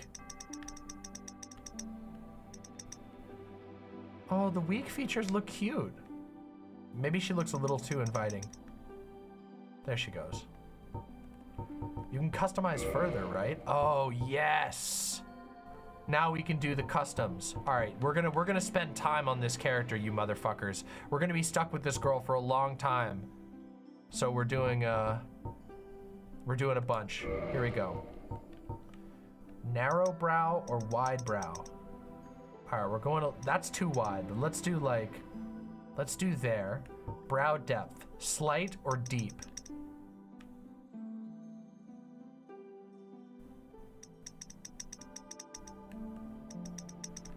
Let's do middle of the road there. Brow asperity. Concave or convex? What the hell?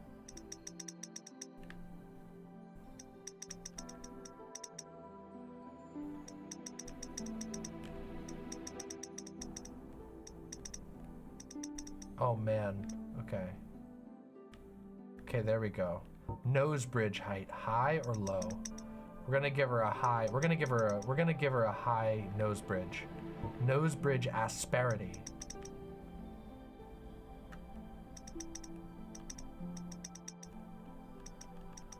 There we go.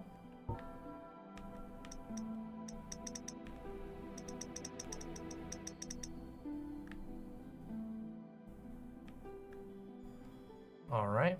Nose bridge width, wide or narrow? Oh, narrow looks too scary. So there we go. We're gonna go there. All right.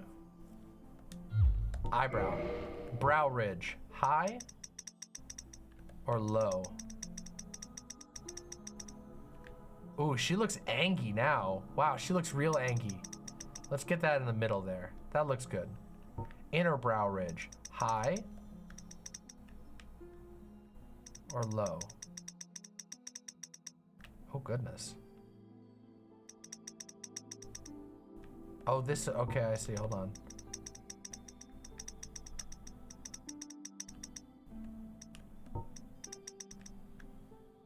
Now she looks like she's super awake. Let's make that nice and middle ground. Okay, I think she looks good right now. She's coming together real good. All right, eyes, eye position. Down or up? We'll put her eyes higher up. We want her to have large eyes or small eyes? Ah! Oh my God!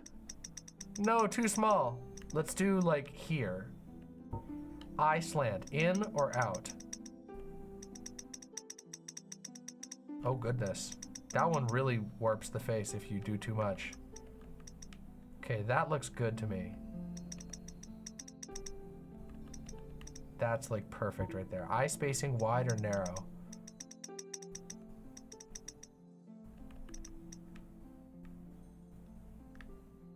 That's fine. Okay, this is to change the color of the eyes.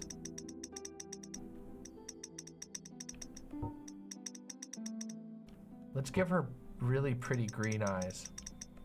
That's a little too strong.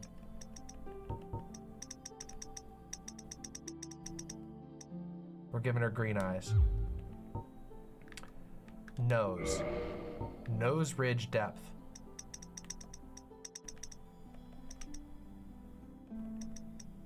There we go. We're gonna give her a bigger nose.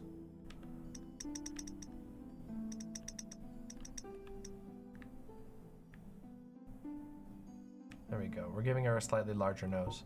Nose position, up or down?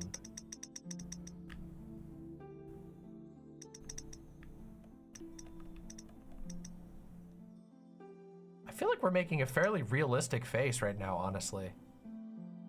I feel like we're making her look like a fairly realistic person. Which is kind of cool. I kind of like that. Nose tip height, up or down? Now she looks like a Legend of Zelda character.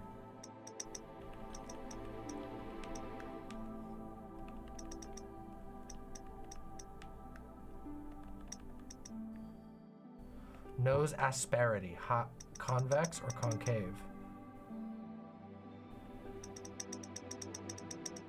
Oh goodness, that's too much in that direction.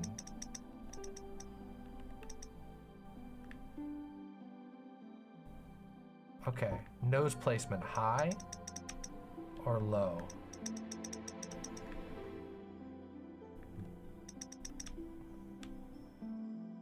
I said we wanted to have her have a slightly larger nose.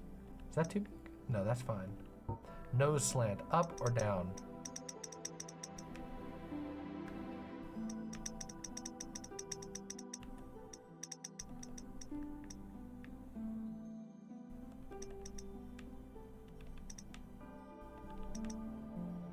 That looks good right there.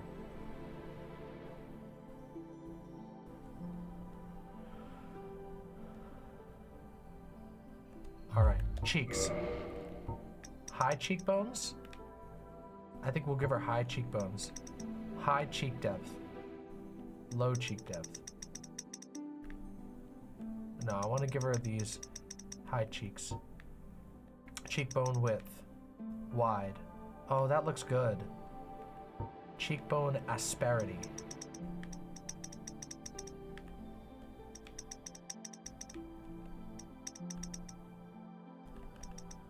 There we go. Cheeks fat or thin?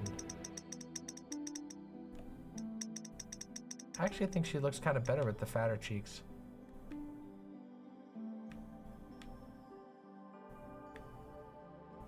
Nasolabial fold.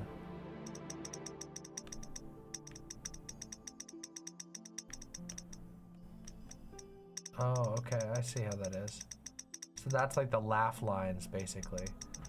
We'll give her like a little bit, not too much.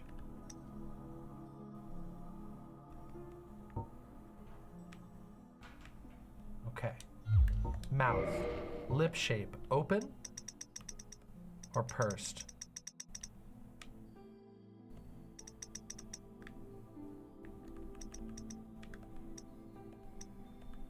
Right there. Mouth expression, happy or sad? I think she was fine in the middle there. Maybe give her a little bit of a resting bitch face or something? Nah, just kidding, that's mean. Lip fullness, large or small? We're gonna give her large lips. Not super large, but there. Like, there we go.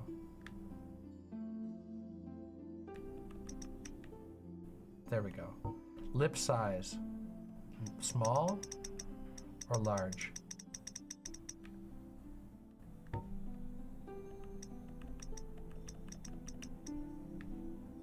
There we go. Lip asperity, concave or convex? That one's gonna have to be somewhere in the middle here. There we go. Lip thickness, thick? There we go. Okay, cool. Jaw. Chin tip position. Oh, this is where you can really mess everything up. I remember the chin, the way this game's character creator works, the chin is so sensitive to the rest of the face.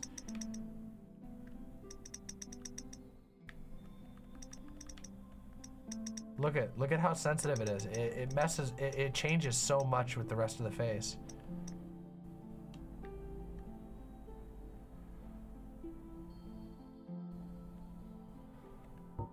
Chin length, long or short?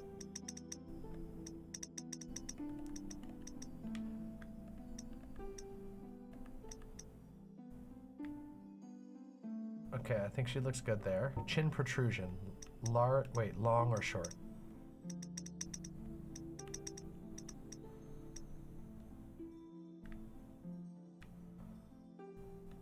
Chin depth. Small, slight or deep?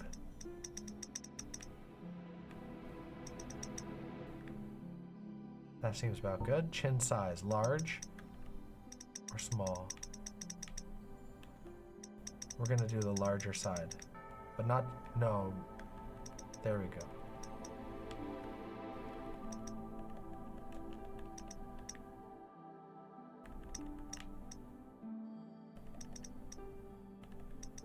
There we go. Chin height, high or low?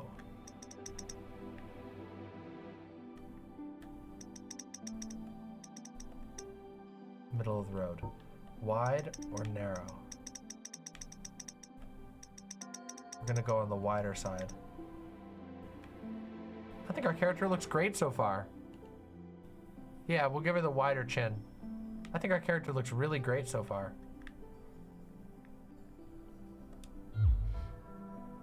Hair color. I feel like we should just give her black hair.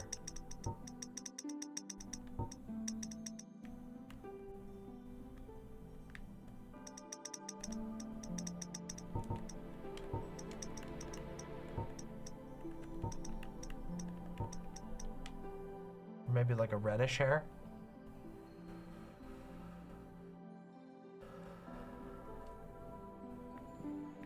I think the red is fine.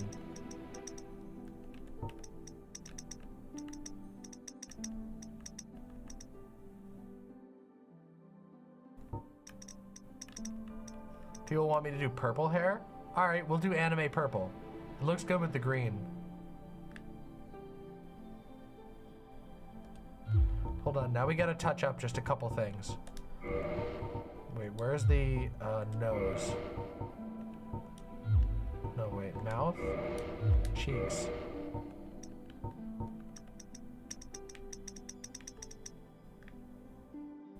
Okay, she looks great.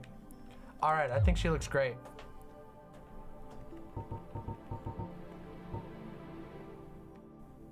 All right, I think she's awesome. We are ready to begin, everybody. We have created our Demon Mama character. She's big and great. Let's go. Let's begin this. It's time to begin the actual game. There's no complexion editor in this game. In the age of ancients, the world was unformed, shrouded I love by this intro fog. so much. A land of grey crags, arch trees, and everlasting dragons.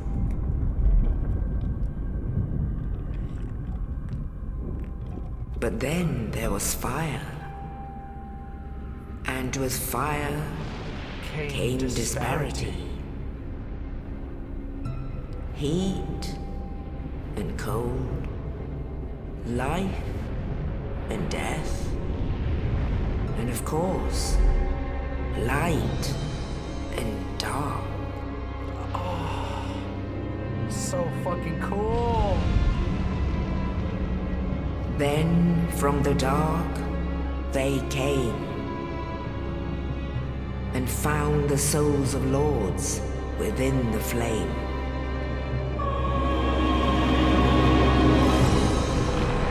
Oh, my boy Nito!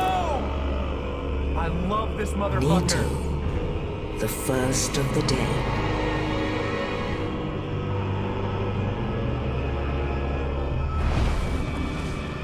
The Witch of Acelaces and her daughters of Chaos. Gwyn, the Lord of Sunlight, and his faithful knights. Bitch! Bitch! You bitch! And the furtive pygmy, so easily forgotten.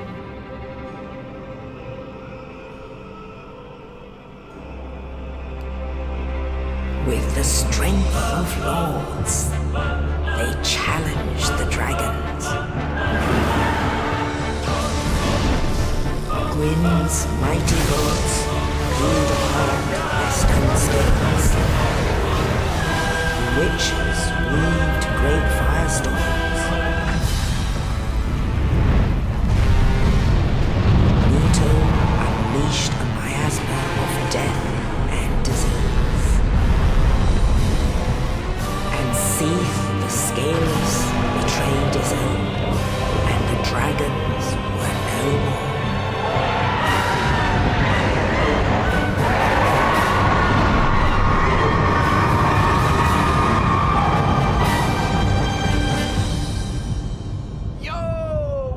Tipster viewers, welcome! The Age of Fire.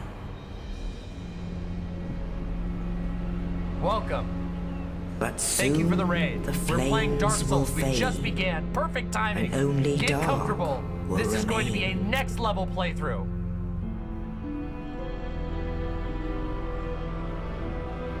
Even now, there are only embers. And man sees not light, but only endless nights. Come get comfortable. And amongst the living are seen carriers of the accursed dark side.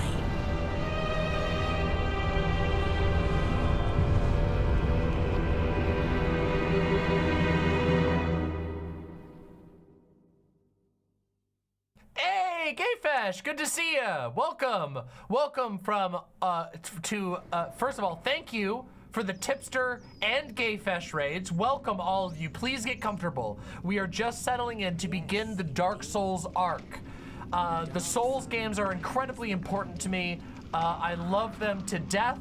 They have some of the coolest lore and most interesting storylines of any game in all of gaming. So please sit down and get comfortable. We are going to have an absolute blast as I struggle through these games.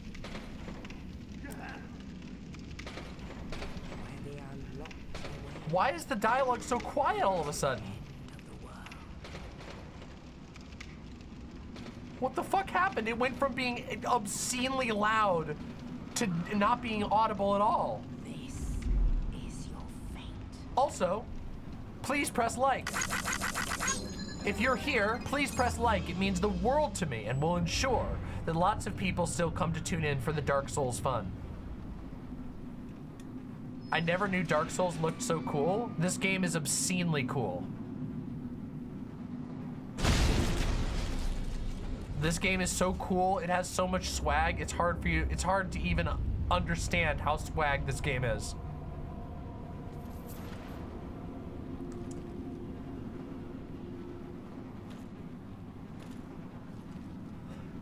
I have beaten this game many times, but try not to spoil stuff for people who've never seen it. Let it be a surprise, okay?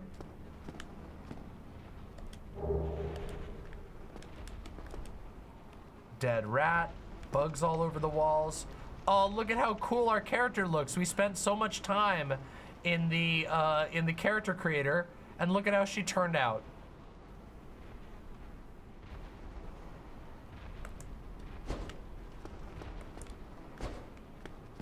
Oh man, we're gonna have to toggle some fucking settings here. Jesus Christ. Options. Here we go. Music. Okay. Voice needs to go way up. Sounds probably a little bit down. Music. Sound. Okay, this seems fine. I need to move the camera speed just a little bit. Okay, there we go. That's much more reasonable. Okay. All right, let's do this. What the? All right, let's do this, everybody.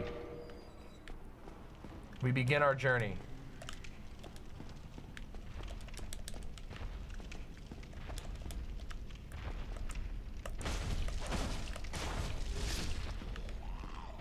I'm watching you, asshole. Look at this guy walking around on a pile of skeletons? It appears to be, and look, he fucking yoinked this guy through a fence.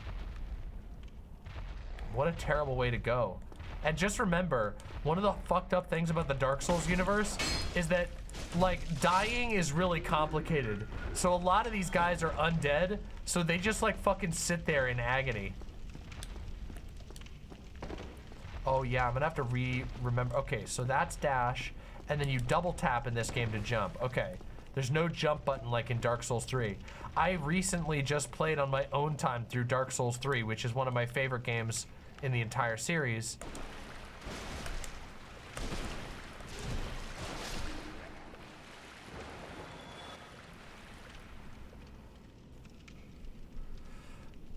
The horrors of immortality is basically the theme of FromSoft games. That's what you think. It's actually, the theme of FromSoft games is actually a sadomasochism simulator. Mostly masochism simulator. I wonder what that water tastes like. You don't fucking wonder that. If you knew what it tasted like, you would fucking, your brain would turn inside out.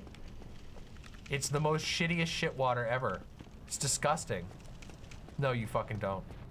If you could even comprehend what it even remotely tastes like, you would lose your mind instantly.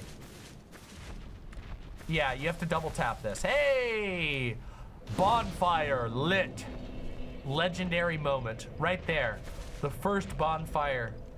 A moment that would live on in gaming history forever. Oh. Alright, let's see. All right, here we go. Here we go, everybody. Is it a sword? Yes, it's a sword. If you look closely, it's a coiled sword stabbed into a pile of human remains. The bonfire is, you can actually see the details a little bit here. It's a coiled sword stabbed into, and it's lit with a magical fire. We'll learn about it. We'll learn about all the lore as the game goes on. The bonfires actually have, a lot of the bonfire lore is in Dark Souls 2. Whoa, biggie boy! All right, come on, bitch.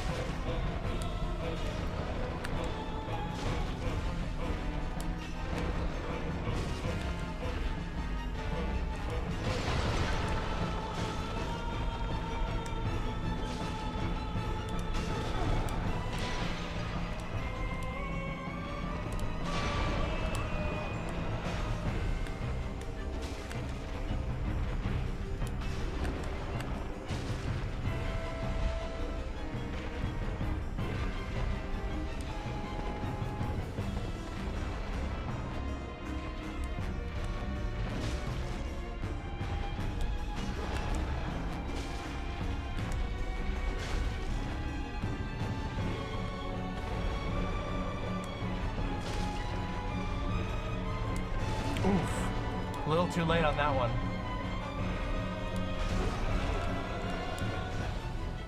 Ooh. Looks like I'm not gonna be able to pull this one off.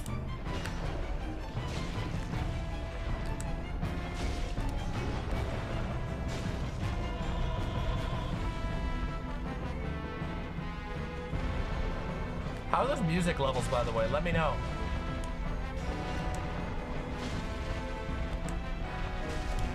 Oh, he got me. Should I try at it? Should I try at it? All right, somebody do a vote in chat. Should I try and kill him? Or should I just do it? I can do it. I know I can. I've done it before. Nah, okay. We'll be here an hour? Nah, it won't take me that long. Nah, keep going. All right, fine. It is a flex to kill him with the broken sword. But it's more fun for viewers usually to not try it, to not do that. It's a question of willpower. Nah, it's true, it's not true. Not everybody can master it. You do not have to kill that guy, no. You can actually, I was just goofing around because I wanted to see how far I could go. That's why you want the fire bombs, but yeah, it kind of sucks. Yeah, all right, well, fuck it. We'll do it the real way. We'll do it the way that you're supposed to do it. It's a 15-minute fight with your current damage. Yeah, I know. It's a slow-ass fight. Oh, thank you so much, Trans Girl Jade. I really appreciate that. You can't beat that boss without good skincare. Yeah, true. It's okay. We'll just go like this. See, what you're supposed to do is run over here.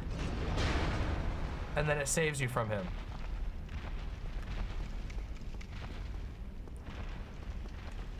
Yeah, it's kind of a miserable fight, honestly. It's more of like a flex, but hey, I got a 10th of his health down before I died with no healing items whatsoever. Hey, plank shield, baby! Wait a minute.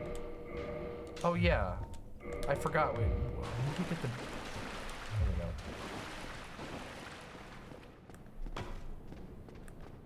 Oh, don't you think you can run from me, asshole? Not today, bitch.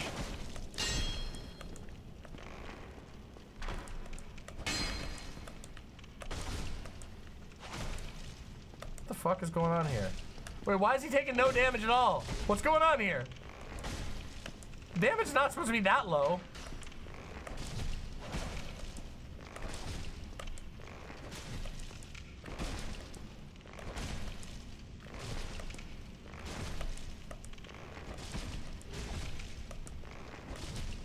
What the fuck is going on here? Oh, wait. No, what the fuck?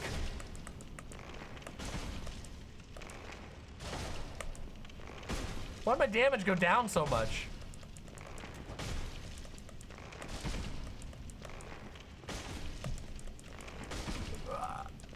Why is he, yeah, why is this a boss archer?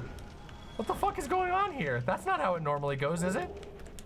Oh, because they want you to grab that club there, I guess. I don't remember the damage being so low on that guy. Yeah, of course I missed the actual weapon, but we were just killing the other guys who looked just like him. I didn't know he had a big health pool. I didn't know they like deliberately bump up his health pool. That's fucking silly. All right, so backstep. I know how to do that. I know how to play these games. You don't got to teach me the tutorial crap. I'm not gonna make that mistake. All right. I'm trying to remember where everything is in here. You know, it's been a really long time since I've played Dark Souls 1. Like a really long time. Honestly, I'm not even gonna play with the shield right now. I'm gonna play with this weapon. Bitch. No, I didn't forget. I just couldn't get out of the way fast enough.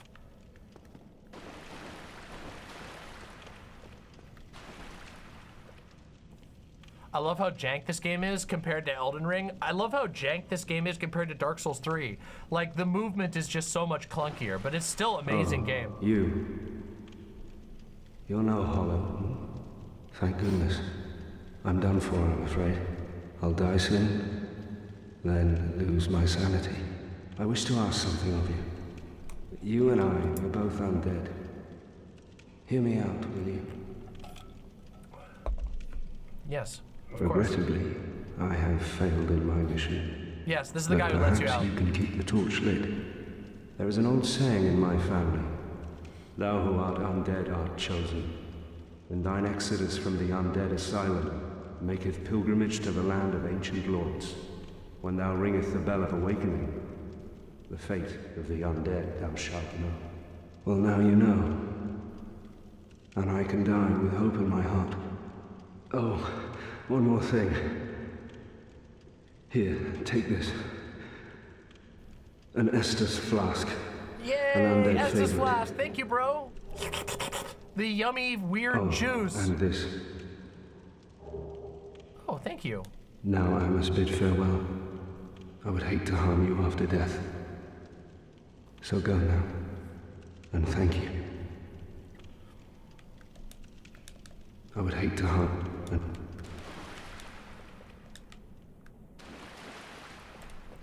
Slurp. Our favorite undead juice, which we also learn can be made into a soup.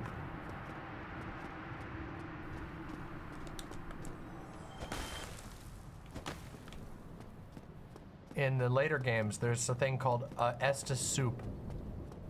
Oh, our boy's gone. He's gone. He was so nice to us. He took such good care of us. Messed up. Hey, shortcut opened. All right, let's rest.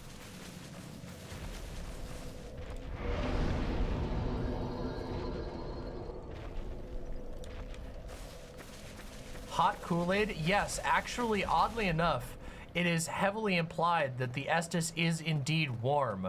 That it's like a hot drink. Because in Dark Souls 3, there's a Ashen Estus flask, which is your mana. Because in this game, there's no mana. In this game, you just get spell charges. In Dark Souls 3, you have a mana bar, and there's an Ashen Estus flask, which says that it is cold, unlike the normal Estus, which basically says that Estus is warm.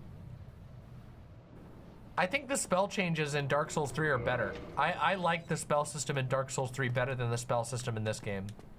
I think it makes sorcerers like an actually fun to play class. In this game, I think that sorcery is significantly weaker than basically every other build because of the limitations that are put on it. It's not completely unfun to play.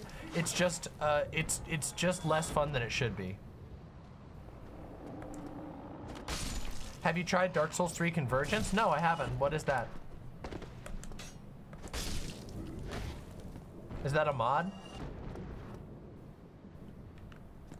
Spells are OP. Spells have a really, really weird, difficulty curve in this game. There's a point in the game where spells are ridiculously underpowered, and then they become overpowered again. Oh, he got me. Damn it, I was talking about spells and I got stabbed. Yeah, that's what happened. That's what happened to me too, Windleby. When I first played Dark Souls, my first time ever playing a Souls game, ever, I tried to do Sorcerer and I had a miserable time. Because playing Sorcerer is really weird. Again, it's not truly bad, it's just like, it has problems. Yeah. In Dark Souls 3, being a sorcerer is extremely fun, except for a handful of bosses where it's just your worst nightmare. I'll be completely honest, my latest playthrough of Dark Souls was an int build, and I still feel that it's underpowered overall. And the reason for that is just because R1 spam is just too strong, even in Dark Souls 3. Thankfully, they finally got it right in Elden Ring, where spellcasting is like one of the coolest things in the entire world in Elden Ring. Spellcasters are one of the most fun ways to play Elden Ring. And also, there is one insanely awesome int weapon in Dark Souls 3, which is Frieda's Great Scythe. Sister Frieda's Great Scythe is so fucking cool. It's unbelievable how awesome that is.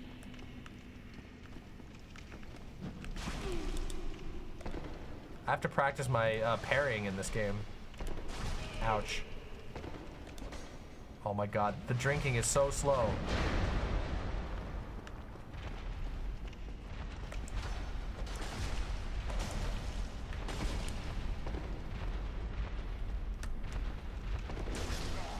Gotcha, bitch. Oh, it's locked. All right, here we go.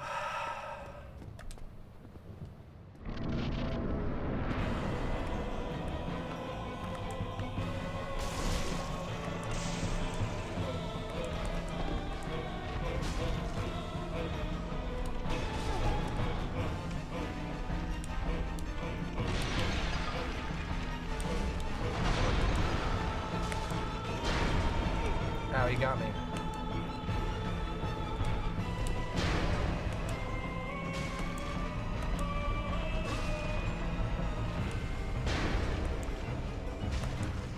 I can't wait till you guys get to see the version of this boss that's in Dark Souls 3. There's an asylum demon. There's a secret asylum demon boss in Dark Souls 3. And he is such a fucking asshole. It's actually insane. He's way more of an asshole than these ones. And I think they do that deliberately just to see how much the game has changed from Dark Souls 1 Asylum Demon. Because it is the same guy. And he's just so brutal. Wait a second, hold on a minute. Good job, go straight ahead.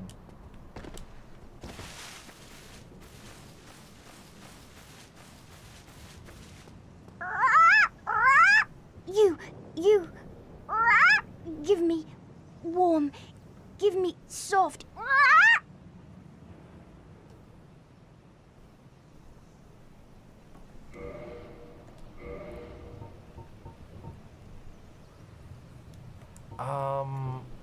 I don't remember what you're supposed to give him at this point.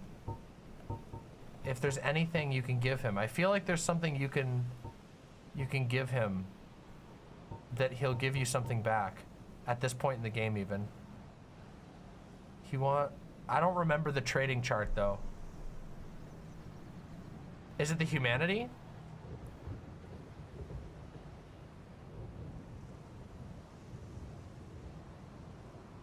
I mean, I don't think humanity is warm. This black sprite is called humanity, but little is known about its true nature. If the soul is the source of all life, then what distinguishes the humanity we hold within ourselves? I don't remember what you can give. I don't remember what you can give Pickle Pea. No, wait, this isn't Pickle Pea. This is, what's this guy's name? Oh no, why am I can only remember the one from Dark Souls 3. What's this guy's name? Fluffy? Cuddly? Snuggly? Snuggly. Snuggly. This one is Snuggly. Pickle Pea is in Dark Souls 3. This one's Snuggly the Crow. We love Snuggly. He's the best. And then in Dark Souls 2, there's the one that says, "Give me warm and sticky." I love Snuggly. If you take it as a firebomb, he'll give you a Titanite chunk. Oh my god, that's so good. I didn't know he gives you a chunk. That's insane. That's actually so awesome. All right, well, we don't have anything to give him right now. Smooth and silky. No, I think he says smooth and silky, warm and sticky is Dark Souls 2. Only in the ancient legends it is stated that one day an undead shall be chosen.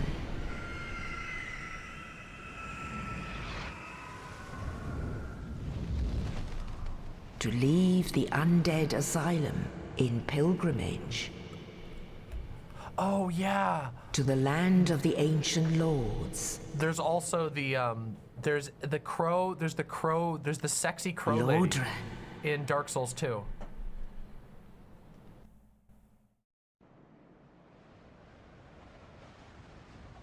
This game is so fucking banger.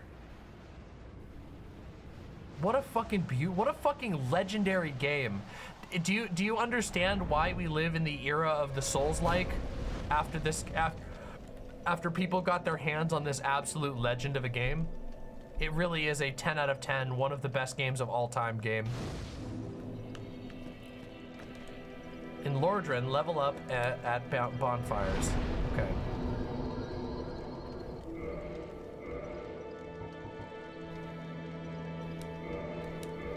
But we do have oh no, we have to eat the humanity.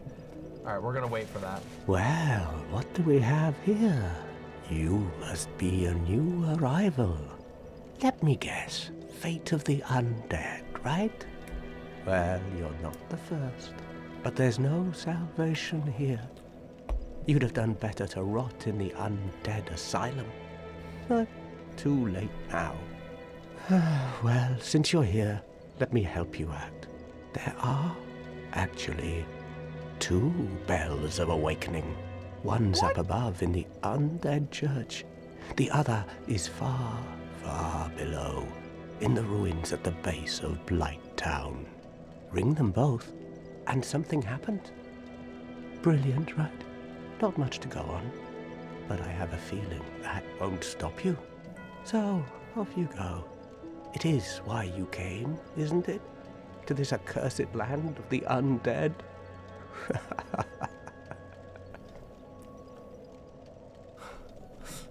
I love this guy is just them knowing their audience. That's not gonna stop you, even if all that you have to go on is, I don't know, ring 2 bells. You're gonna go do it, you bitch. Your face, you're practically hollow. No, I'm not. But who knows? Going hollow could solve quite a bit.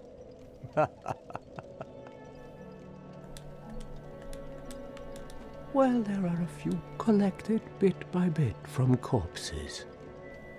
Or you can butter up a cleric and get yourself summoned. And the quickest way, although I'd never do it, is to kill a healthy undead and pillage its humanity. Coveting thy neighbor is only human, after all.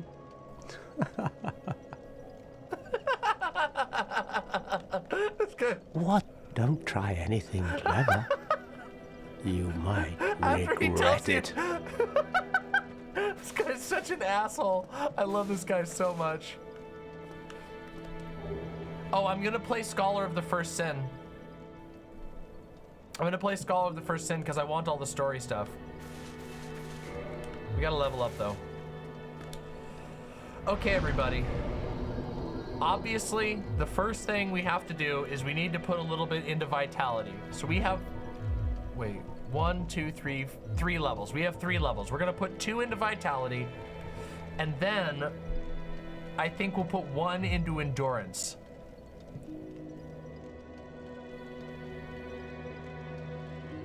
I think what I want to do, okay, so guys, I have never done a like a Buster Sword build. I have never done like a devoted ultra greatsword build, like ever in Dark Souls. So I was thinking that we should play an ultra greatsword build and go with like the classic guts ultra greatsword. And I could also run and get the Zweihander. Everybody seems to be very, very excited about that. All right, we're doing it then. But first get the Zweihander. I know, it's really close. It's annoying to get, but what do I don't know what the strength stats on the Zweihander are. I'll do this first.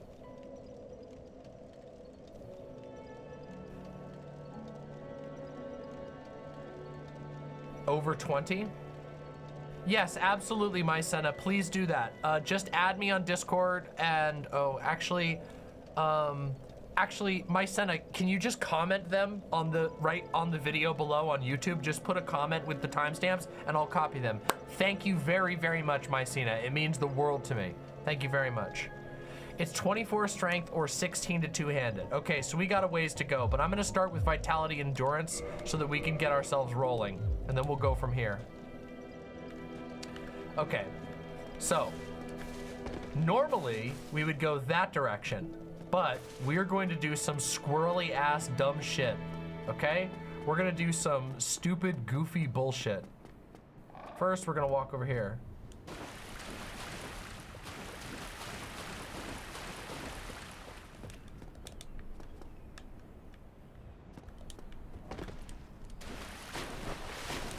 Now, normally, a normal player wouldn't do this, but I am not a normal player. And I want us to have fun doing goofy, stupid things. So I am going to do something very dumb. I do not recommend this for most people. In fact, I don't even really recommend it for me. I usually don't do this, but I want to be goofy, so. Yikes. And I think that's it right there, isn't it? Bitches! You can't get me, assholes! Ah! No hit!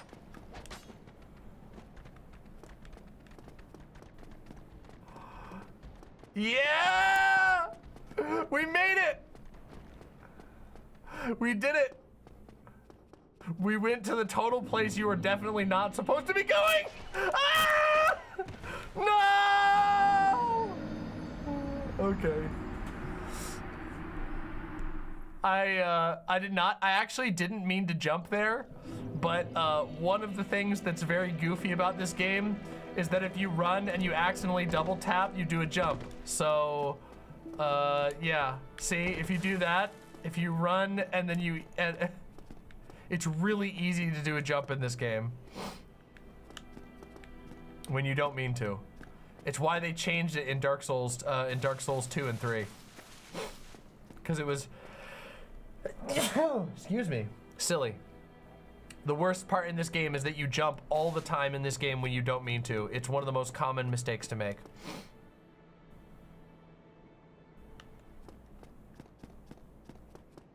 All right, fire bombs, that's very good. We got a Forgotten Soul, which is also good. Let's talk to this boy. Hello there.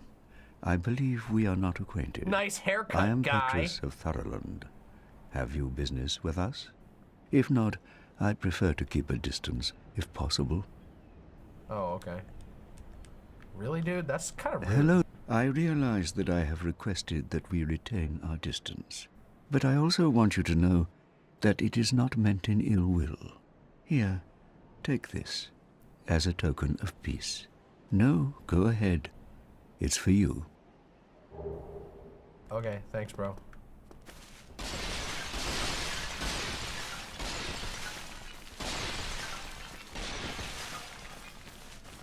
Imagine being like, this guy's like, keep your distance, and you're like, why? And then 2 seconds later, you just roll through every pot in sight for no discernible reason.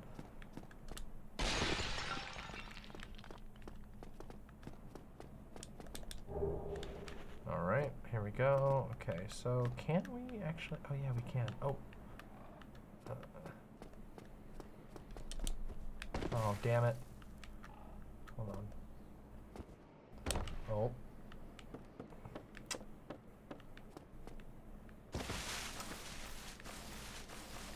I don't remember what's in these treasure chests. I just remember that they're there and you can get them, and we may as well start the game with as much treasure as we can possibly get, right, guys? It's always smart to get as much. Oh, damn it, I did the Dark Souls 3 jump. I just failed that because I pressed the button like in Dark Souls 3.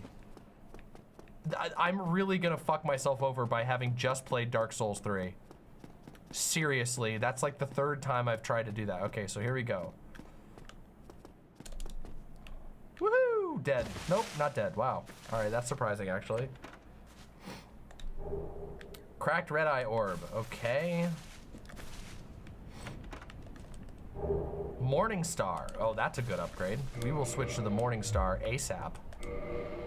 Morning Star time. Do we have the strength? Oh, we do have the strength for it. Wait, what's the strength requirements? Oh, god damn it. Oh, yeah. Only takes 11. Hell yeah. Go PvP someone immediately? You want me to PvP someone naked? Really, guys? That's what you want from me right now? Wait, what was that? What did I just get? What did I get? Oh, a homeward bone? Yeah, homeward bone. Okay. Homeward bones are good.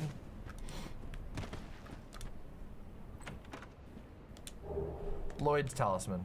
All right, hold on. Oh, but wait, in order to use the cracked red eye orb, you have to be, you can't be hollowed, right? Or in this game, can you invade as a hollow? I'm pretty sure you have to be in humanity mode, right? Oh, that's weird, Mycena. Okay, DM it to me. Yeah. Oh, shit! Shit!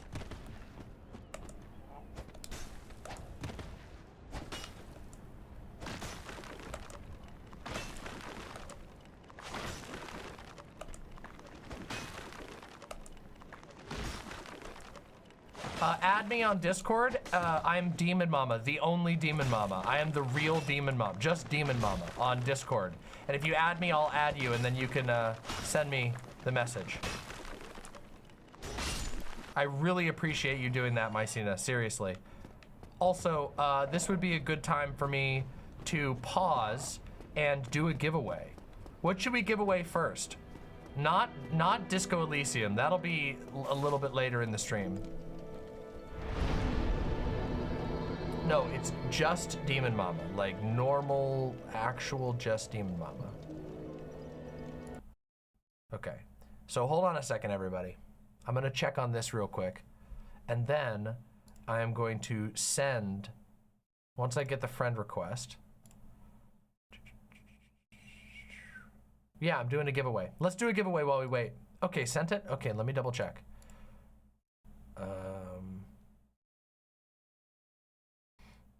What's your username? I don't see your username. What the hell?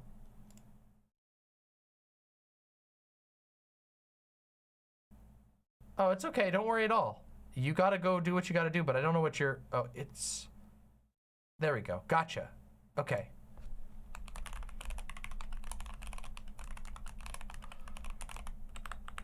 Okay, and we'll do a giveaway after this.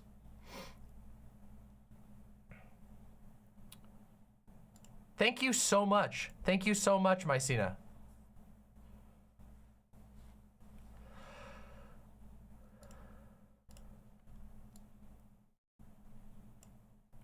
Okay, here we go, everybody.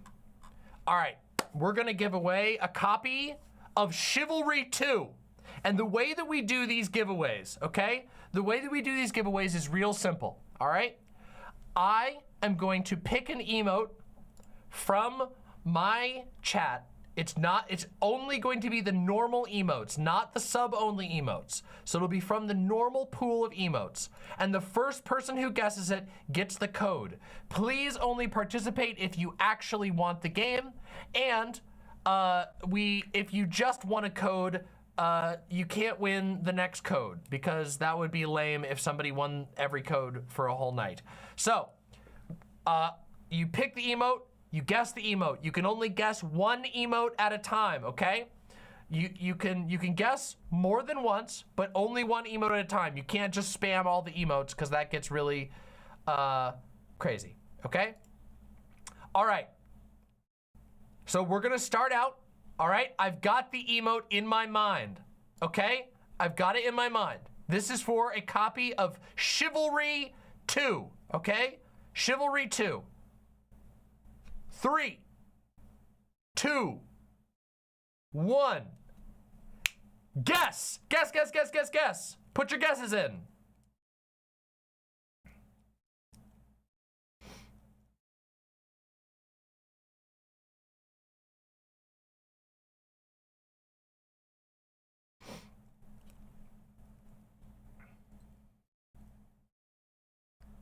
All of these are Steam codes, by the way. All of these are Steam codes. Thank you, Chloe B.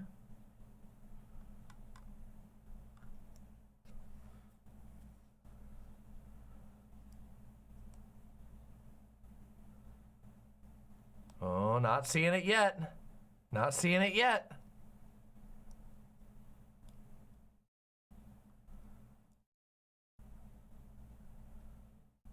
Oh, still not seeing it.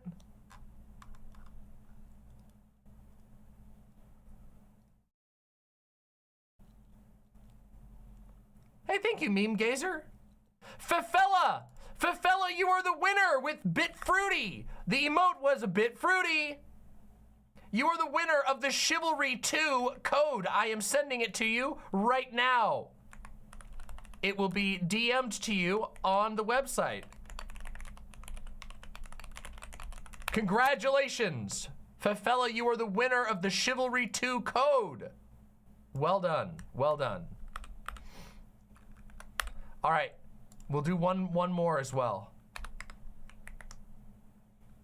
Oh, sorry, I should be clear. We can only do the giveaways in the website chat because there's too many emotes on YouTube for me to actually do these. So if you want to be a part of the giveaways, they are for website chat only. Sorry to discriminate against YouTube chat, it's just the way it is. Tart Key, you did. Oh, let me scroll up. Yeah, you fired that one away before I even said go. Sorry about that, Tart Key. Don't worry, you'll have an opportunity for another one. Next code, Yakuza 4 Remaster. If you want to jump into the Yakuza series at the 4th entry, this is the perfect one for you. But straight up, Yakuza 4 Remaster is the next code that I will be giving away. Let me pick an emote real quick. Emote. All right, I got my emote. 3, 2, 1. Go, go, go, go, go. For Yakuza 4 Remaster.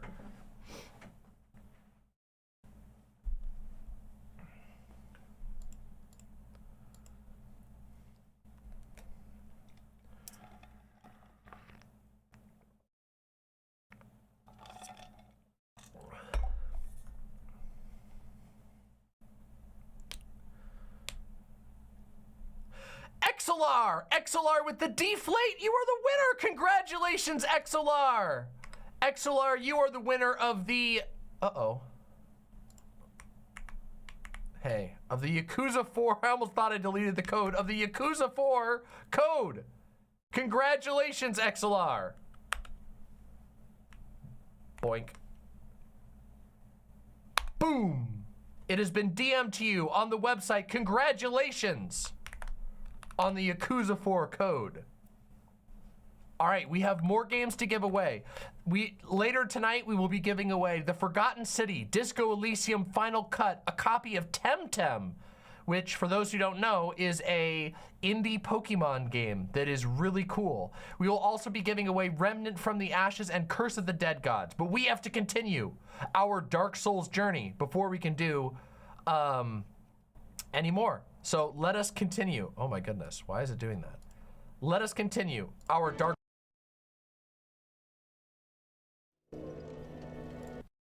Oh, god damn it. Sorry, everybody. Playing Dark Souls means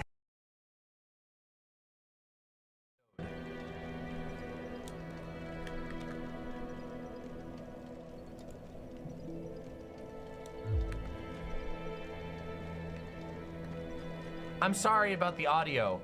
The audio, so the problem that happens is whenever I switch out of the Dark Souls mode, it makes the computer lag completely. It breaks it because I have to change the focus of the app, which is incredibly frustrating, but it's just how it is.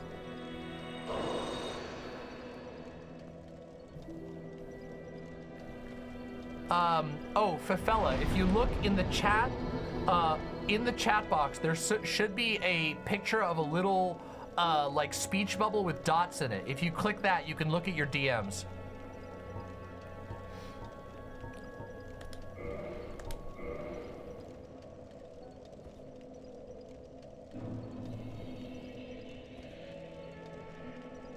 The remaster blows.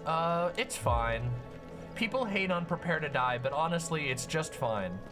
I know that it's, I know a lot of people prefer to play the literal original version with mods, but I'm gonna be completely honest. It's a hassle, and you can't multiplayer at all if you play the original without installing even more mods, and even then it's a giant nightmare. Prepare to Die is just the best way to actually, I don't know, get the full Dark Souls experience. Hey, Chariot! Chariot, I watched your video about Ben Burgess. It was a banger, and I watched another one of your videos recently, and I really liked it. I'm trying to remember what the video was. Your Ben Burgess video was fire, and you did a video about if I could open YouTube without the game turning into nightmare mode, I would go check what the video was. I'm blanking on it because I'm thinking about Dark Souls right now. But Chariot, you're amazing, and thanks for being here. Happy to see you. Ow, ow, ow. Yeah, Chariot's video on Ben Burgess was a banger, okay? It was a true banger. Ben Burgess is such a joke. It's so sad. Okay, wait, is it here that there's an item? Fuck, I can't remember. Yeah, I think it is. Hold on, I have to go check it. But first I need to kill these motherfuckers first.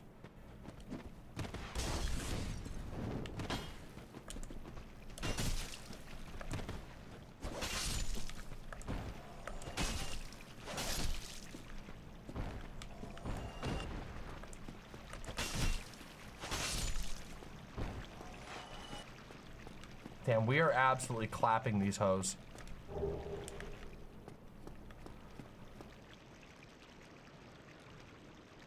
Oh my god, Chariot, I'm so looking forward to you doing that. When you do the Jesse Singal video, I will watch it on my stream. I will straight up, Jesse Singal is such a weaselly little fuck. It's actually insane.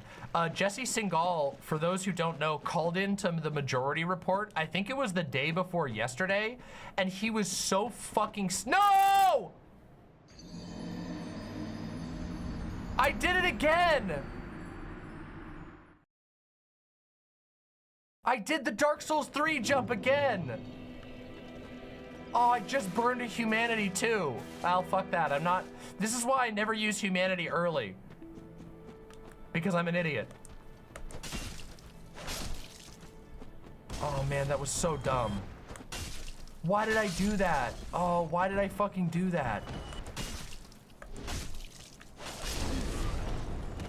Oh, Jesus Christ.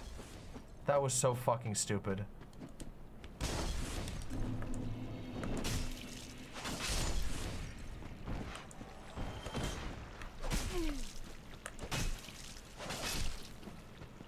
I know there's an item over there. I can't remember what it is, but I know there's an item over there.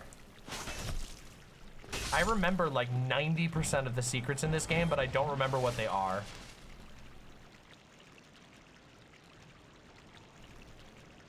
Yeah, no problem, XLR. I hope you enjoy it. The Yakuza games are really good. I have not played basically any of the Yakuza games personally, but I've watched people play the Yakuza games and really enjoyed watching other people play them. I watched my friend play through like 3 of the Yakuza games and it was a really pleasurable. Oh, it's a ring of sacrifice? Are you for real? I did this all for a ring of sacrifice?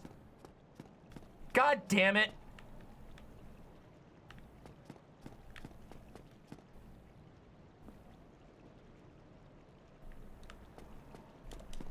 All right, well, whatever. Okay, let's continue on our magical journey.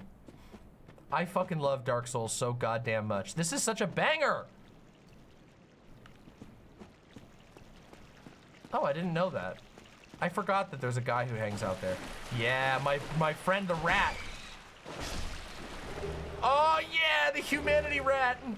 My boy, I've killed you so many times. Oh, humanity rat. Oh, humanity farm rat.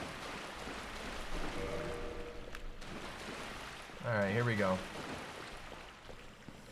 Ah, the moment. Here we go.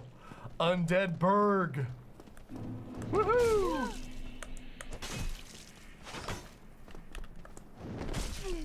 I'm doing badly right now. I'm playing like shit right now.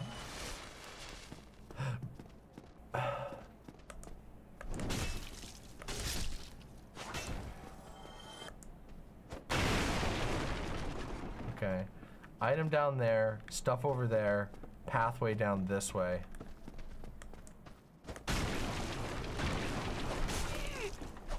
Ouch. Ouch. Why am I being so haphazard? Is it arrogance? It's arrogance. I'm being arrogant right now and taking hits that I don't need to because I know that I have more Estus than I need and that there's a fire right around the corner. It's a foolish way to play and it's getting me into bad habits for later on in this game.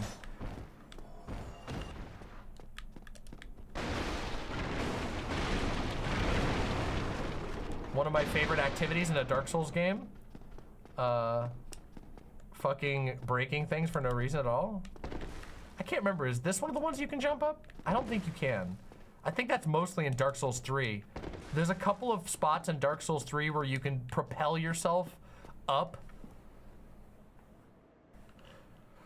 Do you know which weapon you're gonna use? Yes, I believe I'm going to be using the Buster Sword Ultra Greatsword, the like classic Ultra Greatsword, because I have never done an Ultra Greatsword run in a Souls game. I have played them extensively. I have done Greatsword runs, but I have never done an Ultra Greatsword run. I just have never done it. I always play weird shit whenever I play these games. Like really weird shit. Like one time I did a run where most of the game I was playing with the dark hand. Oh shit, fuck. Pink hollows. No, not pink hollows. Guys, look at this. It's 90% of political Twitch is what we're fighting right now. The pink hollows. These poor saps.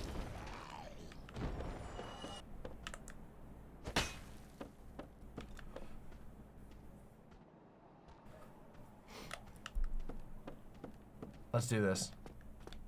Let's get all our goodies. I just love this shitty fucking fireplace right here. But honestly, this place could be a vibe. If you put a door here, you could live a happy life as an undead right here.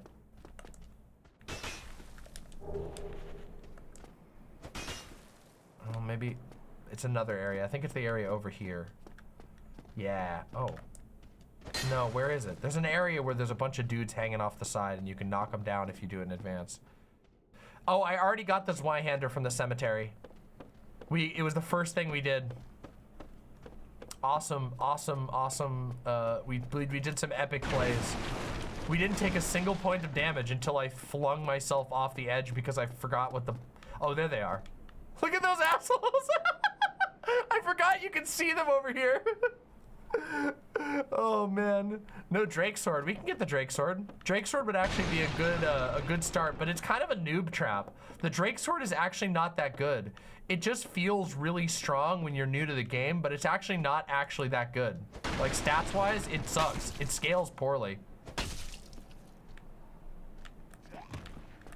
Come on, Pink Hollow. Come on, Pinky. Come on, Pinky, bitch. Eat shit.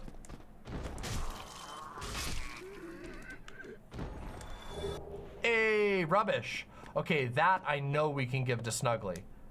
I know we can give that to Snuggly.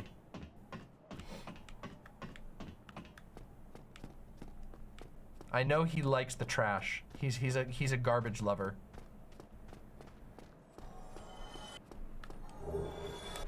Got some humanity. An enemy fell off an edge. Whee. Oh, hey though. The fuck are you doing over here, man? How'd you get over here? How did he get over here? What a sick ass zone. What a horrible place to live. It would absolutely suck to live in like 90% of the locations in Dark Souls. You want to know what one of the, like unironically, one of the coziest areas in Dark Souls is? There's a part in Dark Souls 3 in the Dreg Heap with the literal ash pile. And there's an area where you're walking through dunes of basically human ash. And there's no enemies. There's basically no enemies in that area. When you're in the little dune area, there's no enemies. And it's like one of the snuggliest areas in the entire Dark Souls series, which is insane to think about. That like, oh yeah, laying down in this pile of human cremains is actually one of the most comfortable areas in the game. Can I get over? I can't remember. I think you can make this jump. I'm pretty sure you can. Maybe not. Oh, you can jump down. Okay, that's right. Okay. I remember knowing that you can get over there, but maybe, yeah, I guess it's from above. All right, here we go. Now the game starts to get real. Woo! Oh, shit! Now, if this was Dark Souls 2, that would have just killed you instantly, unavoidably. But this isn't Dark Souls 2, thankfully. It's a good game. I like the boss arena for the champion's grave tender. Oh yeah, that is a really cool area. Honestly, most of Ariandel is kind of snuggly, minus the yucky like maggot spawn shit. That stuff's kind of gross, but it also looks like the guy's kind of right. He's like, find yourself a sweetly rotting bed and get comfortable. And I'm like, dude, you're right. Laying down on a sweetly rotting bed would be totally poggers. I would be warm. It would be a little squidgy, but like, whatever. By Dark Souls standards, a sweetly rotting bed is like, oh man.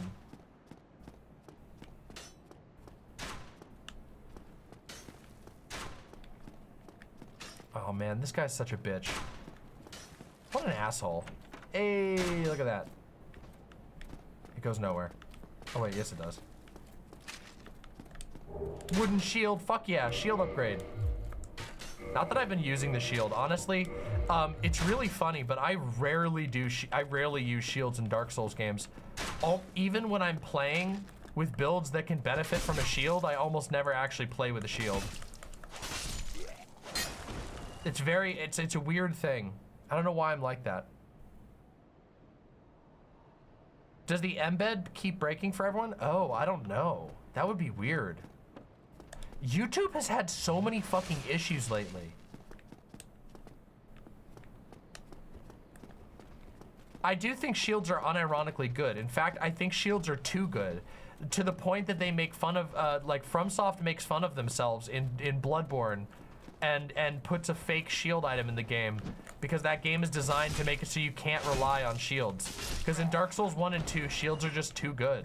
You can just go like this, you know? You can just sit here and then like,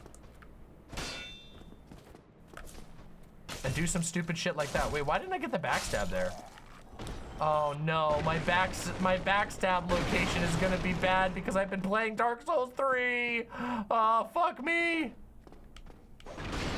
Yeah, asshole, fuck you. I know you're there. Why does Demon Mama's character look so different from when it was in the character creator?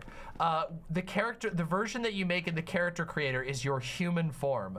We are undead. In order to go back to our human form, we have to consume humanity, which is this item right here. Humanity, a rare tiny black sprite found on corpses. This black sprite is called humanity, but little is known about its true nature. If the soul is the source of all life, then what distinguishes the humanity that we hold within ourselves? You have to consume humanity in order to be able to restore yourself from the undead form. When you are in your undead form, you are weaker. You have less HP, like a significantly less HP than when you are in your human form. And also, you can only participate in multiplayer when you are in your human form. Undead are disconnected from the rest of humanity, which is sad to think about, but that's one of the things. It also makes you look like this. You look like a freak. In Dark Souls 3, there are multiple levels of undeath. The first time you die, you just look kind of fucked up, and as you die more, you look more and more fucked up until you restore your humanity. And in the lore of the game, undead continue to live, but each time they die, they lose their grip on their sense of self. So undead who have died a lot often lose their sanity and become what are called hollows. Hollows are things that were once, well, they're sentient beings that have lost their minds completely and basically become violent beasts. Hollows are very dangerous, and they're one of the things that populates this world. And as the game goes on, we will discover why people hollow, why there are so many hollows, and lots of other interesting things. Oh yes, and when you are human, you can summon people for help, but you can also be invaded by people who want to steal your humanity. Because in this game, there's a PvP type called invasions. And if you get invaded, people can kill you to steal your humanity for themselves. You seem to have your wits about you, hmm? Then you are a welcome customer. I trade for souls. Everything's for sale.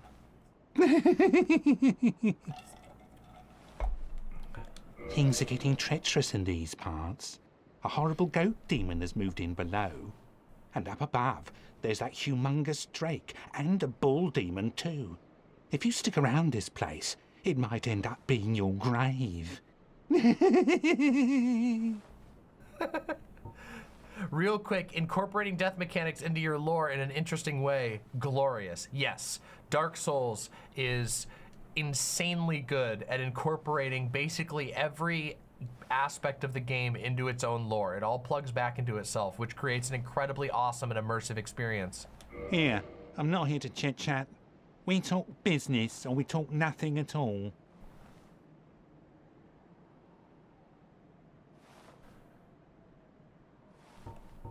All right, let's see what he's got.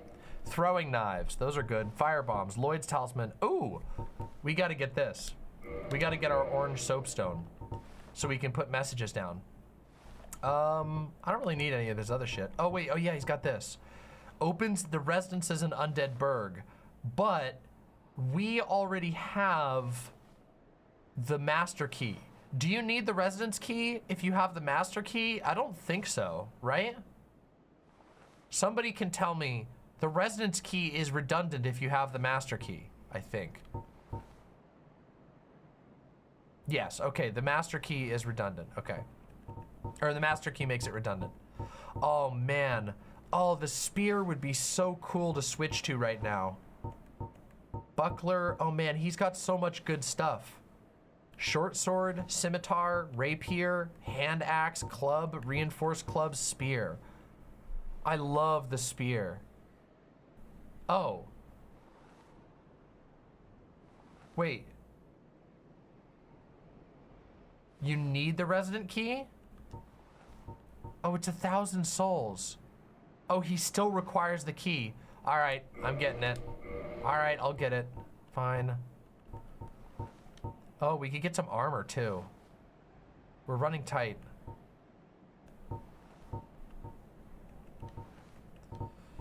All right, we'll continue with what we have. Thank you, You're welcome, bitch.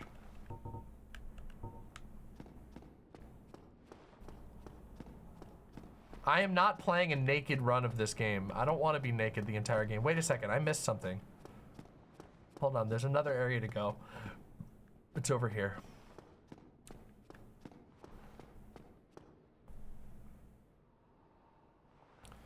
I know that feeling, Danny. Not with the editing part, but with the Baldur's Gate part. I've been playing way too much Baldur's Gate, and I know that I'm going to be playing more. Oh, wait, hold on. Oh, yeah, you can firebomb this and kill them all, but they're really easy, so I don't really want to waste a firebomb. How, asshole? Oh, no, not a kick! Why'd you kick? That would have killed him! Aw, oh, bitch.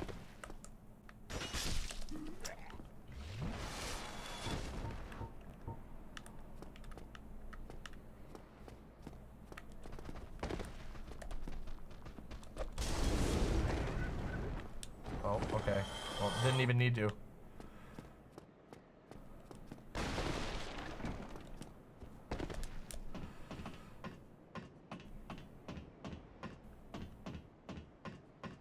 So conservatives. Oh, I already did the conservative rant. I just haven't changed the title because, well, because stream is long. Throwing knife. Okay, so here's where we can go across to there. Well, we are definitely gonna do that real quick. Fuck. Bitch. Ah, god damn it. That's so annoying. Do you see how hard it is to pull off the thing? By the way, for those who are coming in who want to know what the stream title means, it was me talking about the fact that conservatives are psionically weak. They have weak souls and can be easily defeated, and that queer people and marginalized people need to be brave in themselves, stand for what they believe in, and not compromise with these weak-souled individuals, because we are the chosen and we will usher in the Age of Dark. And by the Age of Dark, I mean the Age of Man. The age of the future is ours, and we are the only ones who can carry you to it. So be strong and don't ever compromise with these whiny babies who are afraid of the future, who are afraid of their own gender, who are afraid of girls with penises and boys with cunts. Yeah, hope that makes sense. Hope that helps. Oh, you were saying conservatives are like hollows. Yes, actually, many conservatives are literally hollows. And I have learned that Dark Souls is more accurate to the real world than you think, because there absolutely are people who lose themselves in whatever they're obsessed with. Oh yeah, that's the thing about hollows. Hollows tend to hold on to pieces of the personality that they had before.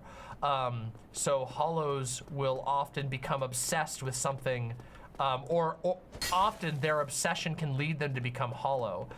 Throughout the story of Dark Souls, we are going to encounter many characters who lose themselves in their obsessions and hollow as a result, because everything else about who they are and what they believe in disappears next to whatever they are obsessed with.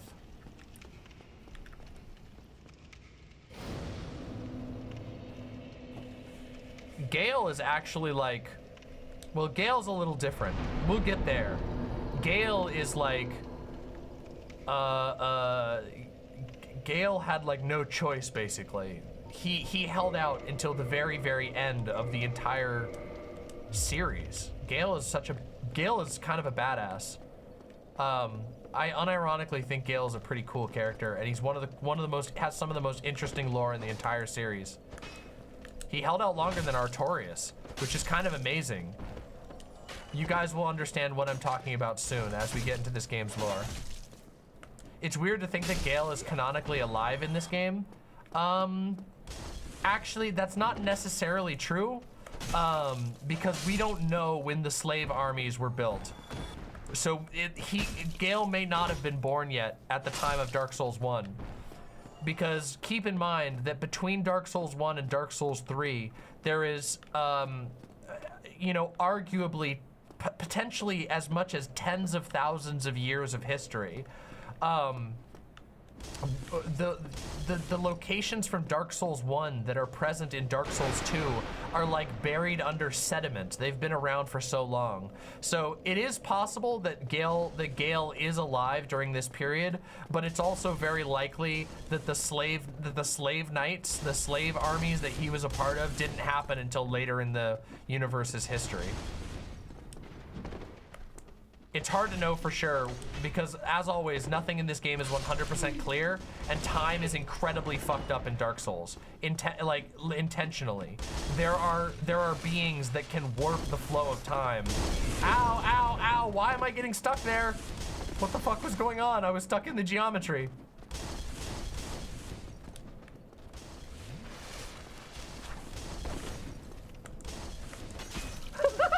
What a hop! Did you see that guy's little hop? That was cute. What the hell? What a fucking hop. Wait, Gale was a contemporary of Gwyn in the Dragon War? Was he?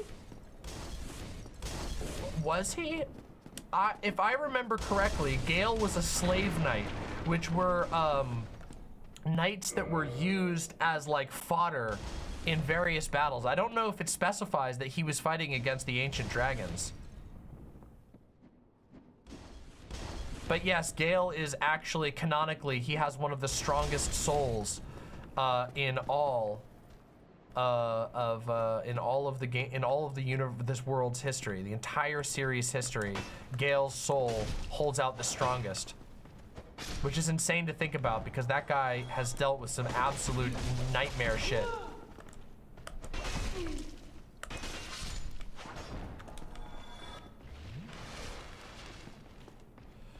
The flow of time in Lordran is convoluted. It's implied that the crestfallen knight you meet in Firelink Shrine witnesses years, if not decades, pass by for him between the times you visit. Yeah.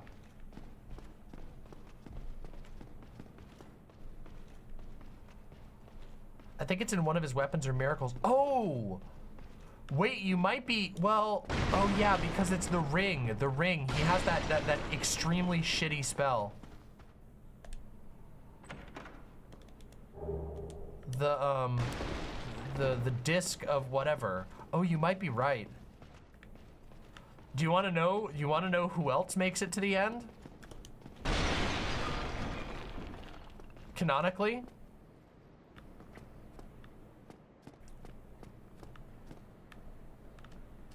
Who knows? Who knows the other person who makes it to the very end? From the very beginning. Patches. Andre does not. Patches. It's fucking Patches. Patches the Unbreakable.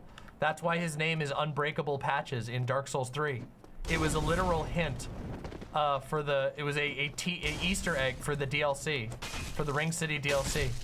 Because if you do his storyline, he makes it all the way to the end of time. Until the very last minute, which is fucking based as shit. But also, what a piece of shit.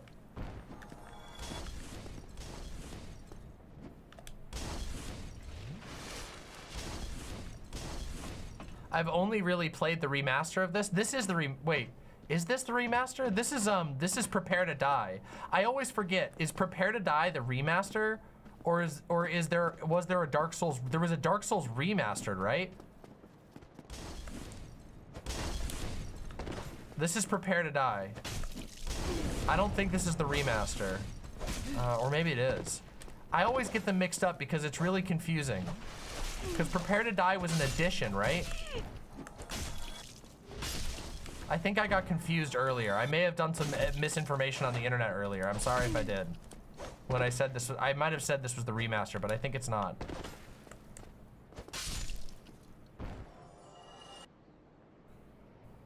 Okay, so this is the original PC port. Oh, wait, so I am gonna have a hard time playing online then.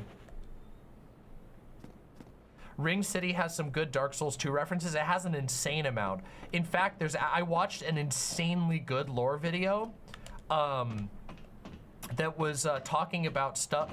It was a fairly new video too, from a smaller channel that was really good. It was talking about the ties between stuff that ties Dark Souls 2 to Dark Souls 3, and it was stuff I didn't even realize. Like, for example, did you know that the Soul Stream spell is a direct reference to Dark Souls 2? Oh, hey, there's the Resonance Key. It's a direct reference to Dark Souls 2, and in fact, in the Japanese version of the game, in the US version, for some reason they translated it differently, but in Dark Souls 2, in the Japanese version of the game, in Dark Souls 2, it's called Soul Geyser, and it's also called Soul Geyser in Dark Souls 3. But in Dark Souls 3, the US version, they translate it as Soul Stream, yeah, Soul Stream or something. It's insanely cool. But if you read the description of that spell, it says that it was created by the first scholar, the secret teacher of Prince Lothric. And who's the first scholar? Well, the scholar of the first sin. That's fucking Aldia. And in Dark Souls 2, you get Soul Geyser, which is the same spell. It has the same basic spell effect. Obviously, it looks shittier because it's Dark Souls 2. But and in that game, that spell was invented and mastered by Aldia. So unironically, you get Aldia's spell in Dark Souls 3, and it also means that Aldia, well, first of all, we know that Aldia doesn't actually die, because when you kill Aldia in Dark Souls 2, you don't get any souls. So you're only fighting an illusion. But that also means that it's that theory that you are fighting an illusion is confirmed, because if Aldia, the first scholar, is the secret teacher of Prince Lothric, then that means that Aldia is still alive and well in the timeline of Dark Souls 3. Yeah, super cool. Yeah, it's a really good video, Electo. Okay, I am really low on HP, so here's what I'm gonna do. I'm gonna go level up, rest, and we're gonna do a quick giveaway, and then I'm gonna go fight the next guy, who's a mini-boss, basically. One of the most famous enemies in Dark Souls history.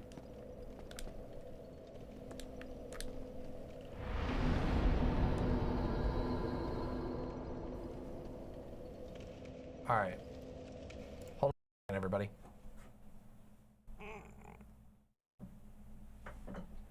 All right, everybody, let's do a giveaway real quick. Shall we? Let's do a giveaway for, let's give away Temtem. All right, so for those who don't know, Temtem is a Pokemon-style indie project. It is absolutely massive. The game has had an incredible amount of success. If you like Pokemon style games where you're raising adorable little creatures and battling them with one another, Temtem is the game for you. I have a code of Temtem, and I will be giving it away in a moment. As always, this will be an emote guess for site chat only. So if you want to participate, demonmama.com/live. Come on over to the website. You can participate in these giveaways. I will choose an emote, and you guys will guess the emote in 3, 2, 1, go! Guess away. Whoever guesses it gets the Temtem code.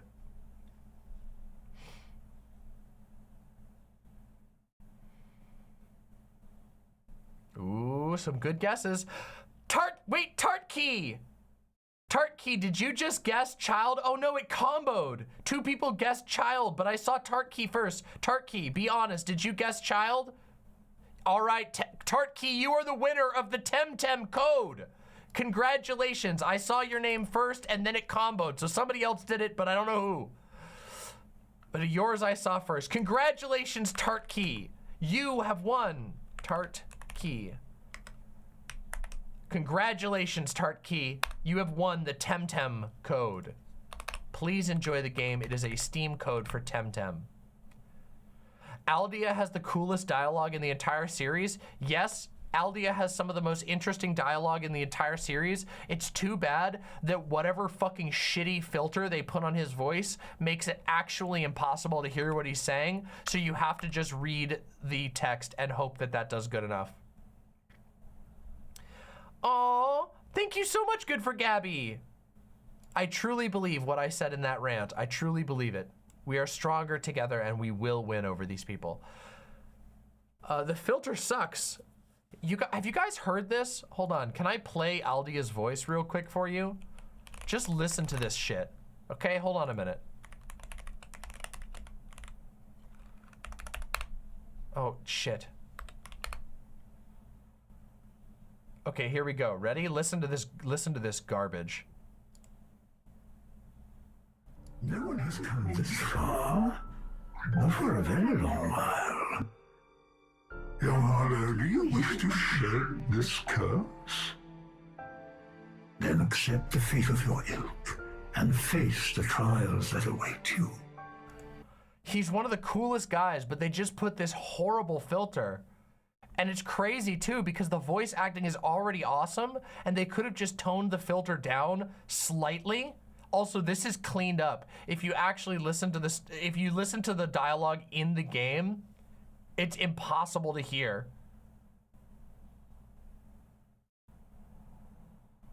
Anyway, I still love him. He's still amazing, and I think he's really cool, and also evil as shit. He is such an evil motherfucker. It's actually insane. But, also kind of cool. All right, we have another game to give away. This is The Forgotten City. Some of you will recall I did a review of The Forgotten City a couple of months ago. The Forgotten City is a amazing game, okay? It is a really, really good, I would compare it to Myst. It is a sort of puzzle and deduction and exploration game with a lot of lore. It'll take you about 10 to 12 hours to beat the entire game. So it's a fairly compact experience, but there is a lot of meat in it. It is a game about getting trapped in a time loop in basically in an ancient Roman city. And you have to live in this time loop and attempt to figure out what the hell is going on and how you can survive.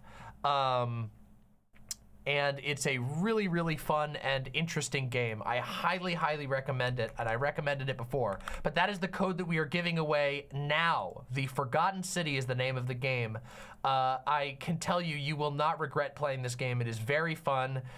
It is a lot, it will test your brain. It is a game that has, you have to do a lot of investigation.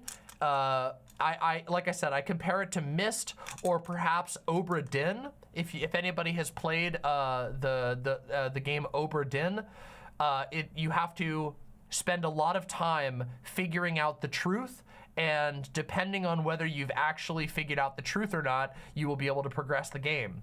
All right, let me pick an emote. All right, I've got my emote in 3, 2, 1. Go for it. Let's guess, guess, guess. Go, go, go. This is once again for The Forgotten City.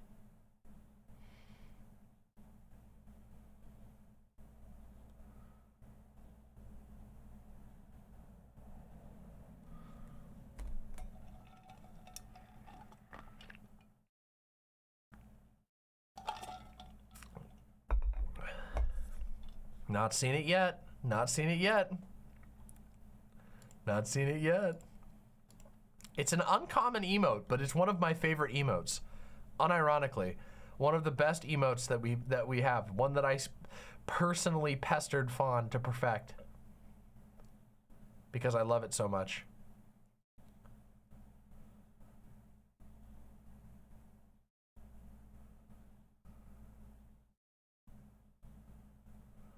People don't use it as often, but it deserves to be used more. Not seen it yet. Okay, Dunce is a really good one, but no, still not seeing it. Damn. See, this is how uncommon it is. People don't even think of it. It has its applications. I use it all the time. I use it all the time in my DMs.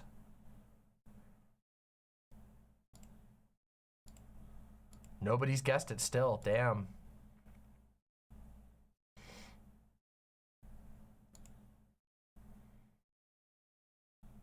Yeah, Baphomet! Baphomet, you got it with the angry cry! One of my top favorite emotes of all time is the angry cry. Congratulations, Baphomet.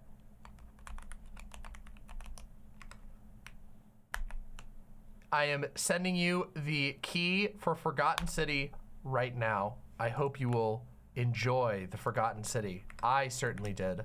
I beat the Forgotten City in a single sitting. I sat down and I played it for 10 hours. And I stopped for lunch and I basically fucking lore dumped on my partners about how much I was enjoying the game. Speaking of Oberdin, have you seen this? What's this? Oberdin meme? Oh, there's an Oberdin meme, huh? Let's check it out. All right, let's watch the Oberdin meme together. Fuck!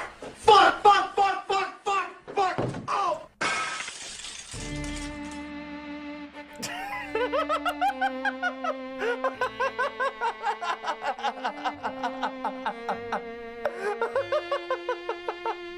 That's so good.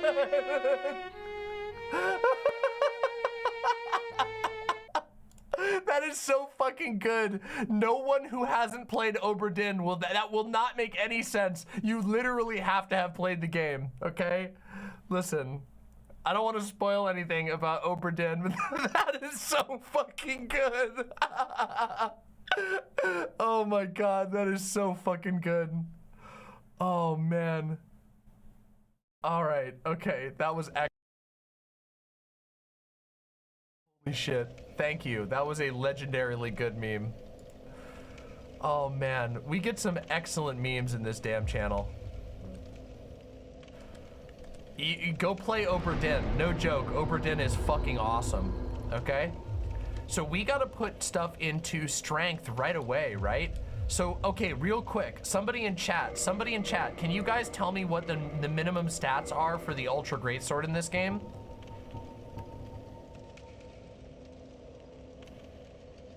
Not for the Zwei, for the Ultra Greatsword. For the Zwei, okay, we have enough dexterity. It's 16 for the Ultra Greatsword? Okay. All right, well, we can get to 16 for the Zwei as well, which is, we'll get there. We're gonna work on that. All right. In the meantime, leveling up our strength will buff our clubs, so that's good. Oh, it's 30 strength, so which means you need to have double. You have to two-hand it. So yeah, so it would be like 15, 28 strength to one-hand it. Okay. Oh, look at that damage. That's nice. It's a nice little buff of damage.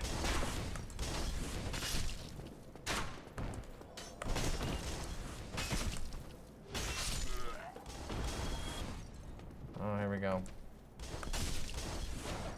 Oh, shit. Oh, man, with the two-handing the club, the two-handing the Morning Star absolutely cleans these guys out.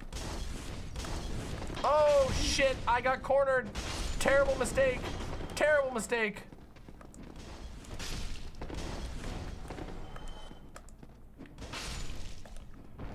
Oh, God damn it, I forgot. We only get 5 Estus flasks because of the, we only get 5 Estus flasks because of the fucking... We haven't kindled the bonfire. Wait, kindling the bonfire, do you need, what do you need to do that in this one? Is it just humanity? Kindle to 10 is free. 2 humanity? Okay, so reverse hollowing. And then 1 to go to Huma and 1 per kindle. Okay, that's right. There's not, they don't do the bonfire ash in this game. So, okay. We are going to kindle the bonfire. And we get to be human. Rite of kindling. Oh yeah, that's right, okay. Well, this one is definitely worth doing because we will be using this bonfire a lot throughout this game. At least I did a lot. You can only kindle once before the catacombs boss. Oh, yeah, that's right, that's right. And then afterwards you can kindle a ton. Oh shit, that fucking did it.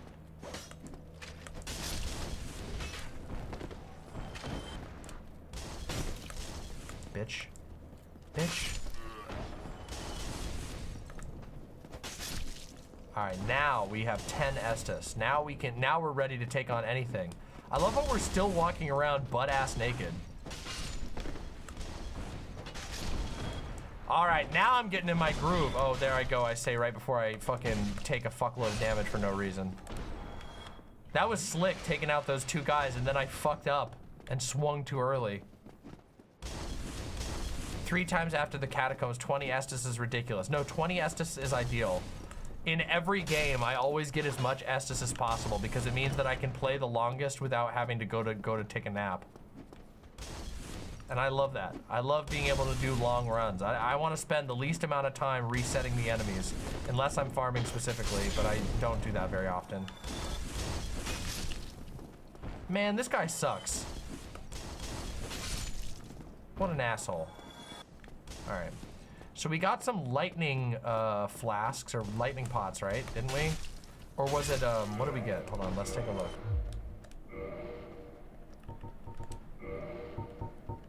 Lightning resin. That will be very useful. We will need that in just a moment here. Oh, wait, yeah, how do you buff the Estus in this game? Is it Firekeeper souls in this game that lets you buff the Estus permanently? It's undead bone shards in Dark Souls 3, but I don't remember what it is in this game.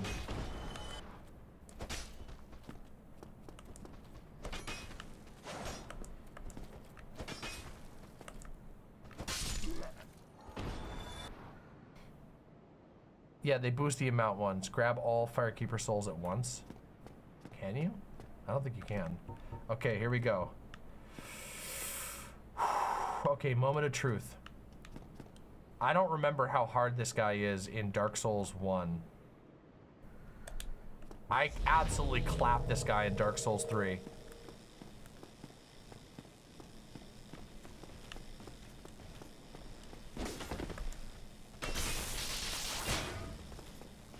Oh my god.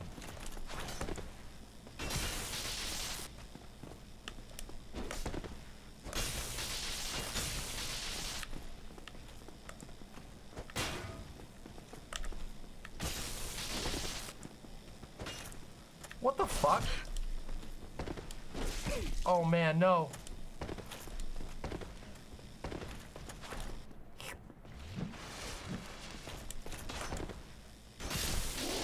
Bitch made. Fucking bitch made. I forgot that they buff those guys so goddamn much in Dark Souls 3 because they're supposed to be like ancient powerful ones. So the ones that you encounter in Dark Souls 3 do like 5 swing combos, and in this game they're just like, I swing at you once.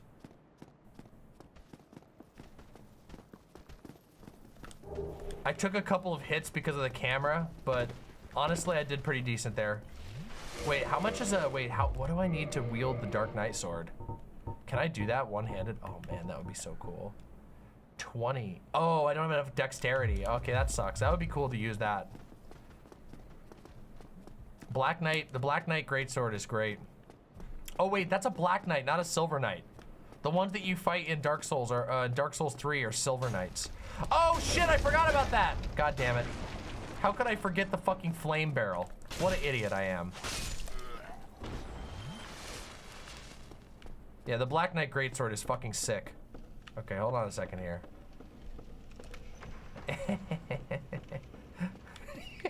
You guys, you ready for me to try to beat Havel naked? You guys ready? I'm ready. I'm gonna beat Havel. Let's do it. Totally. This is totally gonna work.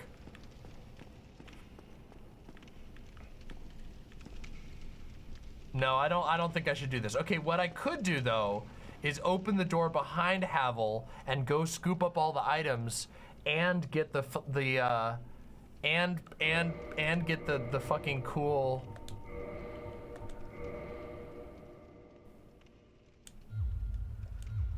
Yeah, my character's sick. Look at her. She's got curves.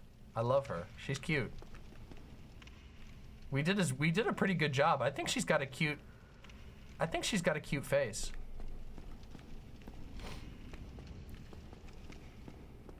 This is never gonna happen.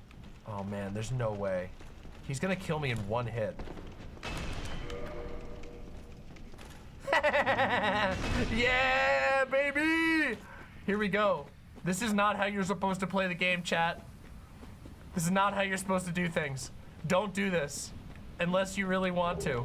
And then I can't blame you if you really want to, because I certainly do. I'm not supposed to be here. This is like a mid-game zone that I just cheesed into. Can you imagine what it must have been like for Havel just then? Some fucking naked bitch comes running through at rapid speeds. Oh shit, wait a minute. Hold on a minute. There's a dude down here, isn't there? There's a Black Knight or a Silver Knight. Oh shit. This is the halberd one. Oh, baby!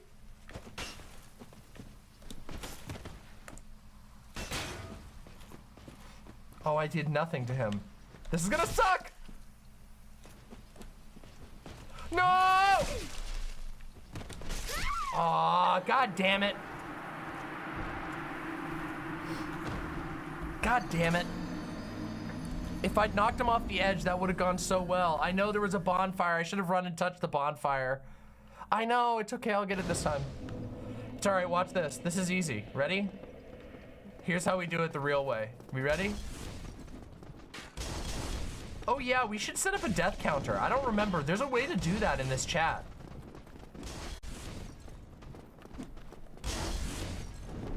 Ouch, ouch, ouch.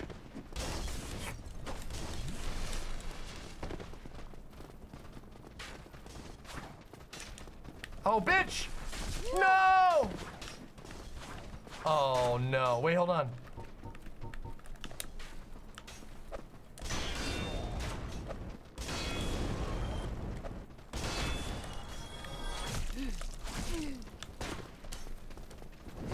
Shit. Shit.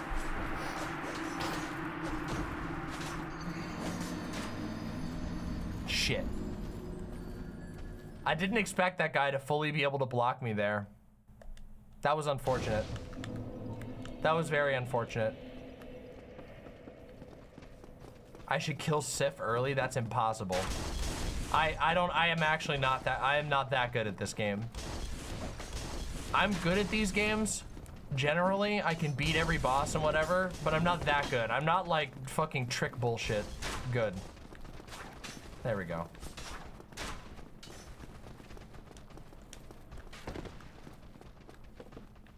All right, I'll go get the bonfire this time because it will be useful to have that bonfire.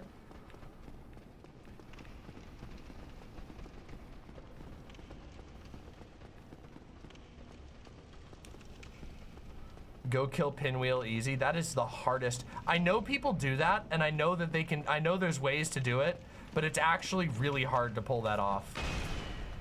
The thing where you run, where you speed run down to Pinwheel is really difficult to do, and I feel like there's an item you need to get before it, before you can even get there.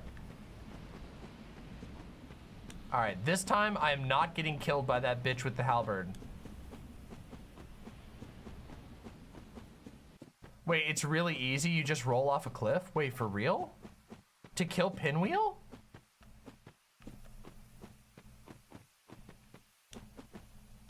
Oh. I didn't know that.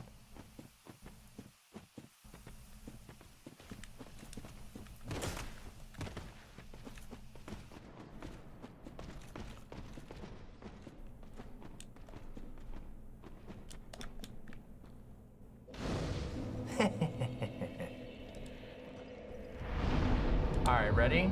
Here's how we go to the next level. You guys ready for some stupid shit? You guys ready for some stupid shit? Okay, let me tell you a story, okay? While I do some really stupid shit, I'm about to tell you a story. The first time I ever played Dark Souls, this hallway right here almost killed me. Almost broke my soul, okay? I rode this lift up and down so many times because the area I'm about to go into, the Valley of the Drakes, was so impossible to play as a sorcerer character. I had such a horrible time with this. You guys have no idea, okay? Look at this. You walk out here and I'm like, oh man, that's a lot of dragons hanging out here. And let me tell you, these guys are resistant to magic. And when I beat the first one, I was like, wow, that's amazing. Too bad there's literally 4 more over there. But I can do it, because I'm a god. And I don't have any souls, so I have nothing to lose.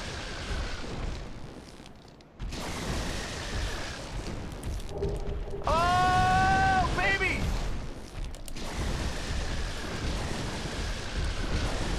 Oh no, he got me!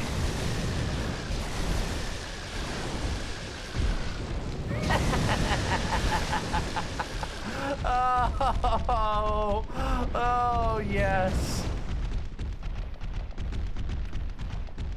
Oh man. Oh man, that is so cool. That was so awesome. And now I'm fucked. But of course, who cares? Because I got the red Tearstone ring.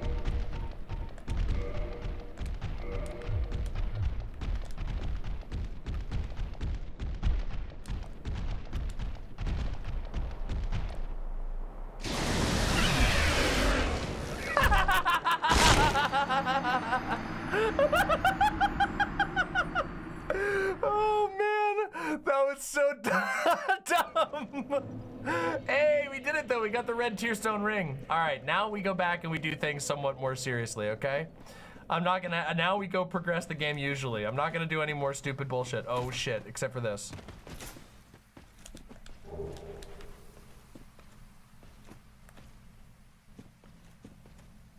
Except for this.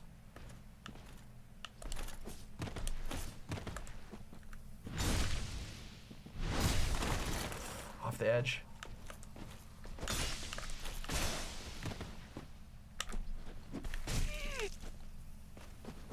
Yes! Yes! Black Knight halberd and a blue Titanite chunk! Baby! And 1,800 souls! Woohoo! Yes! Oh man, that wasn't lucky. That wasn't lucky at all. That was fucking skill. I literally sat there, I'm like, okay, how do I get this guy into the right position for the backstab? Oh, all right, let's level up. Let's fucking go. Let's fucking go. Oh, the drop. Oh, yeah. Well, yeah, you get good stuff. Okay, so let's see. We got the Brigand set. How much is this gonna kill our rolling capabilities? Ooh, that's bad. We can't do that yet. We don't have the stats necessary. We gotta stay naked. It's like 20% for any one of those weapons. Yeah, well, what can I say?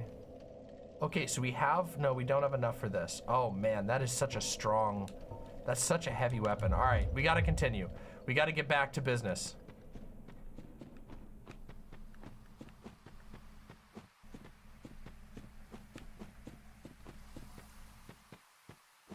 I'm staying naked. I love my fast roll. Without my fast roll, where would I be? I'd be lost, okay? 2 Black Knight weapons back to back. Yeah, you know it. You fucking know it. That's what I'm here for. The Black Knight weapon luck is insane. It's called being blessed by the hells, okay? The Dark Souls gods are currently rewarding my audacity. The fact that I'm doing absolute idiot shit and killing enemies I shouldn't be able to kill, okay? And getting items I shouldn't be able to get, they're rewarding me for my audacity. They love my hubris. The Dark Souls gods are like, yes, even when you embarrassingly died to all of those stupid hollows a couple minutes ago, we were smiling upon you, even still. All right, so this, okay, so now we actually now it's time for us to beat the first boss. Let's fucking do it. Let's fucking beat the first boss. Wait, Havel's not still coming. Oh my God, why is he still following me? What is he doing? Why is he still following me? Havel, no! What is going on? Why is he following me all the way up here? He normally stops there. What the fuck? Go home. Go home, Havel.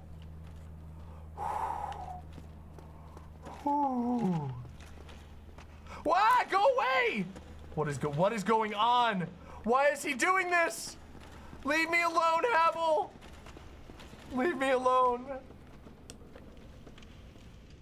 Oh my God, he won't stop!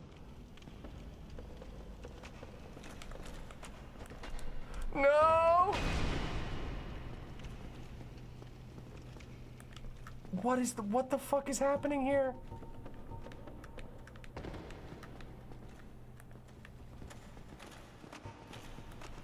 Why is he doing this?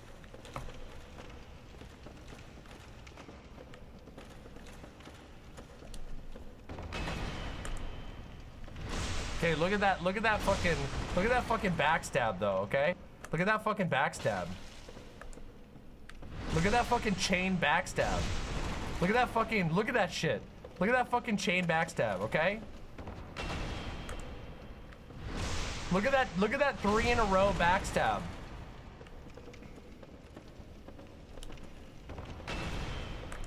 Look at that 4 in a row backstab.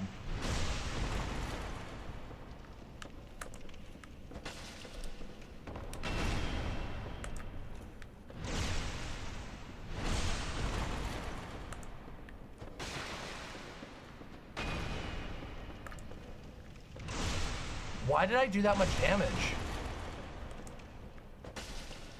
Why did I do that much damage? What happened? Why did that happen?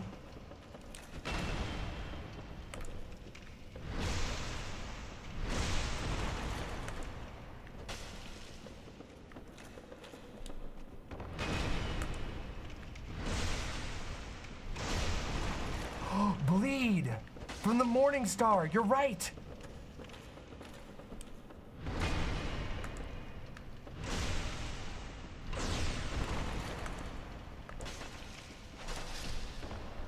I just motherfucking skill killed Havel in the beginning of the game at soul level fucking 12, naked with an unupgraded fucking Morning Star.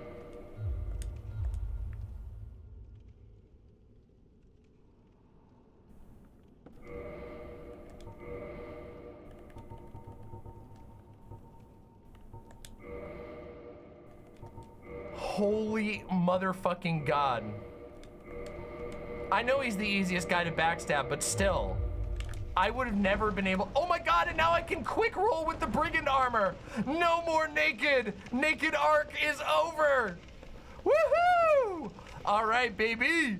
Well, now I have 4,000 fucking money, so I better go back and level up. The smart thing to do would be to level up and not try and kill the Taurus demon right away.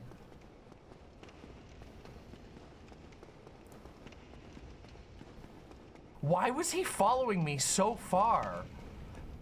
Chaser Havel? Yeah, exactly. What the fuck was that? Normally Havel turns around at the top of that first set of stairs. I've never had Havel follow me that far before. Fucking deranged. Save the Taurus demon for last. Well, yeah, how many hours have I been streaming? Oh my God, I've been streaming for 6 hours. Guys, is this not amazing? It feels so good to do gaming streams again. And there's almost 200 people watching after 6 hours of stream. That's it. I am going to learn how to be the most entertaining gaming streamer that's ever lived. I need to surpass even Germa. But that is like true hubris. But hey, what can I say? Hubris has gotten me really good so far in this run. All right.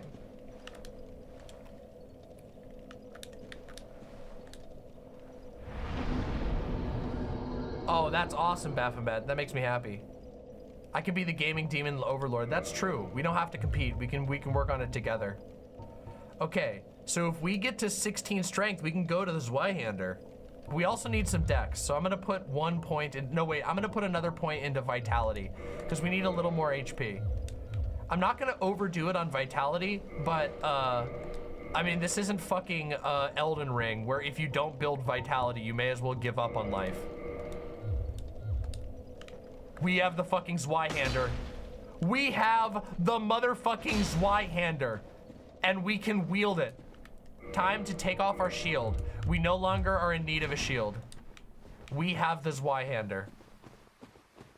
Oh wait, I have the Grass Crest shield, right? Or the, what's the one? Is it the Spider shield? What's it? Is this the one that gives you bonus? Oh no, it's resistance to poison. I don't think I need it. Oh, I do have the Grass Crest shield. Oh yeah, we need to have that on. Grass Crest shield is based. Oh, but we fat roll. Oh no. If we put the shield on, we fat roll. So we might have to do it without the Grass Crest because we want the quick roll. We don't want the fat roll. The Grass Crest shield is good, but we are already styling. Look at us with our huge ass sword. No one fucks with this character. The imps, you have funneled the soul, the infernal energy into me to create one of the best Dark Souls characters ever, and we're doing it on an ultra greatsword run, and we already have a greatsword at level fucking soul level 15. Chaos Zweihander? Maybe. I was thinking we would do a Chaos Ultra Greatsword, because that seems fucking cool, and then stack humanity like crazy. Play insanely arrogantly and invade people and shit. The Chaos Buster Sword, yeah, that sounds amazing. It does kind of look like a giant letter opener, but it's the coolest looking letter opener ever. It's very similar to like the, what's the moveset on this? Oh! Deleted! Okay, I gotta learn the Zweihander's moveset again, because I never play with the Zweihander. So big wide sweeps, big wide sweep. Okay, what's the strong attack? Big slam, okay. So do I have a running move in this one? Okay, it's just like okay. What's the running two-hander? Okay, just a big slam. Okay, all right. Simple. You have a running R1, yeah, okay. So there's boss. All right, boss time? It's motherfucking boss time. Then we'll do another giveaway, then I'll play a little more, and then I gotta call it for the night because it's getting late. It's already 11.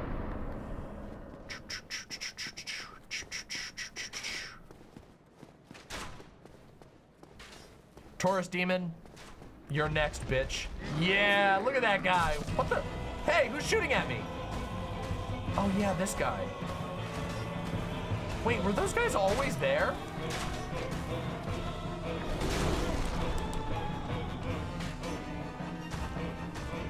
I don't remember these motherfuckers.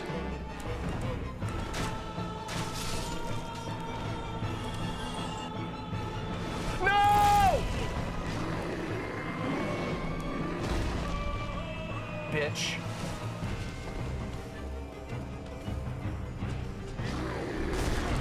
Oh man, come on.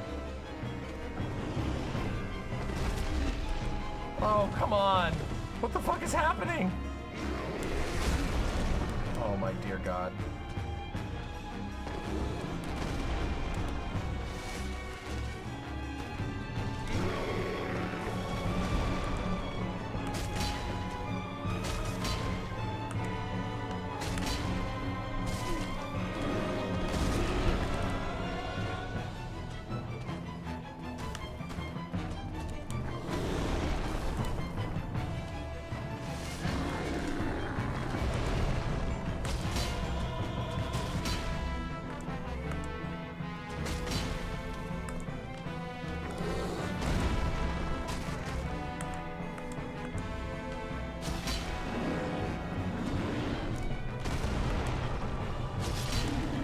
Bye, bitch.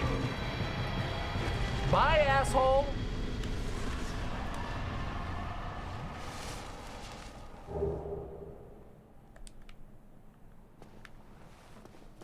Damn, that Zweihander hit so hard against him.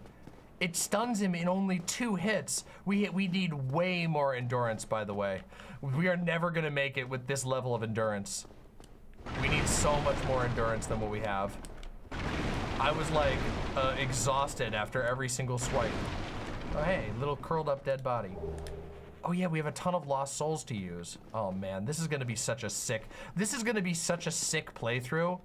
Holy shit, I am so excited for this playthrough. I can't wait. Oh my God. Oh man, we're gonna do so much cool shit. Can you guys wait till we get to the DLC?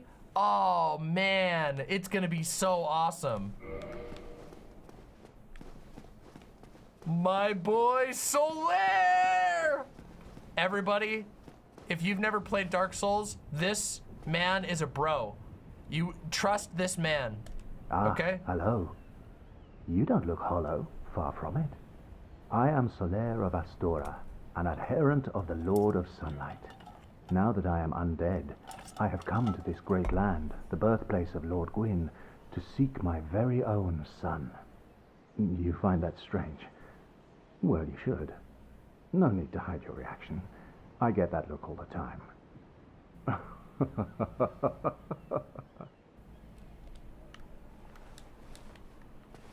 Oh, aha.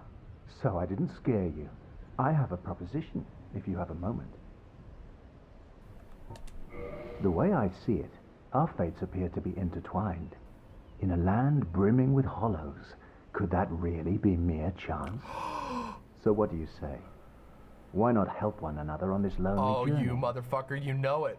Yes, you motherfucker. This pleases me greatly. Well then, take this. The white sign soapstone! We are amidst strange beings in a strange land. The flow of time itself is convoluted, with heroes centuries old phasing in and out. The very fabric wavers, and relations shift and obscure. There's no telling how much longer your world and mine will remain in contact. But use this to summon one another as spirits, cross the gaps between the worlds, and engage in jolly cooperation. Of course, we are not the only ones engaged in this. Oh, I love him. But I am a warrior of the sun. Spot my summon signature easily by its brilliant aura. If you miss it, you must be blind. I love Solaire. He's so good. Oh, I love him. Oh, hello there. I will stay behind to gaze at the sun. The sun is a wondrous body, like a magnificent father. If only I could be so grossly incandescent. Oh, let's stand with him. This is what we've earned for being absolute bamfs. Well, this is what I've earned for being an absolute bamf, and what you've all earned by being based little imps, hanging out and having a good time.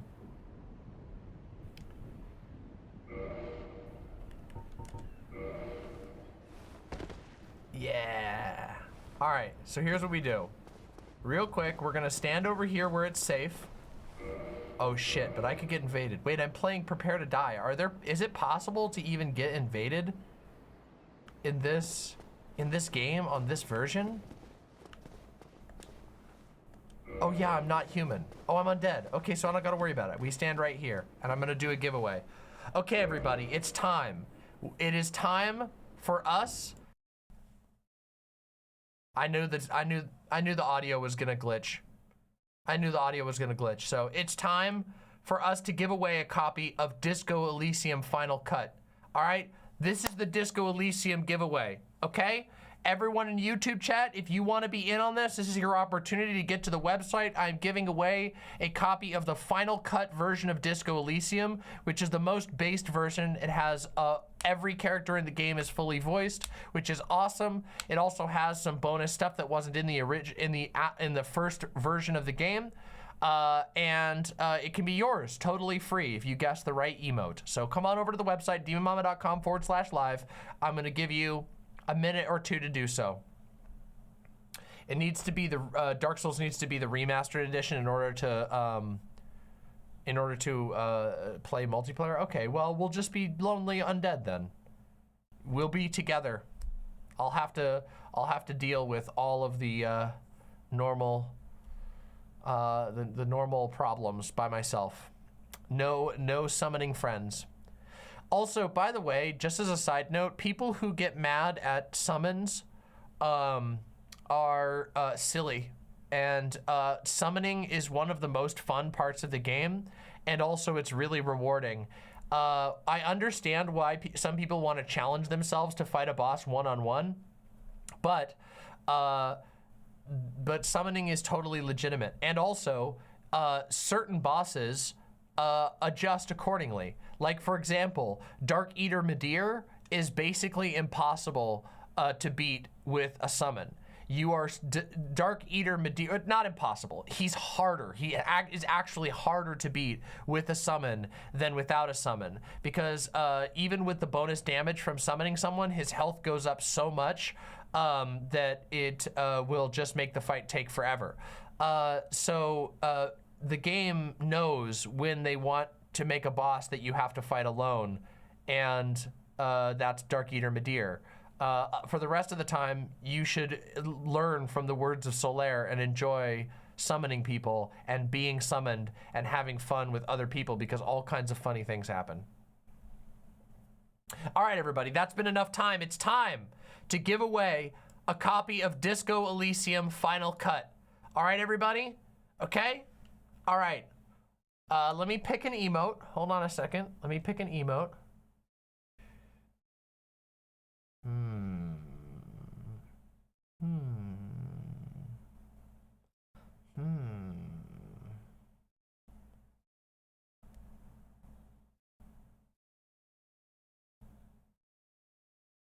Okay. In 3, 2, 1, go, go, go, go, go. Guess your emotes. Guess your emotes, and I will give the correct guesser a copy of Disco Elysium.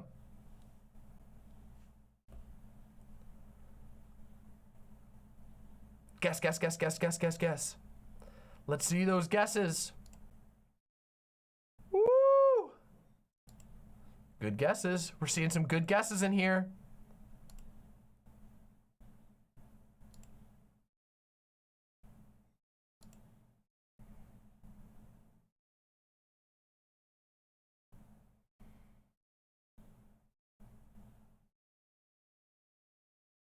Nobody's guessed it yet. Violence! Violence! Violence, you have won the code with your K-Cosmonaut. Fittingly, I decided to use K-Cosmonaut. Violence, you are the winner of the Disco Elysium Final Cut code. Yes, indeed, good guess and a wise guess. I promise you, you are going to love this game, okay? There you go. I have DM'd it to you on the website DMs. It is a Steam code for Disco Elysium Final Cut. I truly hope that you enjoy it because it is legendary. I want to give away 2 more games, and then we'll top it off with a little bit more Dark Souls, and then we'll wrap up for the night. I'm gonna give away 2 more games real quick. Oh, you're gonna love it, Violence. It's genuinely so good. All right, the next game is Remnant from the Ashes. Remnant from the Ashes is it's a Souls-alike, actually, with roguelike elements. It's a really good game. It's a very strange Souls-like because it has guns in it, like a lot of guns. And it's not like a hard Souls-alike, but it has a lot of Souls characteristics. I have not played this game, but Fawn played it and really liked Remnant. I believe Fawn beat the entire game like twice. So I think you guys will enjoy it. It's a very highly praised game for its blending of roguelike elements with Souls-like elements. And also the fact that it has like a modern setting instead of a medieval fantasy setting. Anyway, let me pick an emote. This is for, once again, Remnant from the Ashes. And in 3, 2, 1, go, go, go, go, go, go, go, go, go. Guess, guess, guess. Let's get it. Let's get it.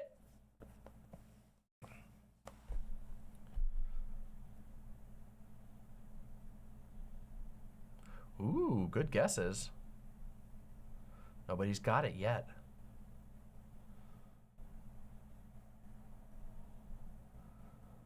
Some really good guesses though. I always love it when people branch out in their guesses, because I go all over the place. Sometimes I pick popular emotes, sometimes I pick unpopular emotes. Sometimes I pick sneaky decisions that have niche popularity, like this one. This one has niche popularity.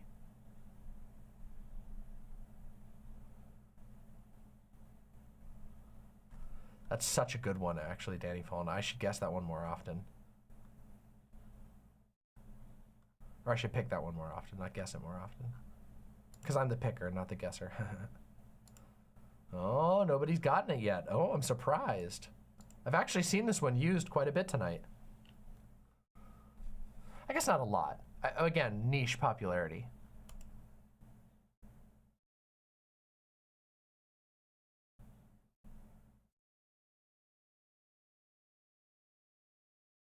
Nobody's gotten it yet. Ooh. All right.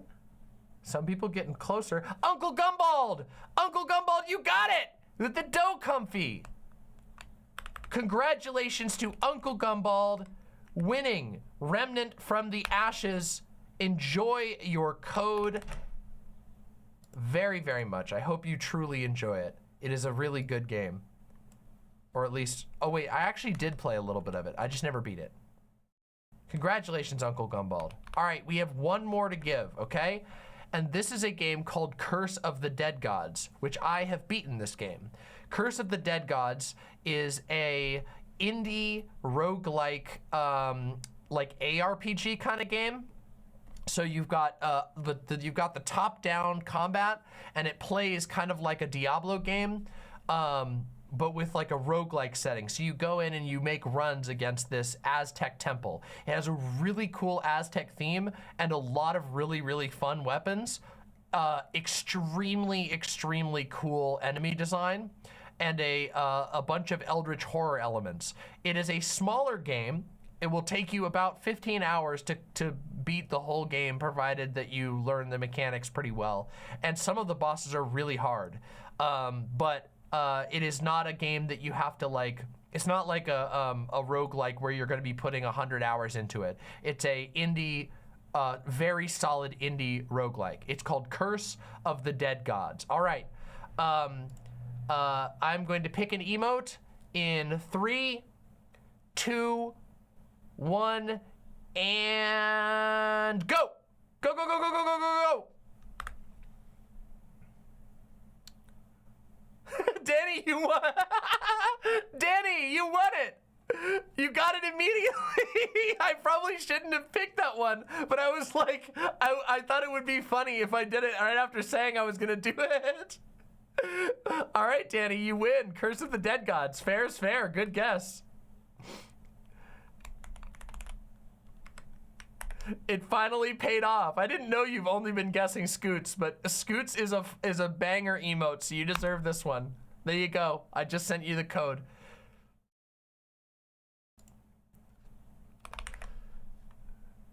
Absolutely. I think you'll really enjoy this game, by the way. Curse of the Dead Gods is really, really fun.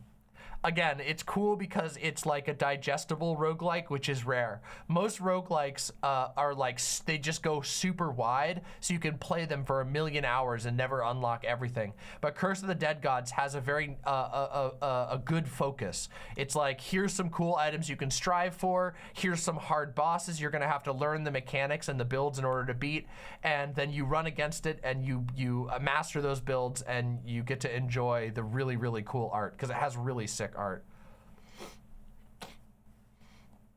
All right, everybody, we have a little bit more Dark Souls to play. Oh, thank you so much, Bavarian Banshee. I really appreciate that.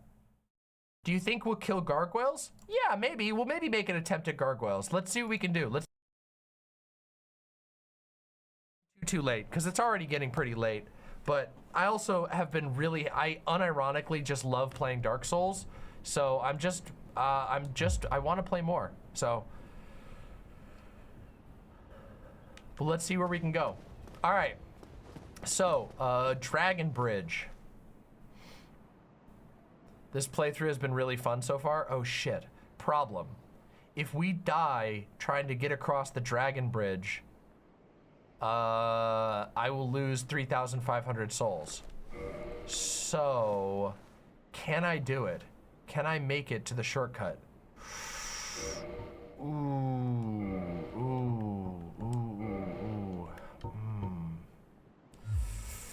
I don't have any fire resistance, do I? I don't think I have any fire resistance items. I have no fire resistance items. You won't die if you open up the shortcut. Okay, I'm gonna try to get to the shortcut. Let's do this. Let's hope that I don't die. Oh, shit!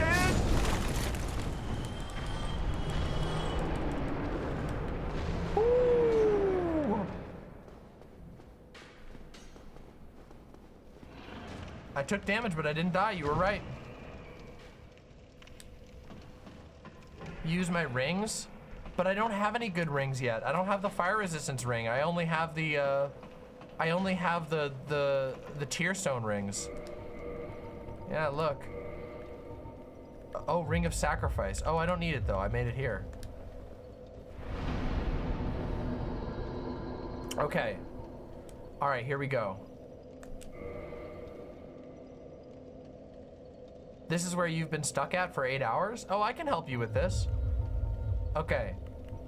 So, let's do, what do we want to do here? Okay, we gotta be smart. We want to put 1 point in endurance because we definitely need more endurance.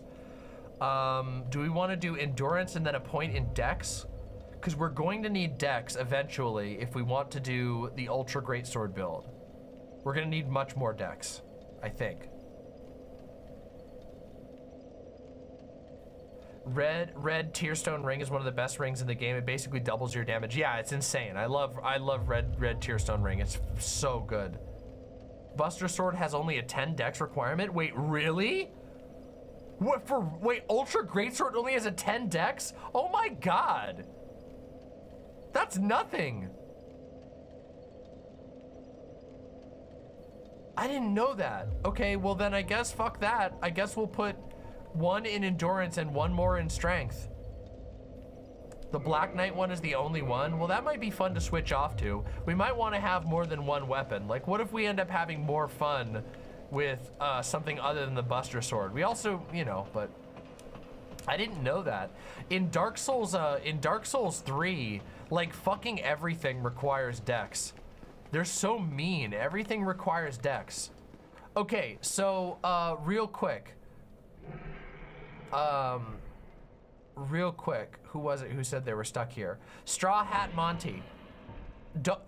I'll show you what you're supposed to do at this part, but not right now, okay?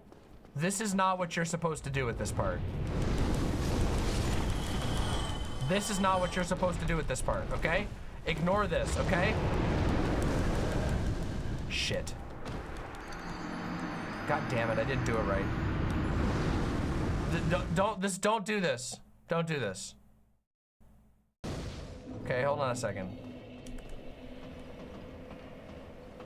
Wait, I should have used Tearstone Ring here, right? Because that would increase my defense for the second part of that hit. Should be able to survive the second one by a small margin. So we want the blue Tearstone Ring. Boosts defense. Okay.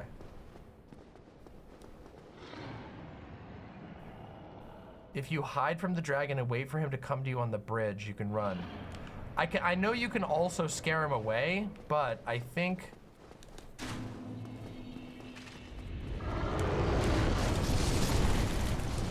I almost made it! I almost made it! No! Come on! I was so fucking close! You can't roll through this? I'm pretty sure you can. I'm pretty sure that's the only way. You gotta bait him down? Oh. Baiting him down is the play. How do you bait him down again? You can't, I just got stun locked. You have to just run, no rolling. You can hide behind the wall and he'll just run to you. Okay. You go past the stairs.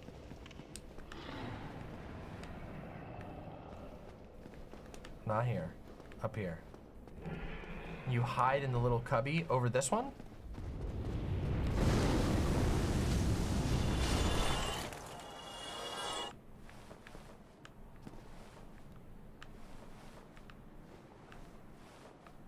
What a cool looking dragon. This game really knows how to set the mood. Oh, yeah, here we go.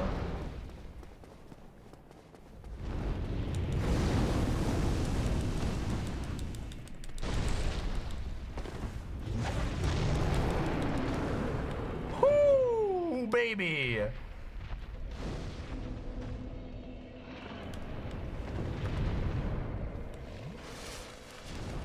He's so cool looking.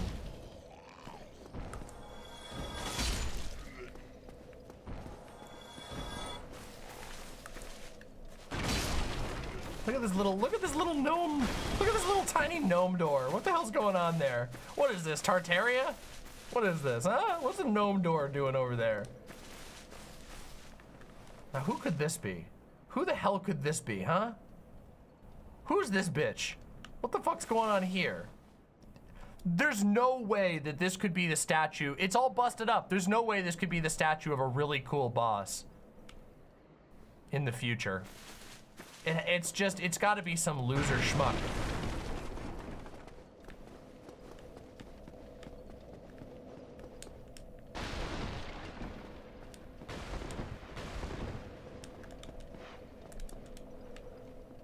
Crank. Man, that was so cool. Okay, so now, by the way, now I will show you what you're supposed to do, okay? Not what you're not supposed to do. Where'd he go? Oh, he flew away. Oh, he's gone now. Does he not come back right now? Is he done? Is he gone? Oh, he doesn't come back. Oh, what did I just get there? Shit, I didn't see what I just got. Fuck. What did I get? Oh, souls. Okay. Okay, nothing really important. Oh, Claymore. Oh, that's a cool weapon. All right. So, Straw Hat Monty. This is the part, this is what you're supposed to do here, okay? You're supposed to come out this way. Ignore the dragon. That is the pro strat for if you want to be stupid. This is what you're supposed to do. Okay?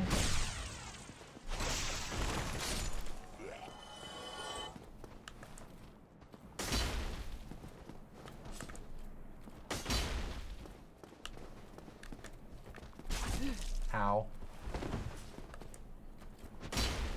God damn it. This guy with the spear is gonna be a problem.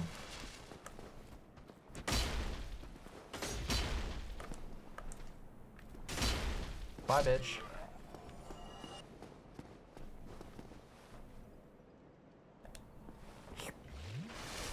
Just don't launch off the bridge here. Yeah, I won't.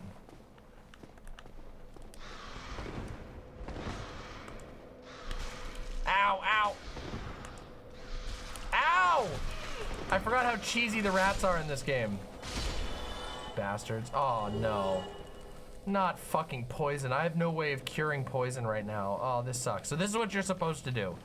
And then you come over here. Yeah. You get poisoned by the rats, but they are annoying. But yeah, it just kind of sucks. You kind of got to deal with it. Okay, so hold on a second. All right, this is where, okay, hold on a second. Now we come up here. We may as well play hard, fast, and loose. Just come up here, sneaky as a poisoned hollow, okay? Because there's a boy up here.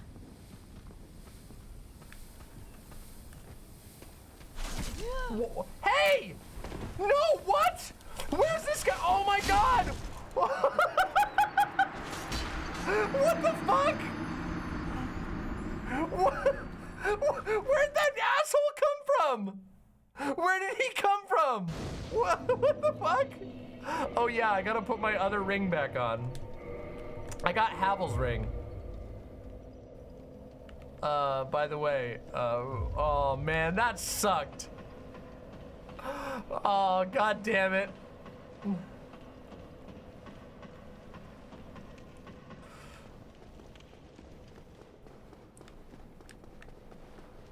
Oh. I will make sure I do that this time. I didn't remember that. Oh. Ah. Love that classic Dark Souls frame rate drop.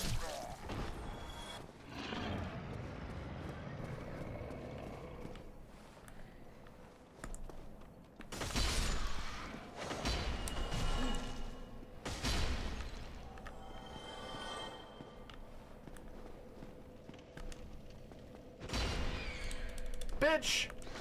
Are you serious? Alright, no poison that time. Oh shit, I forgot about DS Fix. Oh man. Oh shit, DS Fix would let me play it windowed also, wouldn't it? Okay, I will install and calibrate DS Fix before the next stream. Oh wait, okay, now the guy's gonna be coming up here, isn't he? No, he's not, okay.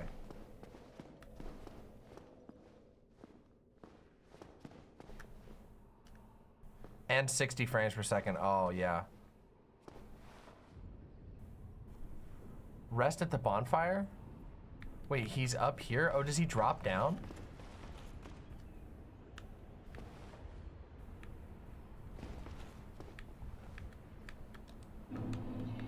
No, he doesn't. That was the other, I was talking about the other little hollow. Here we go. All right, asshole. All right, here we go. Oh shit, that was a bad start.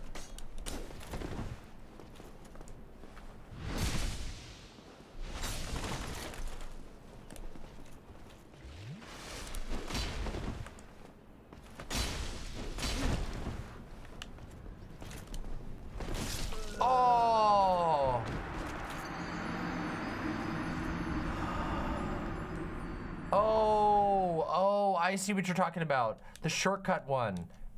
Good call. That's a smarter move. That is a smarter move. You're right, that would be smarter. That's a lot of damage. Yeah, that was silly. Yeah, that turn got me. That stab move is the bane of everyone's existence. And there are a ton of people who use that sword in PvP because it's such a tricksy move to read.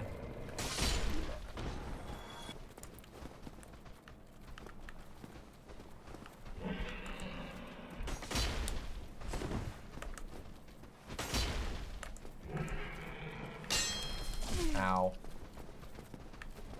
I hate this bitch.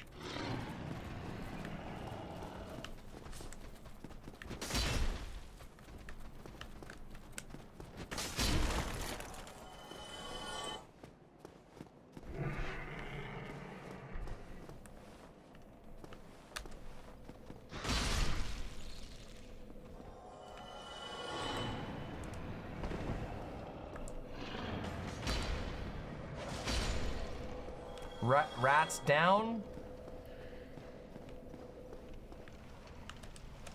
Okay, this time I'll rest at this time I'll properly rest at the smart bonfire next to the shortcut. I always forget that it goes literally right here. It's like it's right there. Look at that.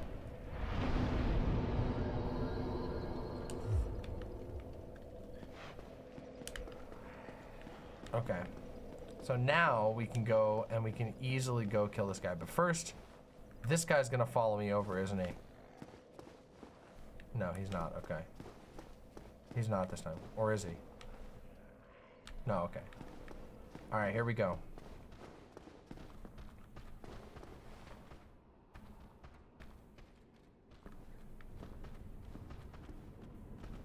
Oh, I hear him pacing around up there.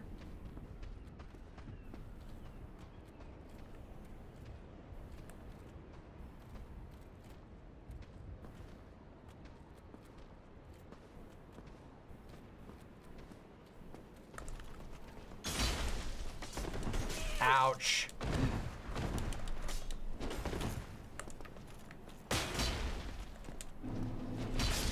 Oh no, what? Oh, I thought I was just out of range. Oh man, god damn it. That was pathetic. I got the souls. I shouldn't have worried about the souls. They weren't that much. It's alright, I'll get him this time. This guy's hard because he's in such a small environment, and I'll be honest, I think this guy was a little easier to beat with the fucking club. If I'm completely honest. Oh man.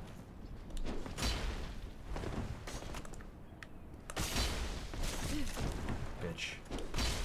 Oh, whoa, whoa, what? Not this time. What the fuck was that? I thought I was falling down. I couldn't even get up. He hit me with the third move while I was on the ground. The fucking OTG kill. Oh man, this sucks. All right, this is embarrassing. I'm getting embarrassed by this bitch. This guy isn't that hard. Come on.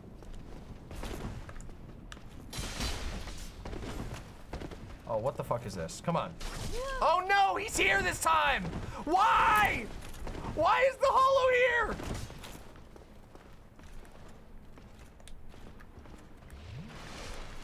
Go away! Why did you come this time? Oh no!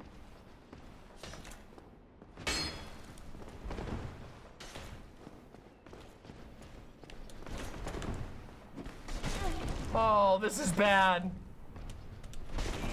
What is going on? Let me up!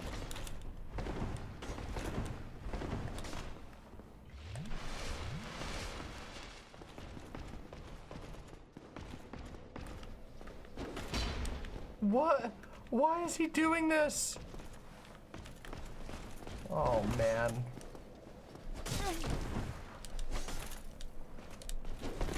What is this recovery time? What the fuck? Oh my fucking god! What the absolute fuck? Oh man, this sucks. Okay. You get over here. Come on. Get over here. I'm killing you in advance. Asshole.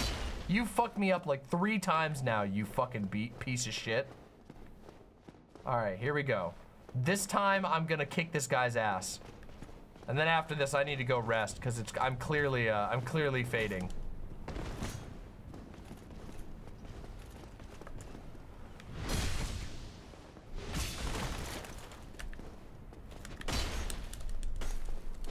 Oh god.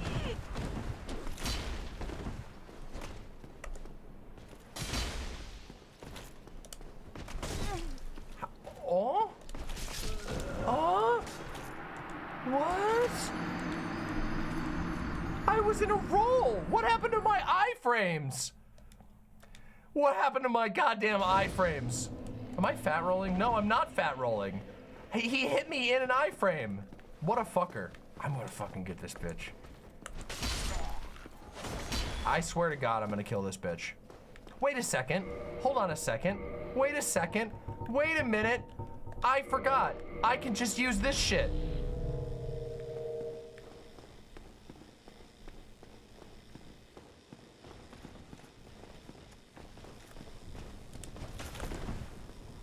What?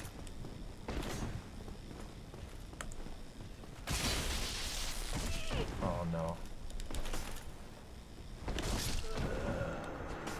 The backswing! Oh man, why am I getting clapped by this guy? What is happening? What happened to my energy? What happened to my skill from before? It's because I'm using this item and I don't have I'm not used to this Y yet. And I'm fucking up. Try playing unlocked? Oh yeah, true. Okay, yeah, I could. So you can actually roll past him. Yeah, that's true. I always like locking onto my enemies though.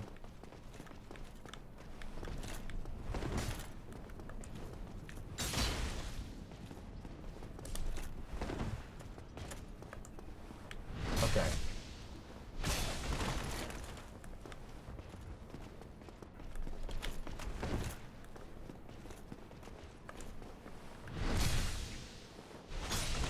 Yo, thank you, Q-Berry Shortcake. I appreciate that a lot.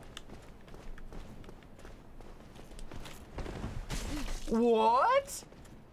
Okay, I'm sorry. That tracking was fucking stupid. Bitch is dead now. Motherfucker's dead. Alright, put him in his place now. Now I feel a little better. Now I fucking feel a little better. Oh, thank you. Thank you about the corns as well. Alright, now I feel a little redeemed. I feel just slightly redeemed. Alright, let's go a little further. We'll go a little further, and then I gotta stop because I'm really hungry and I'm starting to get a headache from hunger. That's not a good sign. I've barely eaten anything today. Actually, now that I think about it, I had bacon, eggs, a half of a chicken, not even a whole chicken breast, like half of a chicken breast, and a few noodles. That's not good. Oof. All right, so now it's boar time, right? Oh, you can, the boar doesn't necessarily charge you unless you go up there, right?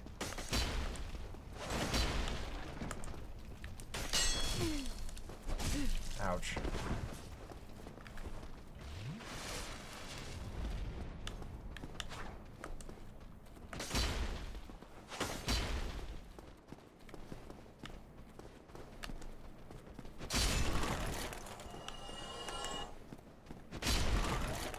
Get crunched.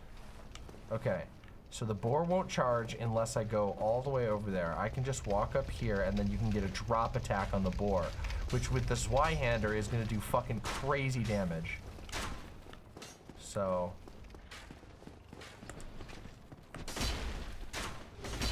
Ouch.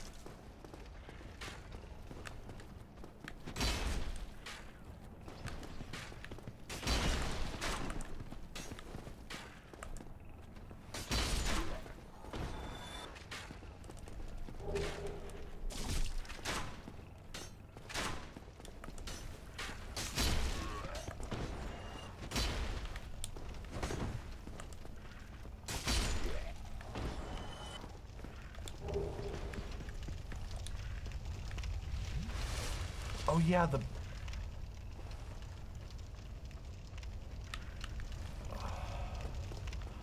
boar. Oh yeah, you can get the boar to burn himself to death. I've done that before.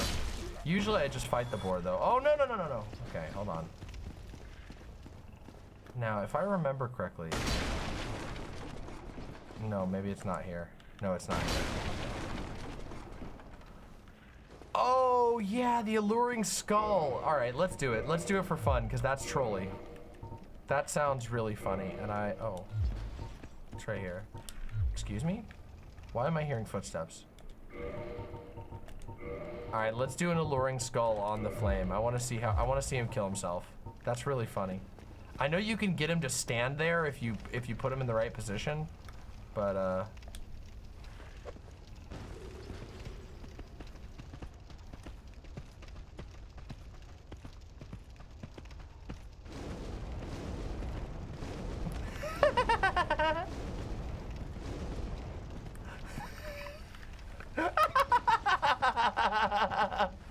that's so good.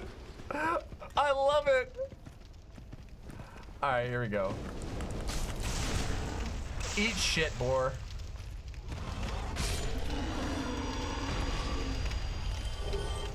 Oh, yeah. All right, let's do, can we do the fang boar helm? Oh, the fat rolls. Boing. Incredible. All right, I'll only use the fang boar helm for the next few rooms. Okay.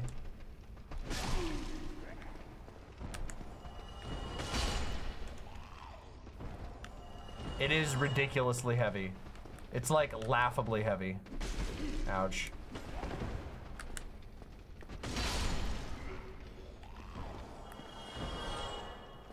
But also, it's stylish, okay? The Fangboar helm looks great. I wish that it was more viable. I wish that it was a slightly lighter armor, but it's not. So we just have to deal with the reality that we live in. It's one of the heaviest, yeah, it's one of the heaviest armor pieces in the entire game. It's ridiculous. I mean, to be fair, it's built for a boar, not for a human. It's built for a giant monster demon boar. So it kind of makes sense.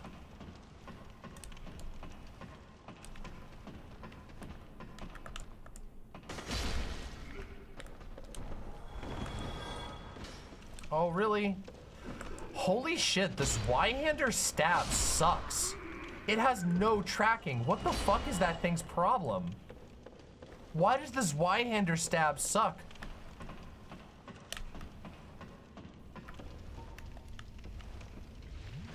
Is it supposed to be that? Is that the bug that people were talking about?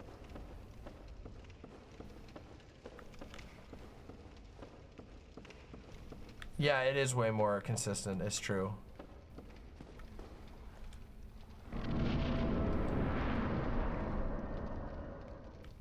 Yo, we made it. Now we up here with the fucking assholes. Now we up here with these fuckers. With the big skellies. Backstep then R1? Oh, that's cool. Oops.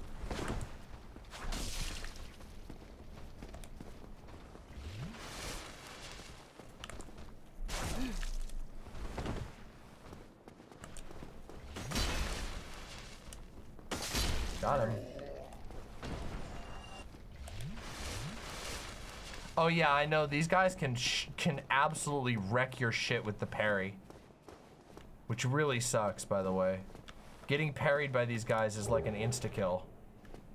Okay, honestly though, I should probably take the boar helm off for real for now because fighting these guys is fucking shit.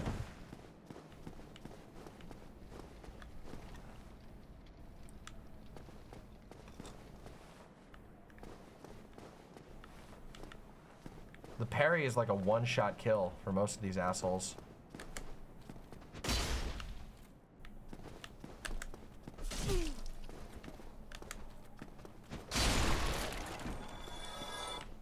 Okay. We are out of Estus, which kind of sucks. But I think we can make it to the next bonfire if we're careful. If I'm really careful. Ambush.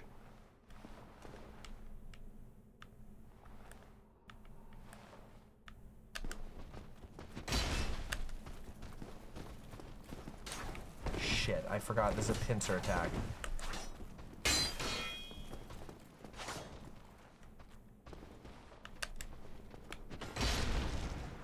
Bye, bitch. Fucking deleted.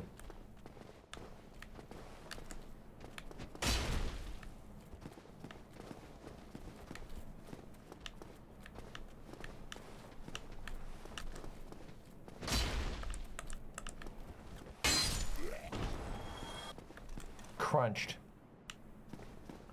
There is a dragon tail sword that will obliterate the early game. Honestly, yes. What's it called? The Drake sword is really cool, but my Zweihander build is literally going to be stronger and take less stats. So even though I do agree that the Drake sword is a pretty strong early game weapon, our current build because we have Havel's Ring, it's actually we're just going to be kicking so much more ass with our current build. The Drake sword is good, but it's a noob trap. Yeah, it is. Yeah, that's what I was saying before. That's why I said I'm not going to bother with the Drake sword this run because it doesn't scale well. It's not actually as good as other swords that you can get, but oh, hello, asshole.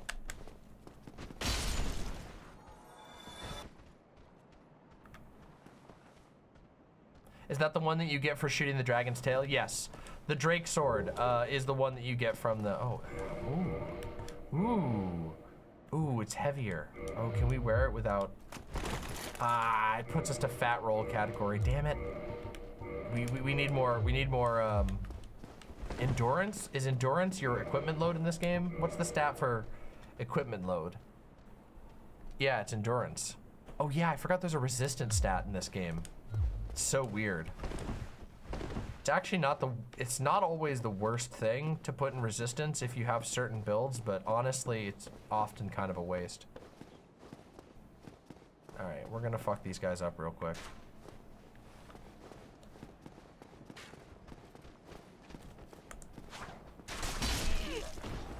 Shit.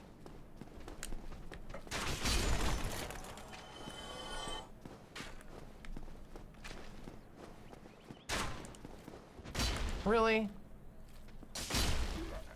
Kind of stupid. Hollow soldier waistcloth. Okay. In there is the mini boss, and down here is the fire. Bonfire time. Also,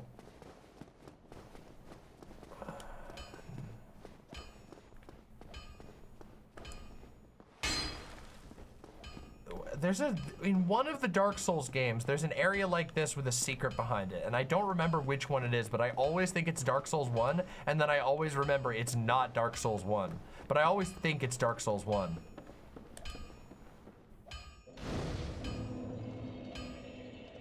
Yeah. All right, let's level up and then we'll call it for the night. We're gonna put our endurance up. We need that endurance up high. We need some fucking sick ass armor. I want to get some, I want to be able to wear some amazing ass armor.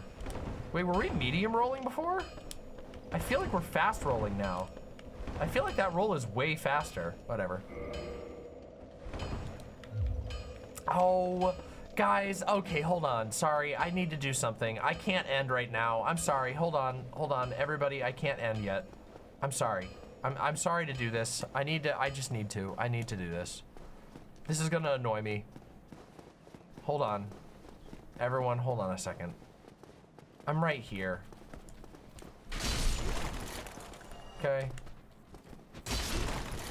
I just want to fight this asshole. I just want to get him out of my hair.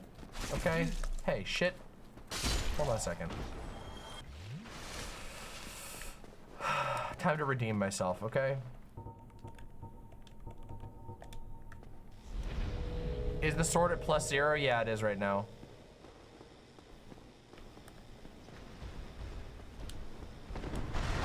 Ouch.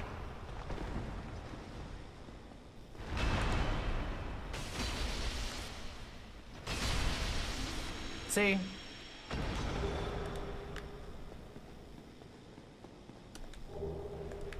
There we go. Now everything is right in the world.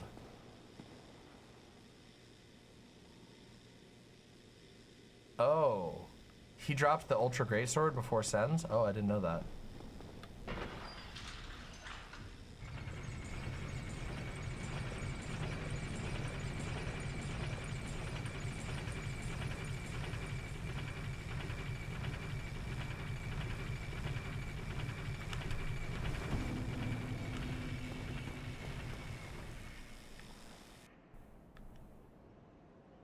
Wait, was this the wrong spot? Did I get off on the wrong spot?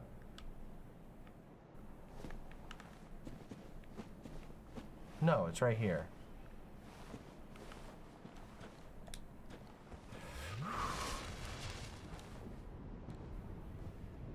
Ooh. Bitch! You motherfucker! Ah. I hate that jump. I hate that motherfucking jump. It's okay. All right. All right. All right. All right. All right. All right. All right. Skelly Bobs, leave me alone. That feels like it should do more fall damage. It would if it was Dark Souls 3. Dark Souls 3 is really mean about fall damage.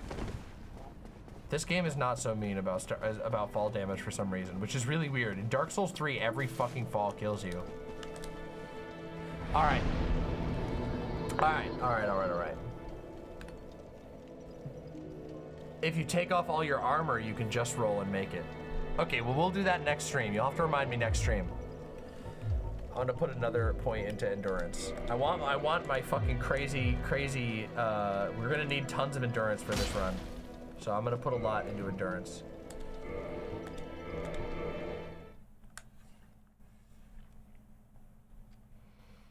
This has been really fun. Thank you all. Thank you all for being here with me. Oh, did it freeze? There we go. This was a Pogger stream. I had a lot of fun. The topics we talked about were really important and valuable, and I had a great time doing Dark Souls. Remember, on Sunday, that's right, this Sunday, we will be doing a community call-in stream where we will be taking call-ins from members of the community. Call-ins are going to be, there's going to be little registration windows where we take 2 or 3 people at a time, and we're gonna go for a couple of hours. And you guys will have the opportunity to call in. If you want to argue with me about something, you can argue with me about something. If you want to tell me about something cool, you can do that. It is a community call-in stream, a signal night, as we call it, this Sunday. So tell your friends, make sure everybody shows up, and then afterwards, we'll cool down with some more Dark Souls. I'm going to be doing a lot more gaming streams in the near future because I want to actually make a good pace through the Souls games, and I am excited, extremely excited, to show you all of the Dark Souls games. Thank you very much for being here, and remember, do not die. Do not fucking die. I'll see you all very soon. Bye for now.